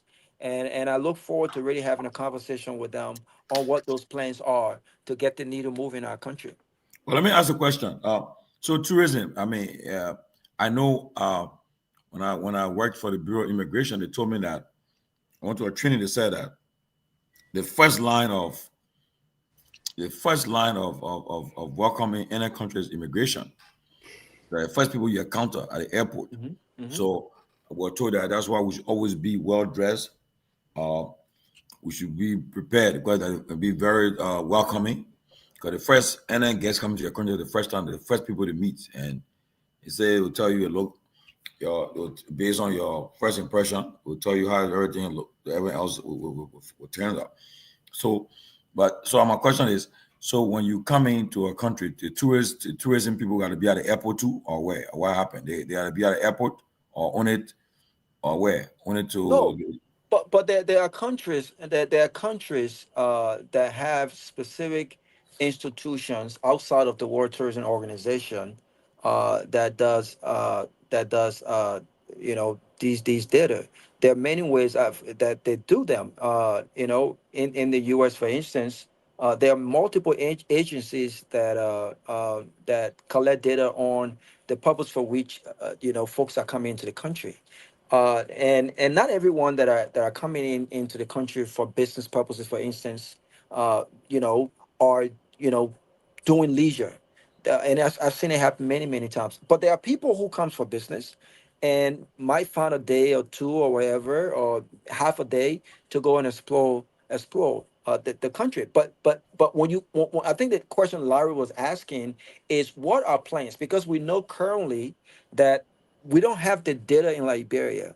We don't have the data, not just for tourism, but for many things. We don't have the data in Liberia to inform our decisions. So I think the question Larry was asking were for specific tourist data. Now, when you go to when you apply for visa, and I've seen this happen many times, they ask you, what is the purpose of your visit? I'm sure you got asked that question before. And there are people who are specifically going to these countries for specific different things, right?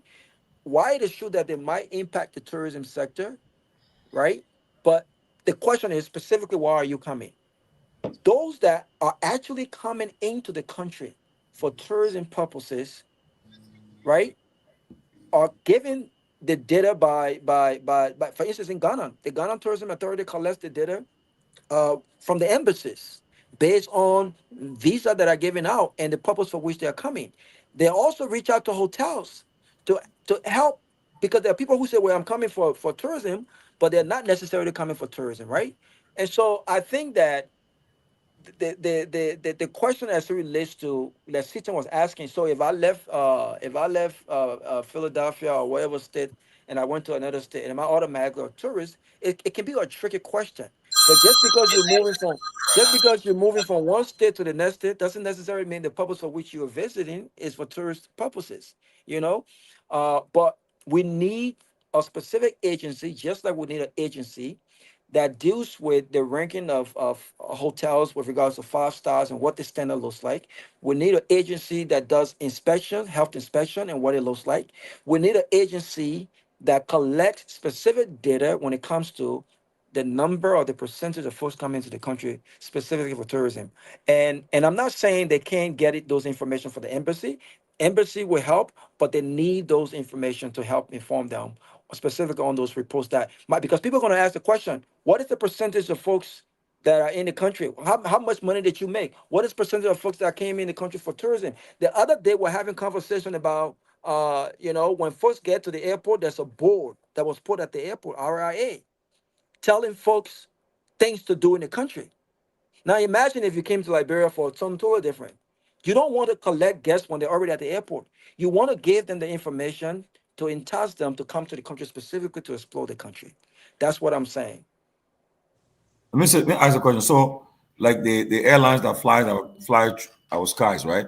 Like Brussels, Kenya, Ethiopia, Morocco is still there. So all the planes that fly to Liberia. So can we have our tourists, our brochure on the flights? You think they're allowed to do it, right? I mean, it's possible. I'm not sure if they're allowed to do it. They have to work. The foreign ministry, they have to work.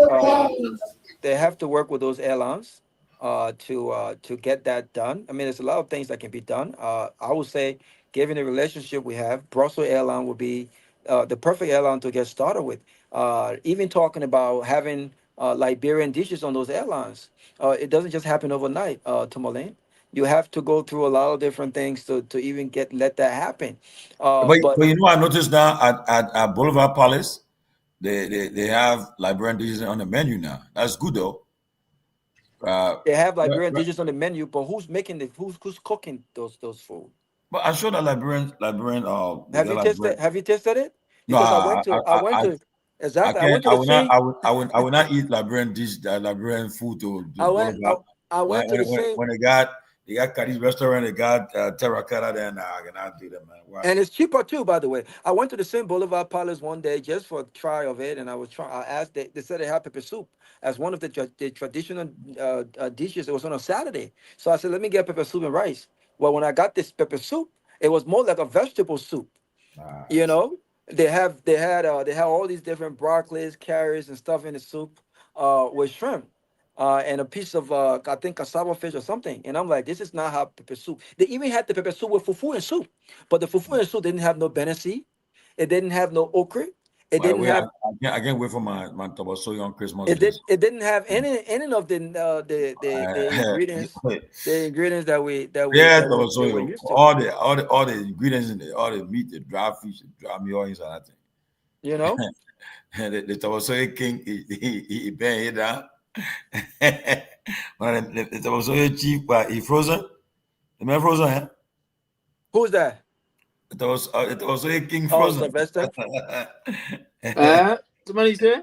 It was so King Frozen or what? No. I'm listening to something here. So But Robert, it was a good one, man. Thank you I thought it was for a good. I holding the thought it court. was a good show. I thought it was Yeah. a. I thought it was a good No, show. but I learned a lot tonight from it. Honestly, about that, I don't know. There's something But that don't walk away with sex tourism. No, don't walk but away with that. also it does not exist, right? It's not within the framework of the World Tourism Organization. They're spoken against it. This is not a new. Absolutely, I mentioned that earlier. This is not a new thing. But then countries, I'm reading here. They say in Thailand, they say in Vegas, people of say course, in Amsterdam, but then but in this country, Tomalin, there are escorts. There are people who get paid. so the one that so Jeffrey Epstein what.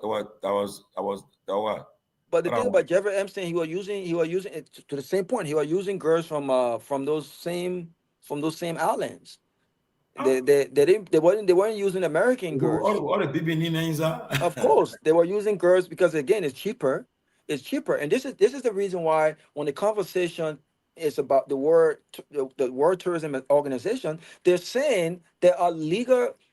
All of these countries and people that are involved in this thing, yeah, that there's a gray area where it becomes a business of sex trafficking, right? And they're taking advantage of countries that have limited restrictions on prostitution. That's what's happening in the Gambia. You remember a story of I was watching a documentary of a guy who went to the Gambia to hunt. He was a professional hunter and he was a part of the hunting association in the U.S. I mean, in fact, he was the CEO, and he was trying to kill his wife. And he took his wife on a vacation to the Gambia. And while they went out to hunt, he literally killed her. And when the police got there, he said that it was an accident. Well, long story short, because the system just like in the system in Liberia, where people with money always get away with different things, right? They went to court. They didn't have any evidence that that he killed the lady, his wife, and the police did not really do a proper interrogation. They did not collect facts, nothing, and he flew back. Well, guess what? Wow. 5 years after the accident, the case was reopened in the U.S. and they went back to the Gambia to get witnesses, to interview the police officers and people that were there. Come to find out that he specifically picked the Gambia because of the weak judicial system. And so when people talk about sex, when's the last time you heard anyone talk about sex tourism when we're talking about tourism and data? When have you heard that? When have you heard that? So the ambassador specifically, asserted that to make a mute point that just doesn't make sense at all. Gambia have thrived on ecotourism, the same way Liberia can thrive on ecotourism with the right investment. Ghana did the same thing as well. They thrive on ecotourism, and today we're talking about $4.8 billion in revenue. We can do the same thing as well. But just because it's happening in the country doesn't mean it's an acceptable form of tourism. He was completely wrong on that, and I think he knew exactly what he was doing. So don't walk away with it. Don't walk away with that. That's nothing new. It's been a conversation for ages, for years. Do anyone go to any school where there's a form of tourism? You talk about 800 units of tourism. What is coming from with that? Where you are taught sex tourism? Think about that. Does that even make any sense? It doesn't make any sense. But like I said, we can have the conversation all day. I didn't want to make it about me and him. But again, I hope that the folks who are in charge, I hope they're given a space to really, talk about their plans, their vision, and what it would take to actually get there. And I hope he understands what his position is. But you see, look, like for instance, I know they're having a big wedding in Nima at the Echo Lodge, I think this weekend in Liberia. There, a big wedding. People from the States are all going there. And just imagine how much money the people will make just from that wedding. So you see, they're gonna go there and they're gonna go to the famous Echo Lodge, and they have the Blue Lake where we took pictures at. Everybody want to see it, want to see the Blue Lake. And then you see the mountains where Langbo used to mine the ore from. I mean, you see it, you wonder. There are 7 wonders of Liberia. You wonder, You know, you see it. So I think we should really put a lot of effort into it. So at least we can get that one correct and have our tourism industry bringing more revenue because, because you want something to attract. Like most of us now plan to carry our kids that were born here to Liberia. So you want the kids to, if you take the kids to Liberia and most of them now, they know their team. Most of them are teenagers now. Teenagers like, bro, and they can't find nothing attractive. They won't come back home. They say, Daddy, hurry up, that girl, they place quick. But they want their gang go see Morovia and say the first thing you want to take them other pass. Where will catch the mindset and say, oh, but the thing that they're asking for now about the zoo. Do you guys have zoo in Liberia? I mean, I thought we were gonna. If somebody got money, let open a zoo there. We make money. We don't get no zoo in Liberia right now. No zoo. All the animals there, they eat them, or what? But the animals are there. You got zoologists. You go there now, get in the forest and take the animals and try to treat them and bring them into a but place. you need tour guides who understand the behavior and the workings of those animals. Tomalin, why you think people go to South Africa, to the safari, and go and walk with lions? Why you think that? And they make millions of dollars annually from that, because they have people who've been with these How lions. about the way they think not true? They got saying they got we tours into. Man, that's complete BS. That BS, eh? There's no such thing as we tourism will cover all the expenses.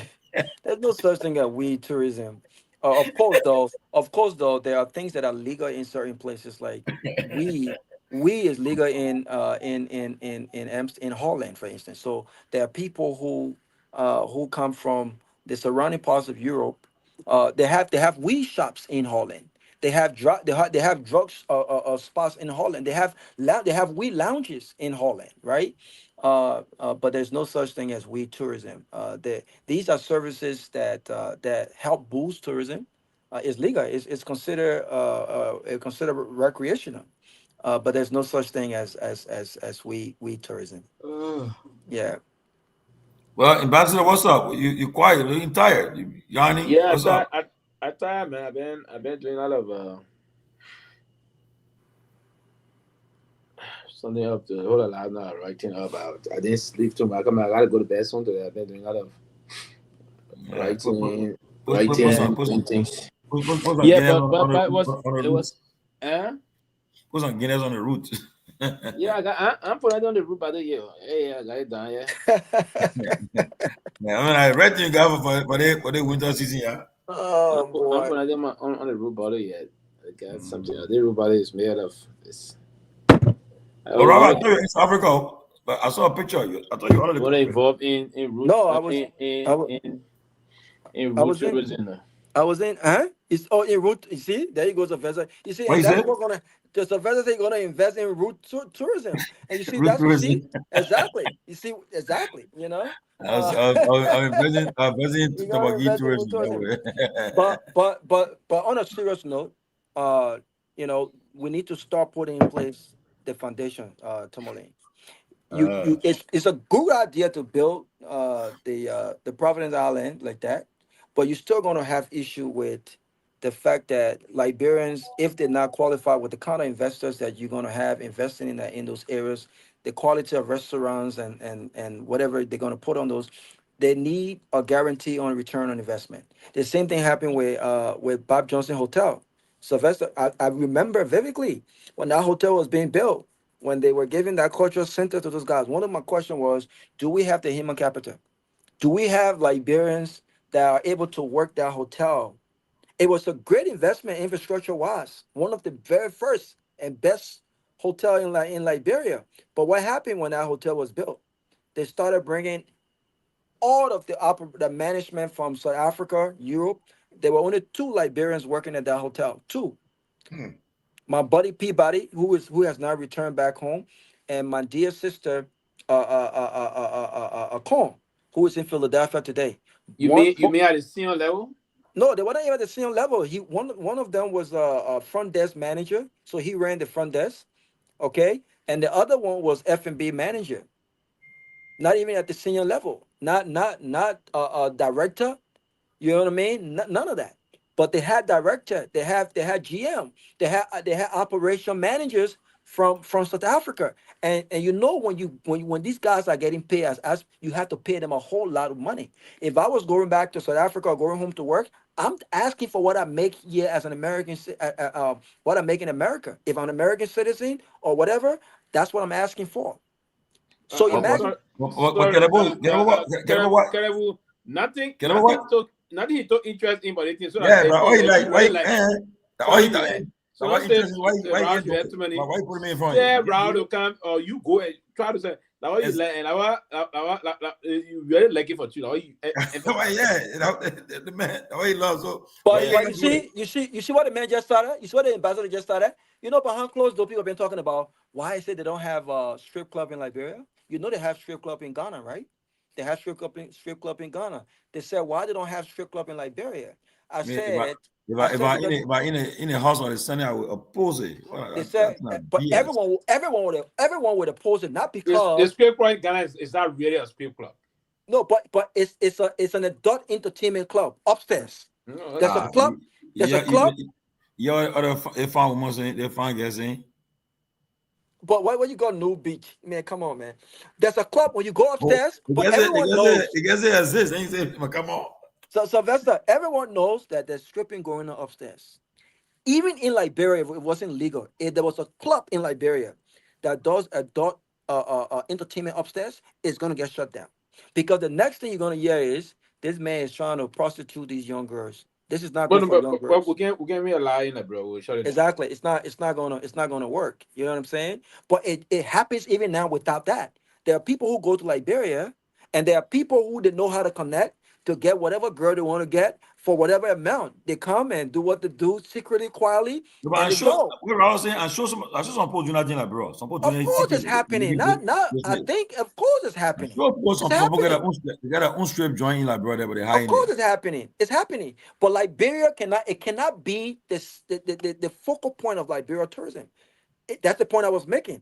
Gambia have never publicly said sex tourism is what we thrive on. This is it. No, it's completely misinformed, completely out of the way.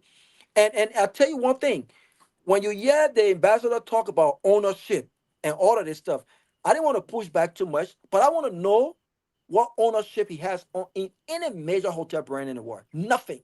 I guarantee nothing. He does not have that kind of money to own.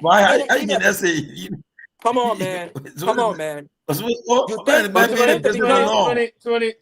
I respect. You think become owner that smart thing? All the things I'm talking about, vla. That vla. You think they fast fun? No, I was go back to Liberia. I didn't want to take the thing off content because you got no facts. Come in 1 minute. No. How many hotels we got out to only provide? How many hotels he got in Liberia? Name Thank you. The man not you didn't know. He said you know him for years. Thank you. Why hotel in Liberia? The man not you own hotel in Liberia. He said it. He said he could Liberia. Where? I say he got businesses, he got investment in other countries. He got hotel in Liberia.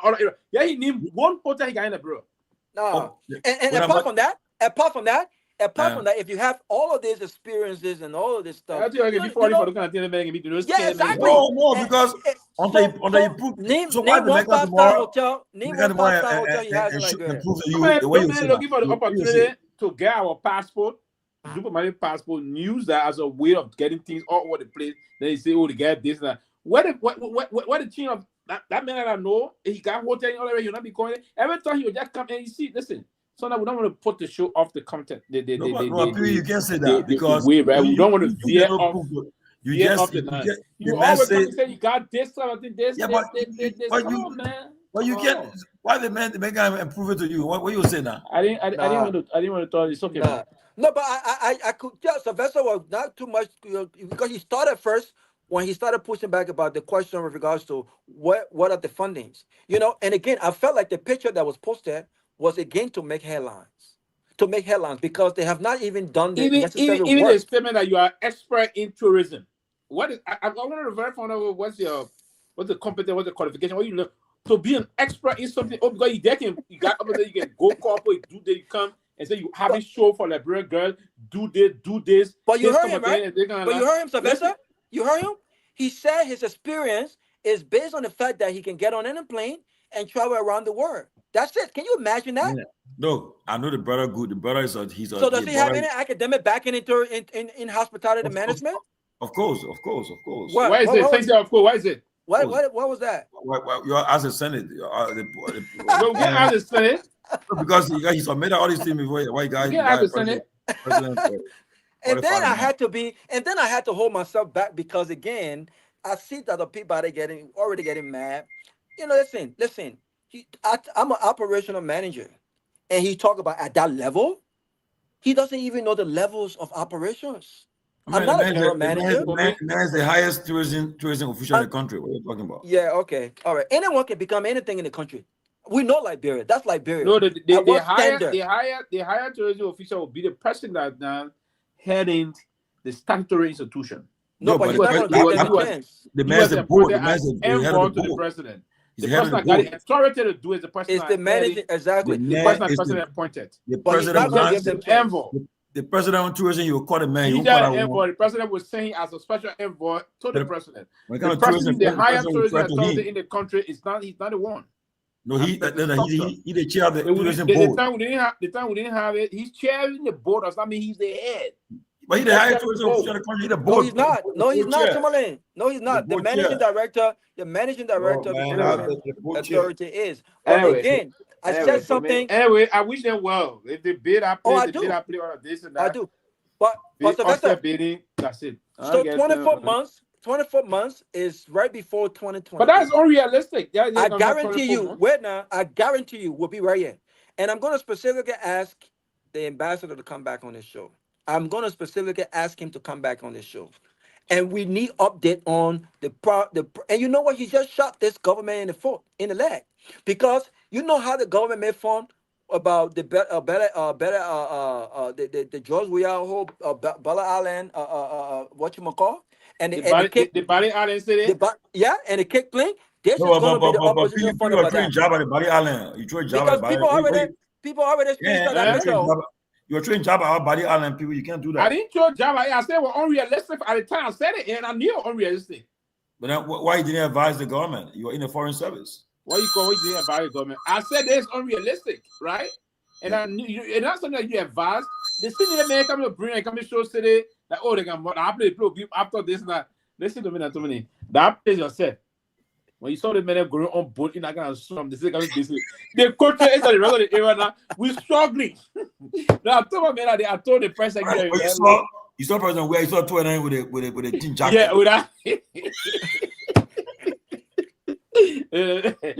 In that part of them get laughed. Oh my God. President Pewee, you know, other than Moses, where was Moses? The other day, Moses cried to heaven. The other day, I was in Liberia, went across the bridge, right? Somebody said, was eating by the water. They said, they boat in. I said, you're who gonna ride that boat? They said, they boat in again, a boat for. I said, I beg you, that my friends did not go that far. Then I said, because if somebody in that boat there made mistake, how will you save me? They said, oh, even in Liberia, right? The children is a pool in the yard in. So they say, Chief, that go there. I say, when they say it was 6 feet, right?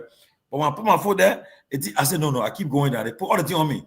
I said, I can't see the rigs. For them, getting in that pool, war. Man, I don't know what. When they launched that place, I was in London actually, right? There was a Ghanaian guy. We were all sitting together. We went to this conference. We're in the embankment, not too far from Westminster. We had gone to a restaurant in that Cliff. So when that whole news started developing, she went on social media. She said, they're just about to do, but I heard that they're going to launch it. So I said, I'm realizing that. So I kept my cool. I said, yeah, we need to revolutionizing things coming to the news. She said, that's a very good news, right? Then when I look, we came back and started seeing the reality. I started seeing the ground and I saw the men in the person walking here, boots in that mud. But when I parted before I Jana, Yes, river E24.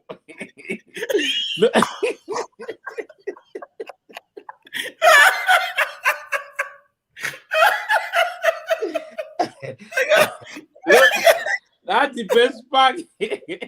Then you see my other side of it, man. Everybody, can I spell it? Run away.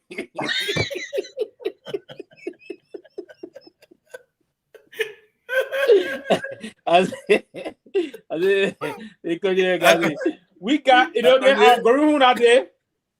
I stop around while driving. When I pass there, then immediately we get on the Providence, the bridge, right?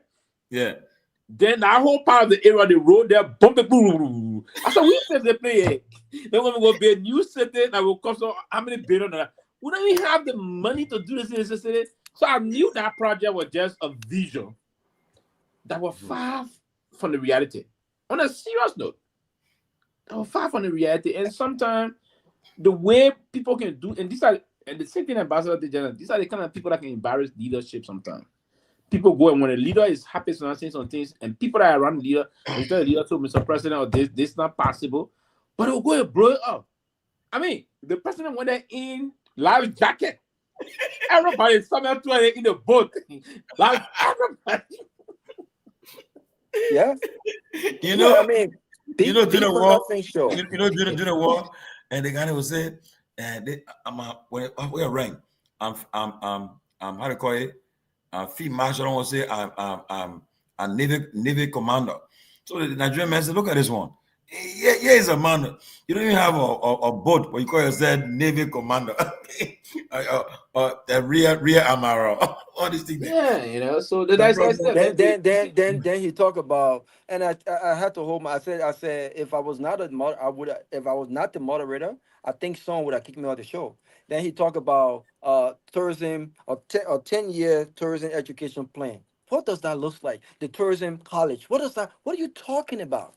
Do you understand? Do you understand? That never happened before. So but what you don't need a tourism college. You do not need a tourism college. You need to look at the current curriculum at, for instance, the Cottington University, the University of Liberia, right? And look at the budget and see what you can afford to include certain things that are focused right now. For instance, I talk about culinary arts. Why you need a tourism college when you have not even started culinary classes? I'm talking about world-class culinary classes at the University of Liberia. Why you need that when you can collaborate with the education sector and start with at least 2 colleges, Cottington and University of Liberia, and just start like a 15 months culinary training program. You can start 15 months culinary a hotel, bar, and restaurant management training program at the University of Liberia. You can do that. Independent institutions like the one I'm thinking about can fill the gap when it comes to steps of service and all of the other trainings that are needed, from a practical and hands-on perspective. But the ambassador will not be who he is if he doesn't talk the big talk. The big talk is we will in 2 years that Providence Island is going to be transformed, and we're thinking about a 10-year plan on tourism education. What does tourism education look? What does it look like, and what does it mean? How do you start? It's a good idea. We got tourism institution. That's good though. Will help a lot. Go a long way. So I mean, I think I support that. I'm happy to hear that. So Robert, I saw a post today from you about the lights. What you were saying about the lights? We're looking. I thought it was Europe when I saw that picture. No, I mean, my thought process with the light thing is that, in as much as there has been some, deception and stuff done, because we're hearing different information that the entire, EAW junction to RIA is all electrified, which is not true. No, it's not. That's not the case. No, that's not true. It's only 3 miles. Some of it. It's only 3 to 4 miles. It's electrified, which is what was shown yesterday. I'm sure they're still putting out poles to the other. Yeah. Somebody got area. a contract. I saw But it put apart from that, they have not completed the road work on the RIA road yet. I was told that it was in 2027, so I don't know. Yeah, so I'm happy that some progress made. And so my point was, we can complain when the road is pitch dark, and then also complain when there's small progress made. Listen, I will take the 3 or 4 mile of electrified RIA road over 100% of a dark RIA road, because it's very dangerous. It's like a death trap. It's very dangerous. So it is dangerous. It is. It's dangerous. It's very dangerous. And a lot of Liberians are still flying this airline from Morocco, which I can never fly anymore. MRI still flying to Liberia? Oh yeah, they're still. Yeah. So how many flights now? Like MRI, Brussels, and who are now? So we have currently we have 7 flights into Liberia, but 2 a little slow. So we have Brussels Air, Morocco, Ethiopian Air, Kenya Airways, Aska, Air Ivoire, and Air Ivoire flying Liberia too? Oh yeah, Air Ivoire. So Air Ivoire and Air Peace, not as regular on a daily basis as other airlines. So the one that are very, very busy there is Brussels, Air Morocco, Aska, Kenya Airways, and Ethiopian Air. So Air Peace and Air Ivoire, I think Air Ivoire do a 2-time entry into Liberia weekly. Wow. I come to the States, I flew on Air Afrique to come to the States for the first time. Yeah. So Air Morocco. Turkish airline coming fly Liberia now. That's what I heard. Coming, it's not yet. That have not been. But they've already announced it. Stephen Johnson announced it the other day. Yeah, so maybe there was some style. Turkish Air coming. I hope Delta can fly to Liberia, man. Man, it's gonna take a lot. It's gonna take a lot of it's gonna take a lot, because the thing about Delta is gonna be too expensive, and they're currently competing. Ethiopia is also competing with is that Ethiopia Airline? Yeah, it's competing with Brussels. And the funny thing about it, Brussels business has increased, even with the Brussels, as long as be managing whatever, Brussels will not stop. Brussels is completely. They carry our go every if they Brussels going every day, they got a lot of passengers. Yes, that's why. Yeah, they got, even with Ethiopia Airlines. When the passenger be empty, Pewee, we be empty, but that because our resources they carry. No, they're coming with 150 to 200 guests. But you didn't see but when we're coming, the flight not that empty. There are a few space. I went to you in business class. Yeah, business class. Business class was something about on the other side. There are 4 flights. All our flight people have been packed. I know. I wrote it before. Business class. You think people want to? Yeah, but people, it's not. But business class is not cheap. Tomalin, people. Yeah, but you saw the flight. When I flew business class, sometimes they can be jam packed. It depends on. Yeah, it depends. I mean, the fly when I'm full, empty fly. Yeah, but it will not be every day. You yourself told me you went. Someone got lean. I said the guy lean on the seat. Yeah. But yesterday there was some space. But you show me the place. The man said the man. The whole place empty. That flight in full capacity is almost 300 passengers. Yeah, but we're not full capacity. We were around 270, 280 passengers on board. So there were a handful of they were empty, buddy. But so also I know we were there. So they also United had took off from Brussels, so there was some space to on. No, United are full because you're coming to America. Yeah, they were full, but there was some space. You saw that. But y'all got United from Brussels, right? Yeah, from Brussels to DC. Yeah, from Brussels to DC. Yeah, they're not traveling. I don't think Brussels is traveling. They only travel to JFK, I believe. But Brussels travel. No. They travel to JFK. They travel also to DC. There's a Brussels flight that goes to DC. Directly from Brussels? Yeah, from Brussels. Yeah, there's a Brussels flight that will go to DC. Brussels flight enter JFK, and Brussels flight to Liberty International Airport. The problem I get with that Brussels thing. But we need New York and DC. When you get to Brussels, I mean, there's a Brussels from New York coming into. If you're not smart, they will take your thing and throw it away. I saw the put to people. I'm done with all that. My new route now is from Atlanta to JFK, from JFK a straight flight with Delta straight to Ghana. I spent my 2 days in Ghana. So Delta can fly from JFK to Ghana? Of course, straight flight. Of Delta course. flight. That I flew Delta from JFK to Ghana Southern. Yeah, So 8 hours. From something like 8, 9, depending on something up. But sometimes we're leaving from Accra into JFK. You lay around 5 something in the morning. Yeah. If you leave around 5 in the morning, yeah. The last flight I had, we left Ghana around about 12. 10 o'clock, 10 p.m. Yeah. So wait, 10 Robert, p.m. come in the morning. Robert, I'm not in Georgia. I'm in Pennsylvania. So how will I get a Delta flight? There was a Delta flight there was a Delta flight from how do you call it? Jackson Airport all the way into Accra before. Yeah, but right now you have to either go to New York. New York or Washington Dulles International. To get it, the Delta flight to fly to Ghana. For you, you have to take a flight again. Yeah. So what I would do for but me, you can still get a local. You can get the whole package. Get a local. When I do business class, it comes with the whole package. I get my bags are checked in from Atlanta, Hartsfield-Jackson International Airport. They're checked in from here straight to Ghana. This is round trip from here straight to Ghana. So I fly a smaller flight from Atlanta to JFK, and then they recheck my bags in to the bigger flight, and we fly from there straight to Ghana. I have to buy a separate local ticket with the local Ghanaian airlines, or either Ethiopia or Kenya Airways round trip ticket from Ghana to Liberia if I'm going to Liberia. But that has been the best route so far. So the ticket this is going to be my route. Too many I told you that my route now is going to be from Washington DC dollars into Accra or United. Okay. Yes, that's not a bad route, because here's what it does. It allows you to even relax, because I don't like to go to Liberia from here straight to Liberia. I just like to relax, unwind a little bit. So it allows you to stay in Ghana for 2 days or 3 days, and then you can take your flight and go. But Sylvester, you still have to buy a local flight.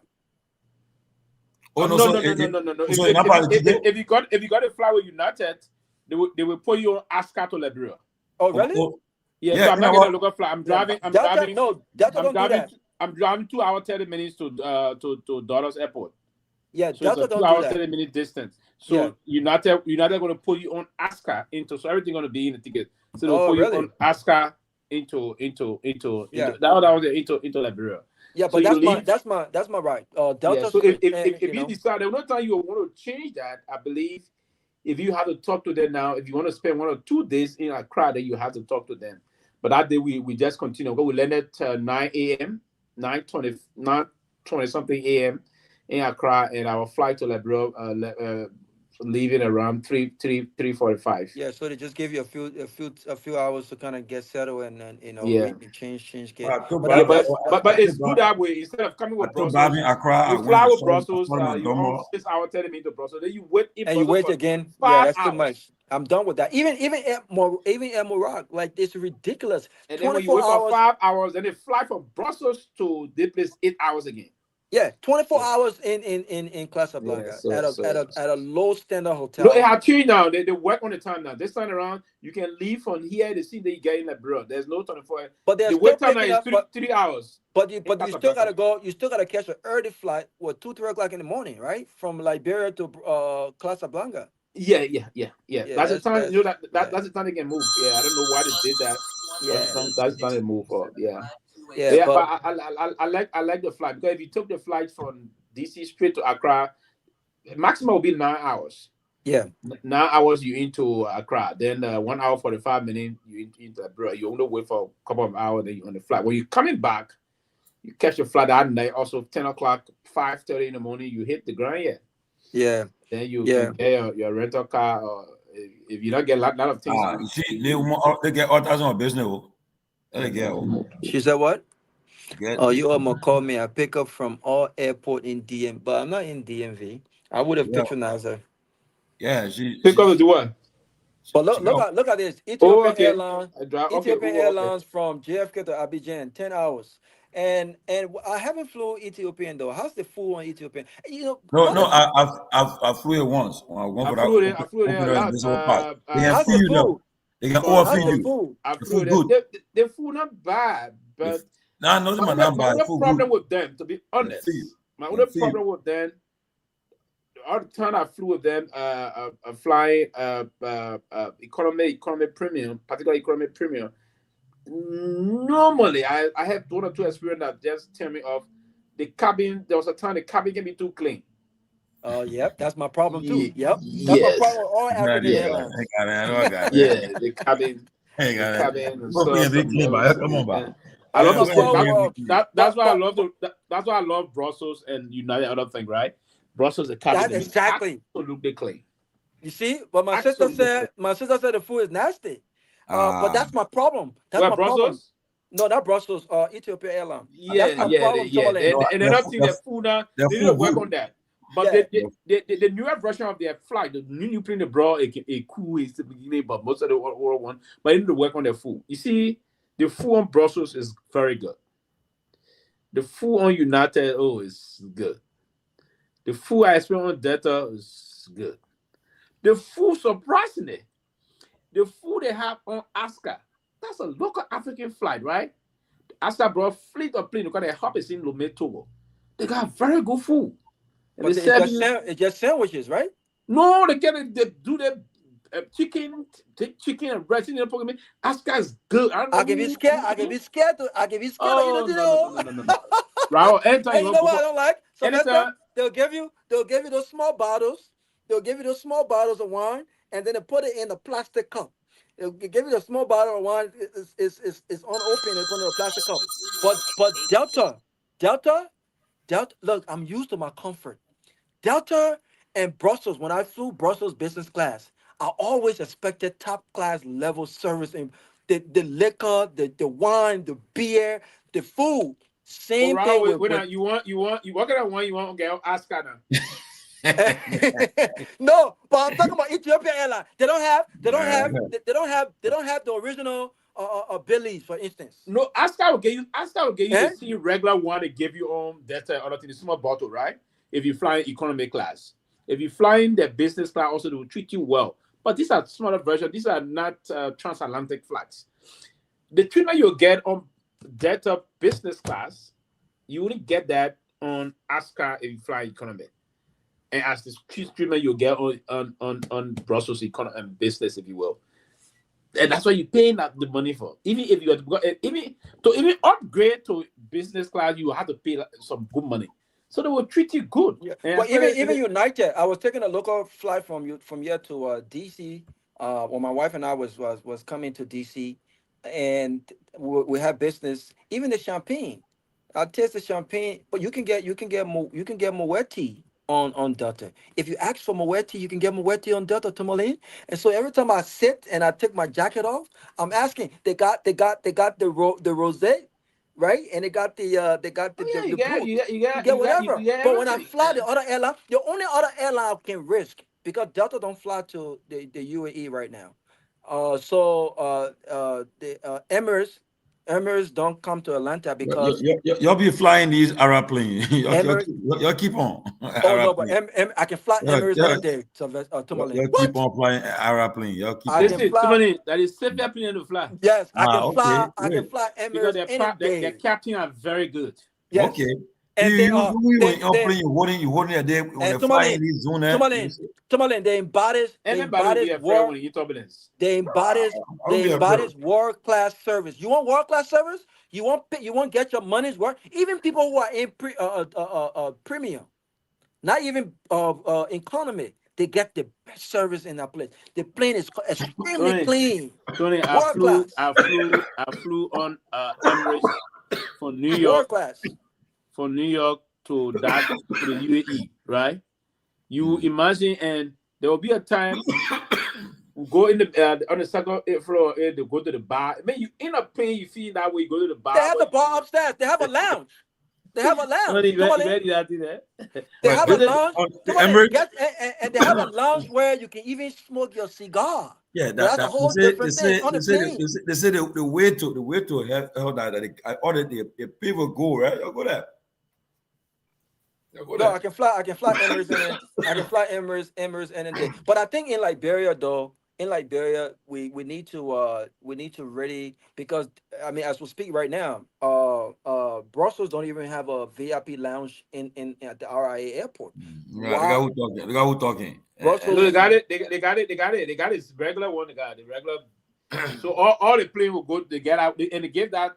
And that was my concern. No, Brussels own. I'm talking about Brussels own VIP lounge. No plane. No, our airport small man. But they could have done. But they had space, Sylvester. No, so what they did now, they agreed that they paid that person and the government of the bureau when they give that contract to a Ghanaian. I don't know what they did that for. Yeah, because the business lounge that they got there right now, that business lounge is too overcrowded and they don't make it look luxury. $25 to access the lounge. Sometimes it's $35 to access anybody and everybody in the lounge. It does not protect. You know what I'm saying? You go in the lounge sometimes. Because the reason why they did that because the business class passengers are not many, right? And sometimes on the flight, and we don't have too much flight coming. So the few flight coming, business class passenger won't do. So they will charge other people to go and do that. Let me ask a question. So if we're traveling, okay, we're traveling on a flight from Liberia, right? Okay, if you're a government official, you top official of government, you go to the VIP lounge, right? But then, so the VIP lounge, when I see you to get on the plane, you go to the lounge or you go to the business class. No. So yes, right. So when and the guy I attended a several times I got. So whenever I was traveling with the foreign minister directly with him there, right? So we sit in the VIP lounge there, and then they are protocol officers assigned there 24/7. They change shift. So when the government officials are there, government officials that should be there. But if you are something, if you're there, you're traveling, then you guys are saying they will bring the ice, tea, coffee, beer, this, gin, and other things. The guys something that would. Oh, in a VIP lounge. Oh yeah, that is something by the government. The same way we treat that in the business lounge, they treat them the same way there. Yeah, but that is being taken care of by government. Right? That be taken care about taxpayer money. That by the government, yeah, it seems like taxpayer money. So now, they got EPS assigned there 24/7 also. Those EPS will have chain of vehicle. They got now for other government officials, they got 4 different Mercedes-Benz sedans that are there always there. So when you get there, they go and check the carrier bed. They got immigration there also. The immigration there. I mean the president, the vice president, the speaker, the deputy speaker, the pro tem, the foreign minister, they're the ones who they want to go through that launch, right? So that makes sense. So the president got something exclusive now to the other side. Wow. Right? And I want to believe that maybe that seems like the vice president with news or so. But other officials of government are all cabinet ministers. All cabinet, if you are going on government function, then you should use a government official, you should use that. Even the deputy minister, if you go on government function, you should use that. But if after they check you in and other thing, your passport is all set, the immigration people bring the passport back. There's protocol officers that are there to process government officials' travel document. They go and check their things in and something like that. You waiting. Time for the flight. When they start boarding, then those Mercedes-Benz, you'll get on the street, take you straight to the plane. Straight to the plane. So you don't come on the no, you're not coming to the outside, take you straight to the plane. But straight to the plane. Even though it's not a jet, but they'll take you there because if for security reasons you can't go and check in the normal. They'll take you already checking already straight to the plane, and then you board the plane, other thing. When you back, the scene, when the plane land, as soon as the plane hit the tarmac and another come and dock to wherever going on the park, how you call it, then those same vehicles will be they are driven by EPS officers. And some protocol they will pull to the plane also, and you get down from the plane straight there, and they bring you straight to the VIP area. Then they go to process your luggage and bring it, and you leave. But you know those international flights, I think. So I would do myself benefited from that first time. Those international flights are the best flight for this person. Remember, I only benefited from it one time. There's some flights. When I opened the Invisible Park, and a person we had sent for me, our official guest, my man. I got to the airport that day. When I look, they got it from the Ministry of State. They were all there. They can't pick us up. But I was a little bit shy. I said, got this lamb. I thought also too. Well, our own spoon too. So when I got there, what they got you straight from the plane, or you go or passengers? They got me from the plane. They had the black card in there. But where? To the airport, Ralphie. The president, the president guest now. I saw the president come open the park. But all the guys were coming. Ben Sanvee, all the Ghanaians, all the foreign players were arriving. But one guy said, "What? That power that's on you?" When I got to the airport, my lady said, "Oh, the party will process quick. I ordered that place. Quick." when they came to the hotel for that, when that day when the program, the main program now, I said my pass by the park, it was jam packed. So I wanted to tell Rakuda to go chill small. I was there chilling. I won't call her name. 2 ladies, they were from the States. They said they told the woman said, oh, I think that guy there, the president said for that guy. So you all ride with him, you all enter that place with all trouble. And sure enough, they knew me. So they said, oh, I told them you are knowing. So they went with me and got to the entrance. My man. Yeah. They think I was bang and say to me and use it to that show. When I got to the entrance, oh, my job. Then on the EPI guy say, a president guest, you'll get a mentions. They put their hair onto me. Presidential guest. You know what I mean? Tell my man, when we went through, I said, they held onto me. How did the 2 ladies enter?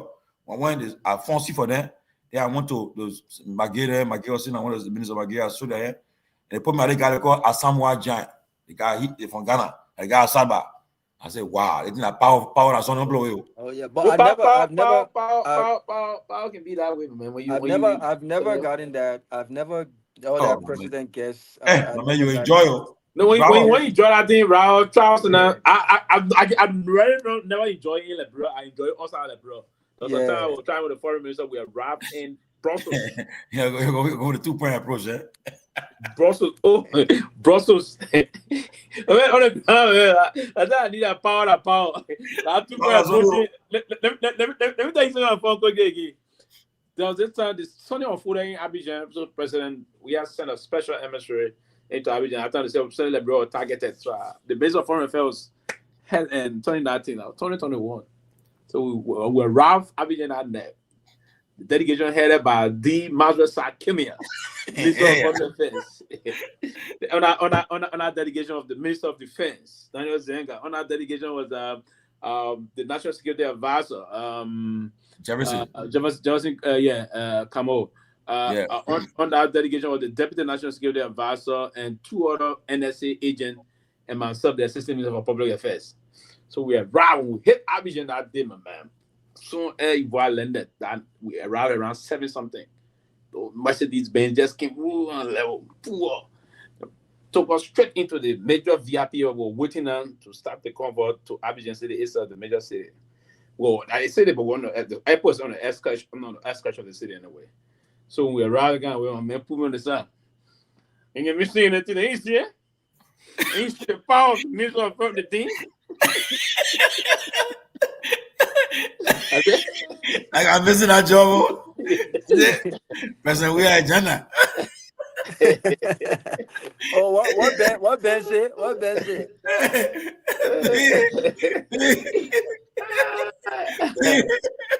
President, we are 2-point Jana. But man, the convoy will come for you, man. You will see it and feel it. Yeah. Another time, and the French people, it also happened in France. You know, Charles de Gaulle is very busy. When you go there, you will not even know how to do. Where's the other that place? Very busy airport. It's worse than where LaGuardia used to be like. You know, they transformed LaGuardia now, right? But it's Charles de Gaulle, but one of the areas I really enjoy to understand diplomacy again is at Morocco, man. Charles Benanga, whatever, man. It took us that's kind of fast hotel in Casablanca. They call the name, man. Took us to that place that day, man. Traveling.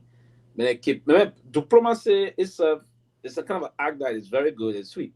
It's sweet. Yeah, it is. It is, but not just diplomacy, but you know, like Ben now. Ben, I would let you know I should be. No, diplomacy, Robert, that's what people say, because it is. I know. But no, what I'm saying is diplomacy sometimes comes through connections and knowing. Yeah, it do. No, I told you the story about what in Nigeria. But so power very sweet. What in Nigeria? Power now. We're telling about Bagos, I think I'll power. Then I got the power. Power sweet, bro.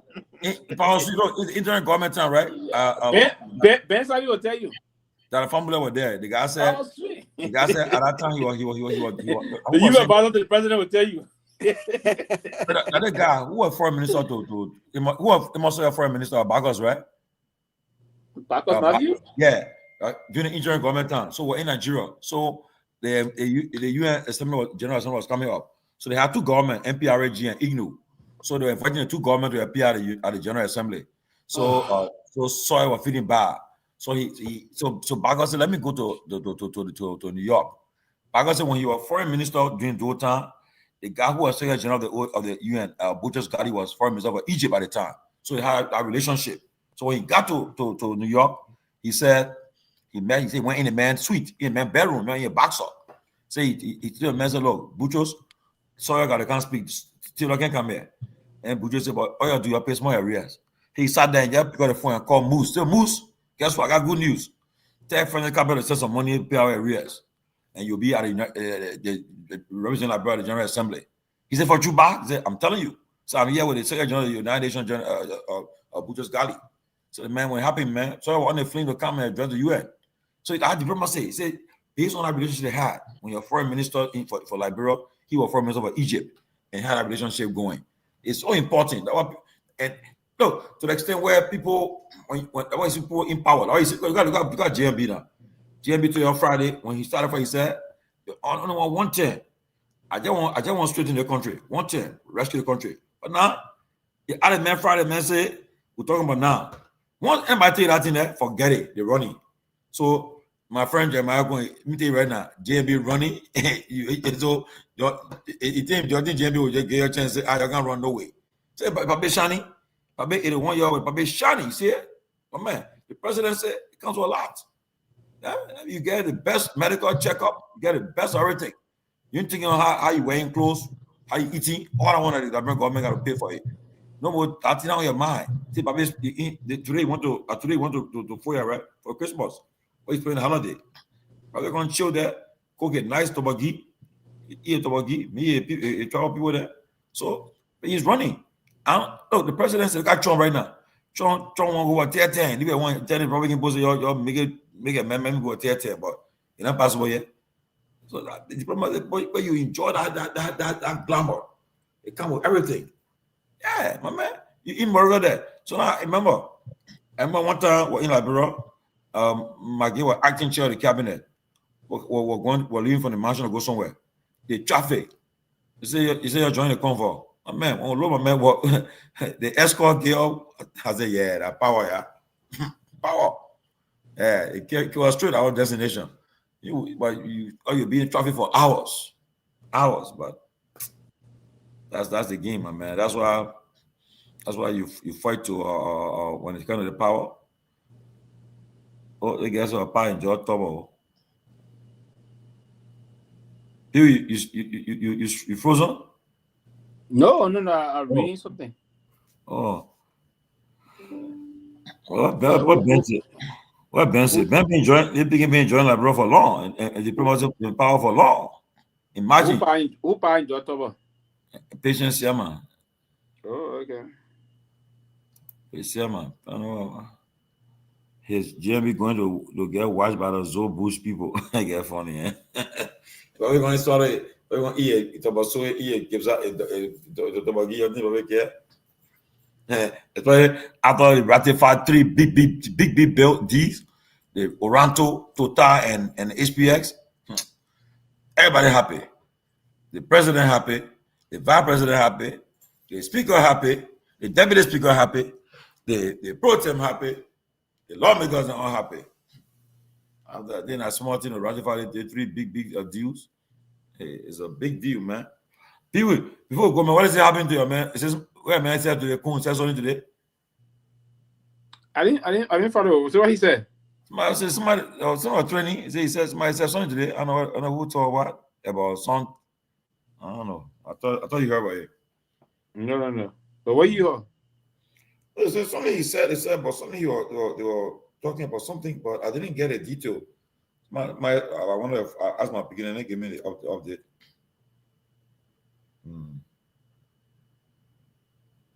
Yeah, man. I call it there, man. Yeah, bro.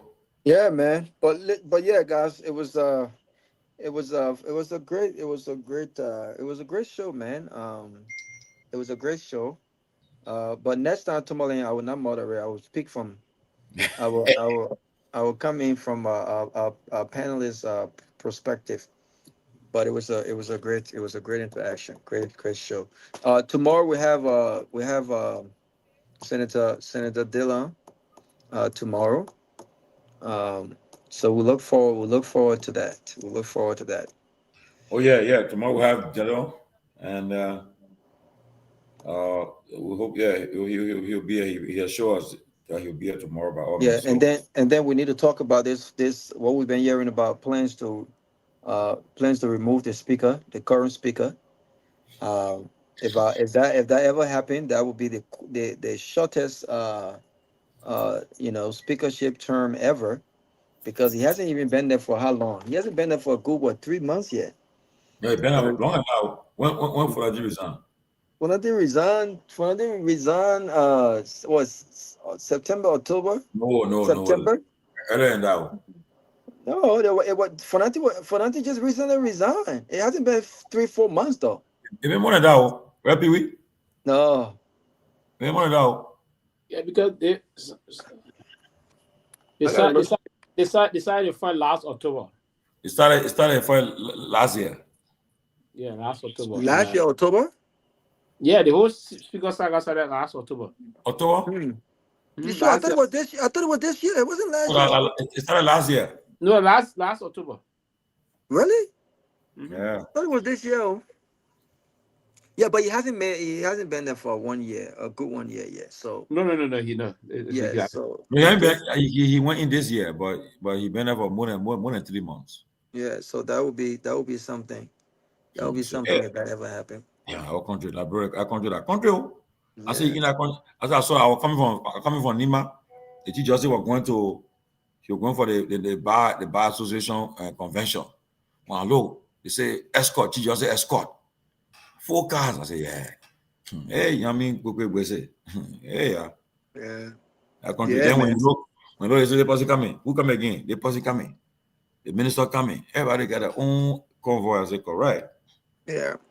Yeah, but I'm looking for, and it said we can help in the economy. I'm looking for 2 drivers, man. I'm looking for 1 driver for my pops and 1 driver for my mom. In Liberia. So your parents they are moved now? My dad is there. He had to go in front, so he's been there for 3 weeks now. He had to go collect the container to make sure everything that was sent to get the cars and stuff like that. So he's there. My mom. They live in which part of town? They got a place there. Is it Marsha? Is it Marsha? I'm not very far from my dear brother's sickle house, so we'll be drinking. Okay. Yeah, we'll be drinking tea and vodka. Ah. But no, Colasco don't drink that, but it's not very far. It's pretty close. So if you know anyone in the area, I will call Sickle and ask him, since he's in that area. But I'm looking for someone in that area where I don't have to pay that way to go home every day. I just pay you what I'm supposed to pay you every month, and that's it. You know how to drive there. A driver told me a story in time. The guy said, "Drive." I won't call him the driver. The minister, the official government. He said, Brabilo, the man will carry people all day, night, carry you for 9 hours. Then he said, why he does that? After he now use you the whole day, we go to the place to that point, and when you work with him, you in it. When you go somewhere, you in the car, you also. Hey, I different and the program very makes us because ask Pewee, driver, know what we're going like, bro. If people will not know because when we go somewhere, what they will do, and they won't be part of our conversation, but they will tell us your car, you have your seat, though. You take the seat, your call for Sonny. But the guy said, my man, he said, it's when you tell us you're doing with me, we think whether like bro in because to say take Sonny, eat food, he said, man, keep our whole day, we know you won't give no food. Then on come on 2 o'clock on 1 kind of money, and he say, I'll see you tomorrow. He part the car. He say, I'll see you tomorrow. Yeah, my lord. In life, your driver, your cook. You not did the driving job? No, your driver, your cook, and your security. Don't play with it. Don't play with that. You're right. Yeah, don't play with people. But Sylvester, but Tomalin, you're absolutely right. You can work people. Then again, but you can work people for from morning 7 a.m. or because based on the schedule, 7 8 a.m. Sometimes and then the person goes to work, and then what are you doing while the person's at work? You know what I'm saying? You have to plan that. And then sometimes you drop them home. They have, you know, extracurricular activities. They go. I mean, that's too much. You got to pay people overtime. But my parents are you know, they're not old. My dad, he loves to party. But you need at least 2 drivers because, like I told them, just like America, the Oma will have her own activity. Papa will have his own activity. And so sometimes the driver may not necessarily come in, or sometimes you may just need 1 driver to drive the folks where they want to go. But you can't treat people like that. The only thing I can give my driver, you can eat with me all day, maybe 1 beer, but you're not drinking the way I'm drinking. You're not, because you're driving. But my driver will be treated just like my buddy. I mean, there's certain lines you can cross, but you got to make them comfortable. You got to make them feel like home, and you know. But that's the Liberian way. That's how people. That's that's it. But yeah, man, my own man back in when I drink and he getting bread now. I soon go to bread now. Yeah. He said for his style. You can see. Yeah, but for me, I said, but I didn't want to confess. He said no. He said, man, yeah, no. He begin drive. We're not going to eat. We're not going to eat in the same. In some cases, even when you do, in some cases, we eat together. But yeah, I don't mind that. What I'm eating for him, call for. I don't mind that. Something. I don't mind that, Sylvester. In line, whenever we went home late, if he met driving me home late, he park, go to bed. But Sylvester, that's what you take the other car and go home. Because for him, I trust to take the other car and go. And when you get the other one home, right? But my regular B, not touching that one. The new pro one, get that you. That's the white one. That's the one he would then he had to open the car at Julia's Jar. Okay, That is a 2023 Voyager allies. Not you get give anybody play with. But that's why you have the boys' quarter. If your driver, if you went out late, 3 o'clock in the morning, my man, even if you told the man to drive home, you see, for even me, if you told the man to drive home, Sylvester, that's not safe. No, for me, but in a car driving, he decided to go by the man. He decided to stay. Yeah, he can stay. Yeah, the man can stay to the boys' quarter, depending on the schedule. If you know you're gonna be out late, you know you have a boys' quarter. Okay, you come home late. Every time in Liberia, my people, they will sleep right, have a place to sleep. But yes, the deep 3-4 o'clock in the morning. Yes, the deep for me. In some cases, yeah, you want your man to be with you because you need somebody to be with you for you see. So that's the case. If they can go home in many too many lodgers tonight, man, the man will sleep to the house there. Yeah. Sleep to the house. You know, because now I can tell the man, if we're going to be somewhere late, message cheat, and then when you're not going, I'm not going home. The man be, you know, so is that how you operate those guys? But Robert, there's, you know, the guys will tell you, who would hang with me, they say that never a time when I go home. Every day, almost every day, I'll get a goddamn M55 ball. Everybody that hang with me that day, when they go home, I get a Sonny. That's not the point I used to. People say, and you know, man, I just learned about me, I'll get in a Sonny. Where to go. Okay? You know, one time I want to do, the guy, I had a gas lit. The man said, the man, I got gas lit, right? Then he said, see, I put 20 gas. I said, I said, you come here, you need to get gas lit. You go put it. He said, you need gas again. I said, here you go. Actual too. Yeah, I'm looking for security, but I'm not playing with my security. I want my security and I to have a good relationship. Right. So, but I got my man. Even though AB Kromah say anytime in Liberia, I should not worry about security, but I don't. No, but Robert, the guy can be with me. Like AB give me that guy. AB will get used to somebody good. The guy can be with me. I got my own people. So the guy be with me. You know your security can sometimes make and break you. That Liberia, that a very dangerous place. So your security can go places with you where some people don't even go. So, yeah. So I want that kind of relationship where I can trust. I can trust my right hand man right now in Liberia.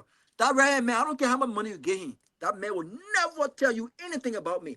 But some of the security there, if you're not careful, especially with the political environment, those guys can expose you. Let me tell you now, if you're a mean person to your people that work with you, they won't talk about you. They say, I don't forget it. No, but if you're mean, but if you're nice to them, trust me, they'll hold Yeah, you. but Tomalin, even if you're nice to them, right, and you don't have a relationship with them, anything can happen. I'm telling you, anything can happen. I'm talking about security them that I don't get. Look, you see what happening with these guys in Liberia? How are people finding out a certain information? I'm not saying it's right. I know some men who can go to Julian house with their security at certain places. They come to find out some people know they're not supposed to know. Who tell them? How they know? How they know the person, where the person stayed? I want my security. I'm not saying that's not what I'm doing. I just want to be very clear. But you're right. You're right. You know, you're right. Not necessarily doing it. I want to be very clear. I don't say I'm looking for security because no, I'm just saying if that's what you're doing, if that's what you're doing, if that's what you're doing, your security should be able to. You should go to trust your security because your security can make or break you in many cases, especially in the Liberia. So I want security. I will pay them good. I want my own security. I'm not playing my security business. No, but going to Robert, Liberia these days, I will have my security behind you me. need somebody who that I told you the guy and be with me. That guy who been with me for the last 6 years. Whenever I go, before I arrive, the player stopping. They go secure that place already. Make sure they get a key. Everything they set the play for me. Yeah, they know what's up. Everything that will be there. And they don't have to be. They don't have to be. They don't have to be beat by the man. They don't have to be body beat. No. I'm not here for all that beat by the man. All my men I get in the taser, the pepper spray, and then they headset that all got it. They got it. No, but I got my B. The B is in Liberia. I got my B. I will protect myself. I got my B there. My parents gotta protect themselves. So if you come in, see for me. I didn't stay out too late. Highest or level maybe would be one. I will always be home by 9 home. No, so that's too early. That's too early for me. Unless I'm I'm a papa now, so I was staying. That's too early for me. Right, when you going, you probably December. No, I'm not December. I stopped going to Liberia in December now. I'm not beyond December. I want to stop. Every time you go to Liberia, they say this. I stop. I can go there in May of the year, but I'm going to Europe next month for my birthday. My wife taking everything. You know, my birthday I always travel now, so I'm looking forward to. I'm going to Italy in the next 2 weeks. And then when I come back, based on my schedule, I might go to Ghana and Liberia, based on my schedule. But Sylvester, man, the thing about Liberia, you can miss the place. But as soon as you enter in the country again, after 2-3 days, it's the same thing. You just spending money. No, but it depends. It depends. No, but Robert. I mean, Liberia getting lively. I mean, for me, Robert. I like to be with the Congress. I like to us be together from their place to the place. But I tell you the truth, right? The country is. I tell you the truth. When I go abroad next time, I was spend more time in the interior, especially in Nima. I enjoy my stay because that's my part of Liberia. Yeah, because if you spend, if you stay wherever you get tired. But Nima, look, that day, if I ask my plane want to go Nima and come out the next day, or somebody say, the Suriname say, Ali, he get talking. When you get there, you see whether you will come out the next day. So when I roll on your car, when I got there, when I got the food on the table for, I say, wow, all the niceness, organic food. I ate, how I drink that, and I went. I said, but then, I said, gentlemen, you know what I mean? We'll go roll around to the night. We're going to evening here. He said, we went around. Look, the pound one king. I said, but I know, Sonny, tomorrow we're going to go soon in the morning tomorrow. Let's sleep there again. What? I said, well, because we'll see what we equal log when you keep out all the places there. And then you traveling with the governor or the county. So you know what I mean? When they see your car coming, it's very. Oh, you're talking about your superintendent of the year? Oh yeah, she is, man. She is superintendent of the year. Listen, I mean, yeah, but I am looking for security. Someone said, "Why security?" I mean, I mean, Liberia is I mean, this is the in a big show, Benny. I tell you about it. Not big show. That's what I'm saying. I don't have to. You can't come from America. You travel alone.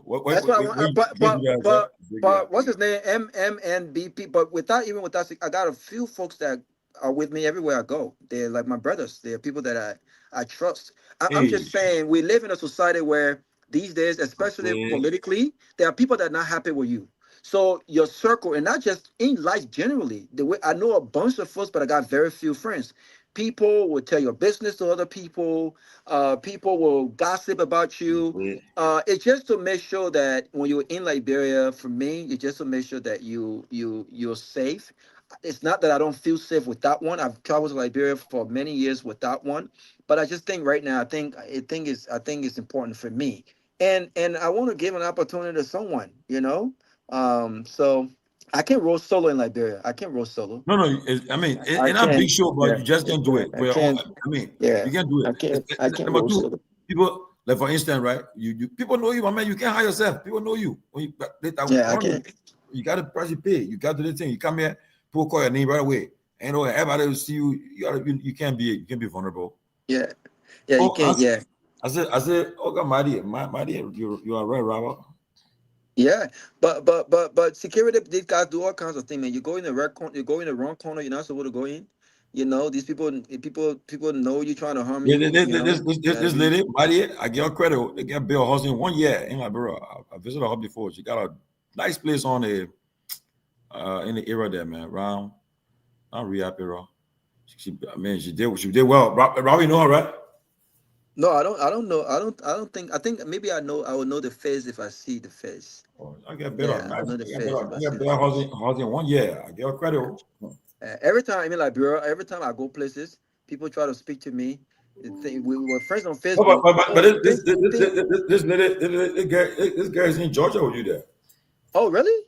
Maddie Power Rogers, you know. Oh, maybe I know. That white sister.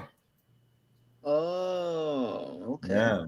Okay, maybe I know her. Yeah, maybe I know her. But Sylvester, that day when you were at OKFM, you were driving yourself, eh? Yeah, to me, tell you. I drive myself in a place. The man brave. I can't try that thing. I don't lie about it. Sometimes my man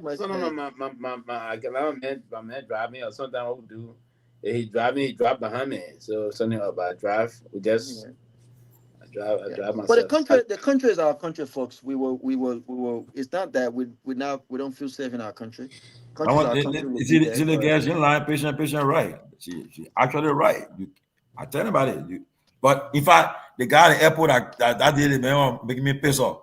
He said, "You ever be on touch your line?" I got pissed off him, so he made that comment. You touch your sit on your line whole day. I said, "Wait a minute, I got mad." But guess what, now? People want behind that. One behind that, he said, I'm gonna game paper on the show. I bring it. When I look, one call came, man. He call came from somewhere. He know where the call came from. He moved on the 11th Street. He can't make it. Well, ain't getting married at 18? No. No, but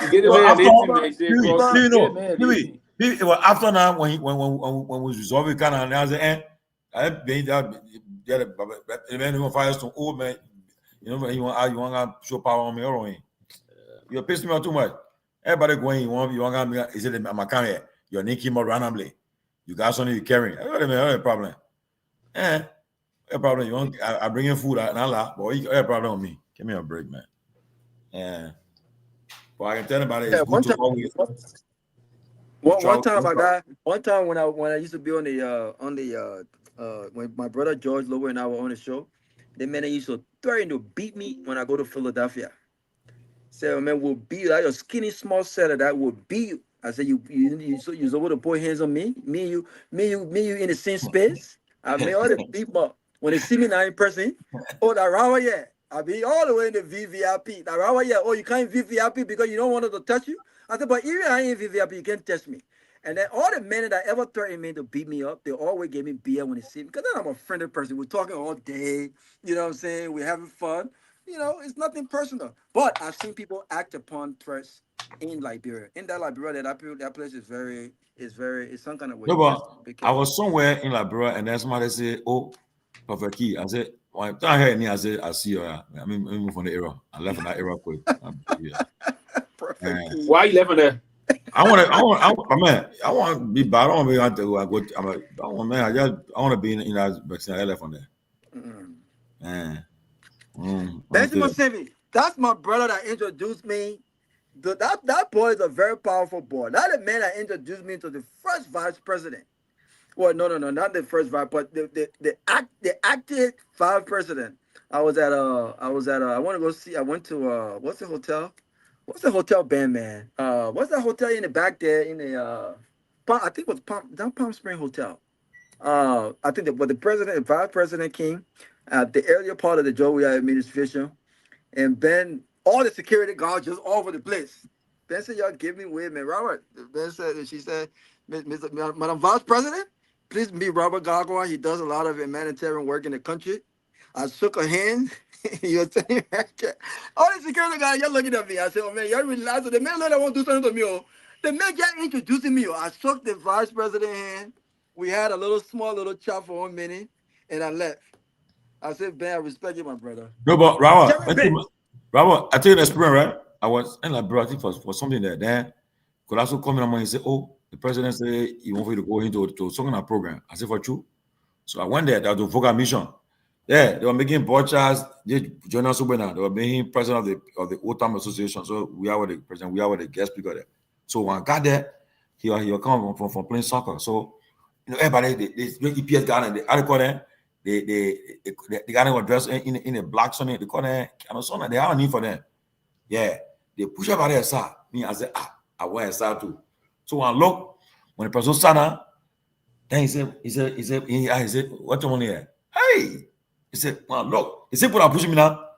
When so the person calling, I said, yo, you're pushing me the field. Yo, you're pushing me now. So I'm get on side. The president said, what's the money there? I said, wait, what's the money? He said, I man, can't sit down. I sat down with it. I sat down there. Then Diba was sitting on the other side. He said, but what am I doing? That man can't man. Diba jumped. I said, yeah. You know, that's a powerful office there in the country. But then after that, when I look, that we're about to leave down the program, and then he said, then the guy, see what she was say, where your car? He said, put it in the comfort. I said, what? I said, gentlemen, that come on and run. But when we went for second wedding, the same thing happened. I mean, I don't know half of the folks that were at second wedding when we got there. My brother we were there. He kept making sure my wife and I was good. He said, man, you're good. And so in the invitation we got, we didn't know where we were supposed to sit. But when we entered the Jamaica resort, I remember very clearly people just sitting, people coming from this other place. And then inside of the basketball court, they had where the president was supposed to be sitting. I don't know how they made that arrangement, because the basketball court and the other side of the reception separated everybody else. It almost seemed like the people that were sitting inside of the gate were not even part of the reception, because the main reception was going on to where the president was. Speeches were being held. The DJs were there. And the funny thing about it, they had different food coming in. So I don't know what happened. What didn't happen? Somebody came and said, you Robert Garguah? I said, yeah. Was sitting right on the thing. He said, no, your man said you should come to where the president. Mind you, the same thing you just said, all the security got in. There was security, they got protocol officers, all of you guys just standing there. They don't want you to enter the gate. Yeah. So for some reason we got up, and we walked, and when we sat down.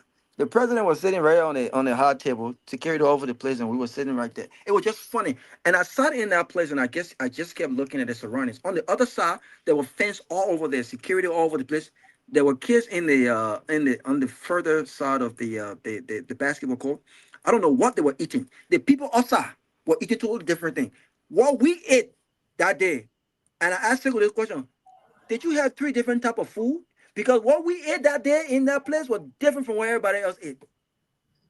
Man, you say that with the president, and he said, "Well, that's crazy stuff, man." I'm like, that's crazy, man. No, but that's why we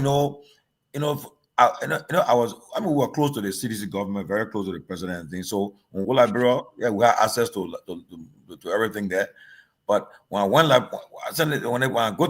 when I go Liberia now under the new administration, I want you can feed. I say power the ball bound, the rule change them too. Seriously, because then I remember on the day of President Baga's birthday, I think, in Liberia. One guy said, I said, man, I beg you back. I said, first of all, I tell John and follow me for me. They was when they feel me on social media today, because they were not. So man, I said, I beg you, I go visit Yeke first. From Yeke, I went straight to Dusa. When Yeke play, I went straight to Dusa. I said, y'all go there for me. I'm going nowhere. I want my to cause my mind, pa. My papa not that. I beg you. Me go relax myself. What I said, man, I go. Let's go. I beg you. What? I saw that happening with that. Because first thing you go there, they'll put a camera on you for it. Oh, yeah. Everybody, and that's the thing you say, oh, what man, and that's the post I say, Papa, we told you, I'm in there, hey, there, you're going to join the pool now. If they will not, so you're going to afford it in there. Yeah. No, there's nothing you can do, man. Once you in this place we're in, it's a problem. You gotta be careful. Yeah. All right, guys. But good night, man. You guys Yeah, have a great night. We'll have another one tomorrow. Tomorrow is Christmas Eve, and tomorrow we'll be giving our scorecards after they don't leave. Okay, so, tomorrow. Okay. Yeah. You already put it up, right? The criteria and all that stuff like that. Yeah, I got it in set already. So if I hear tomorrow. All right. Good night. Okay, Robert. Thanks, man.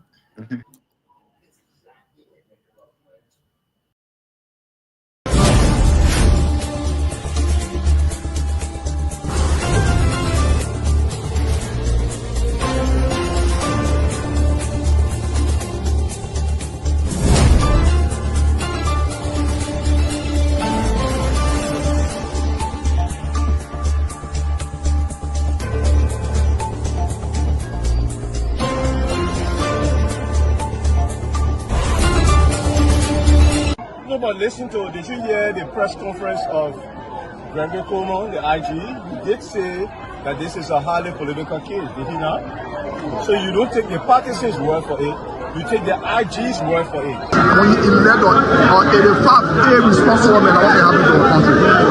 We elect on 85 irresponsible men to govern this country, not to be very irresponsible. Please place your left hand on the Bible being held by your wife, and you will kindly raise your right hand, sir, and repeat after me.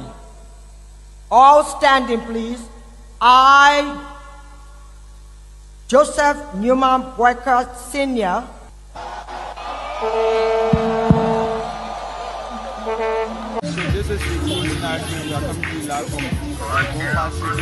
No secret now that your friend and former boss will be a candidate in 2029.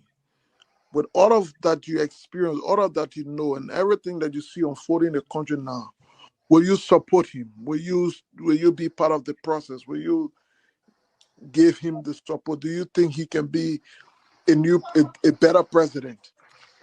So why you want to bring political money in it now? Oh, but you political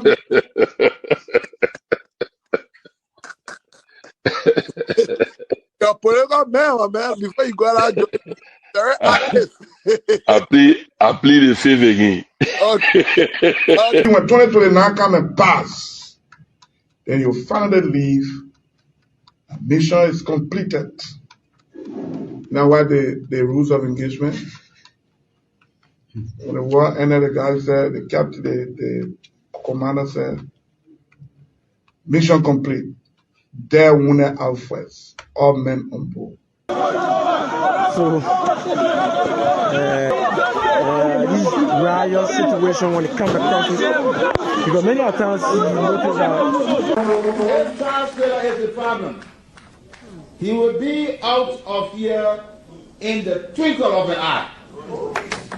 And I say, let well-meaning Liberians come home. If we respect this constitution, a government formed in Accra is a violation of Article 1 of the Constitution. Let them come home. Let that government be formed in Monrovia. On the broadcast administration, we want to give the government of Liberia an ultimatum of 72 hours to provide a living ballot of the chairman of the Student Unification Party, or else there will be a catastrophic pneumonia in the Republic of Liberia. To arrest the chairman of the Student Unification Party, only because the government feel intimidated about the Vanguard Party advocacies. The government got capital road, small, that road, B road, all kind of the place. I think the reason Joseph Baker will not do much because the old man, the papa is suffering. The papa loves the country, but he can't make it. The criminal there around him, they sophisticated than him. They are sophisticated criminals, so they can't make it.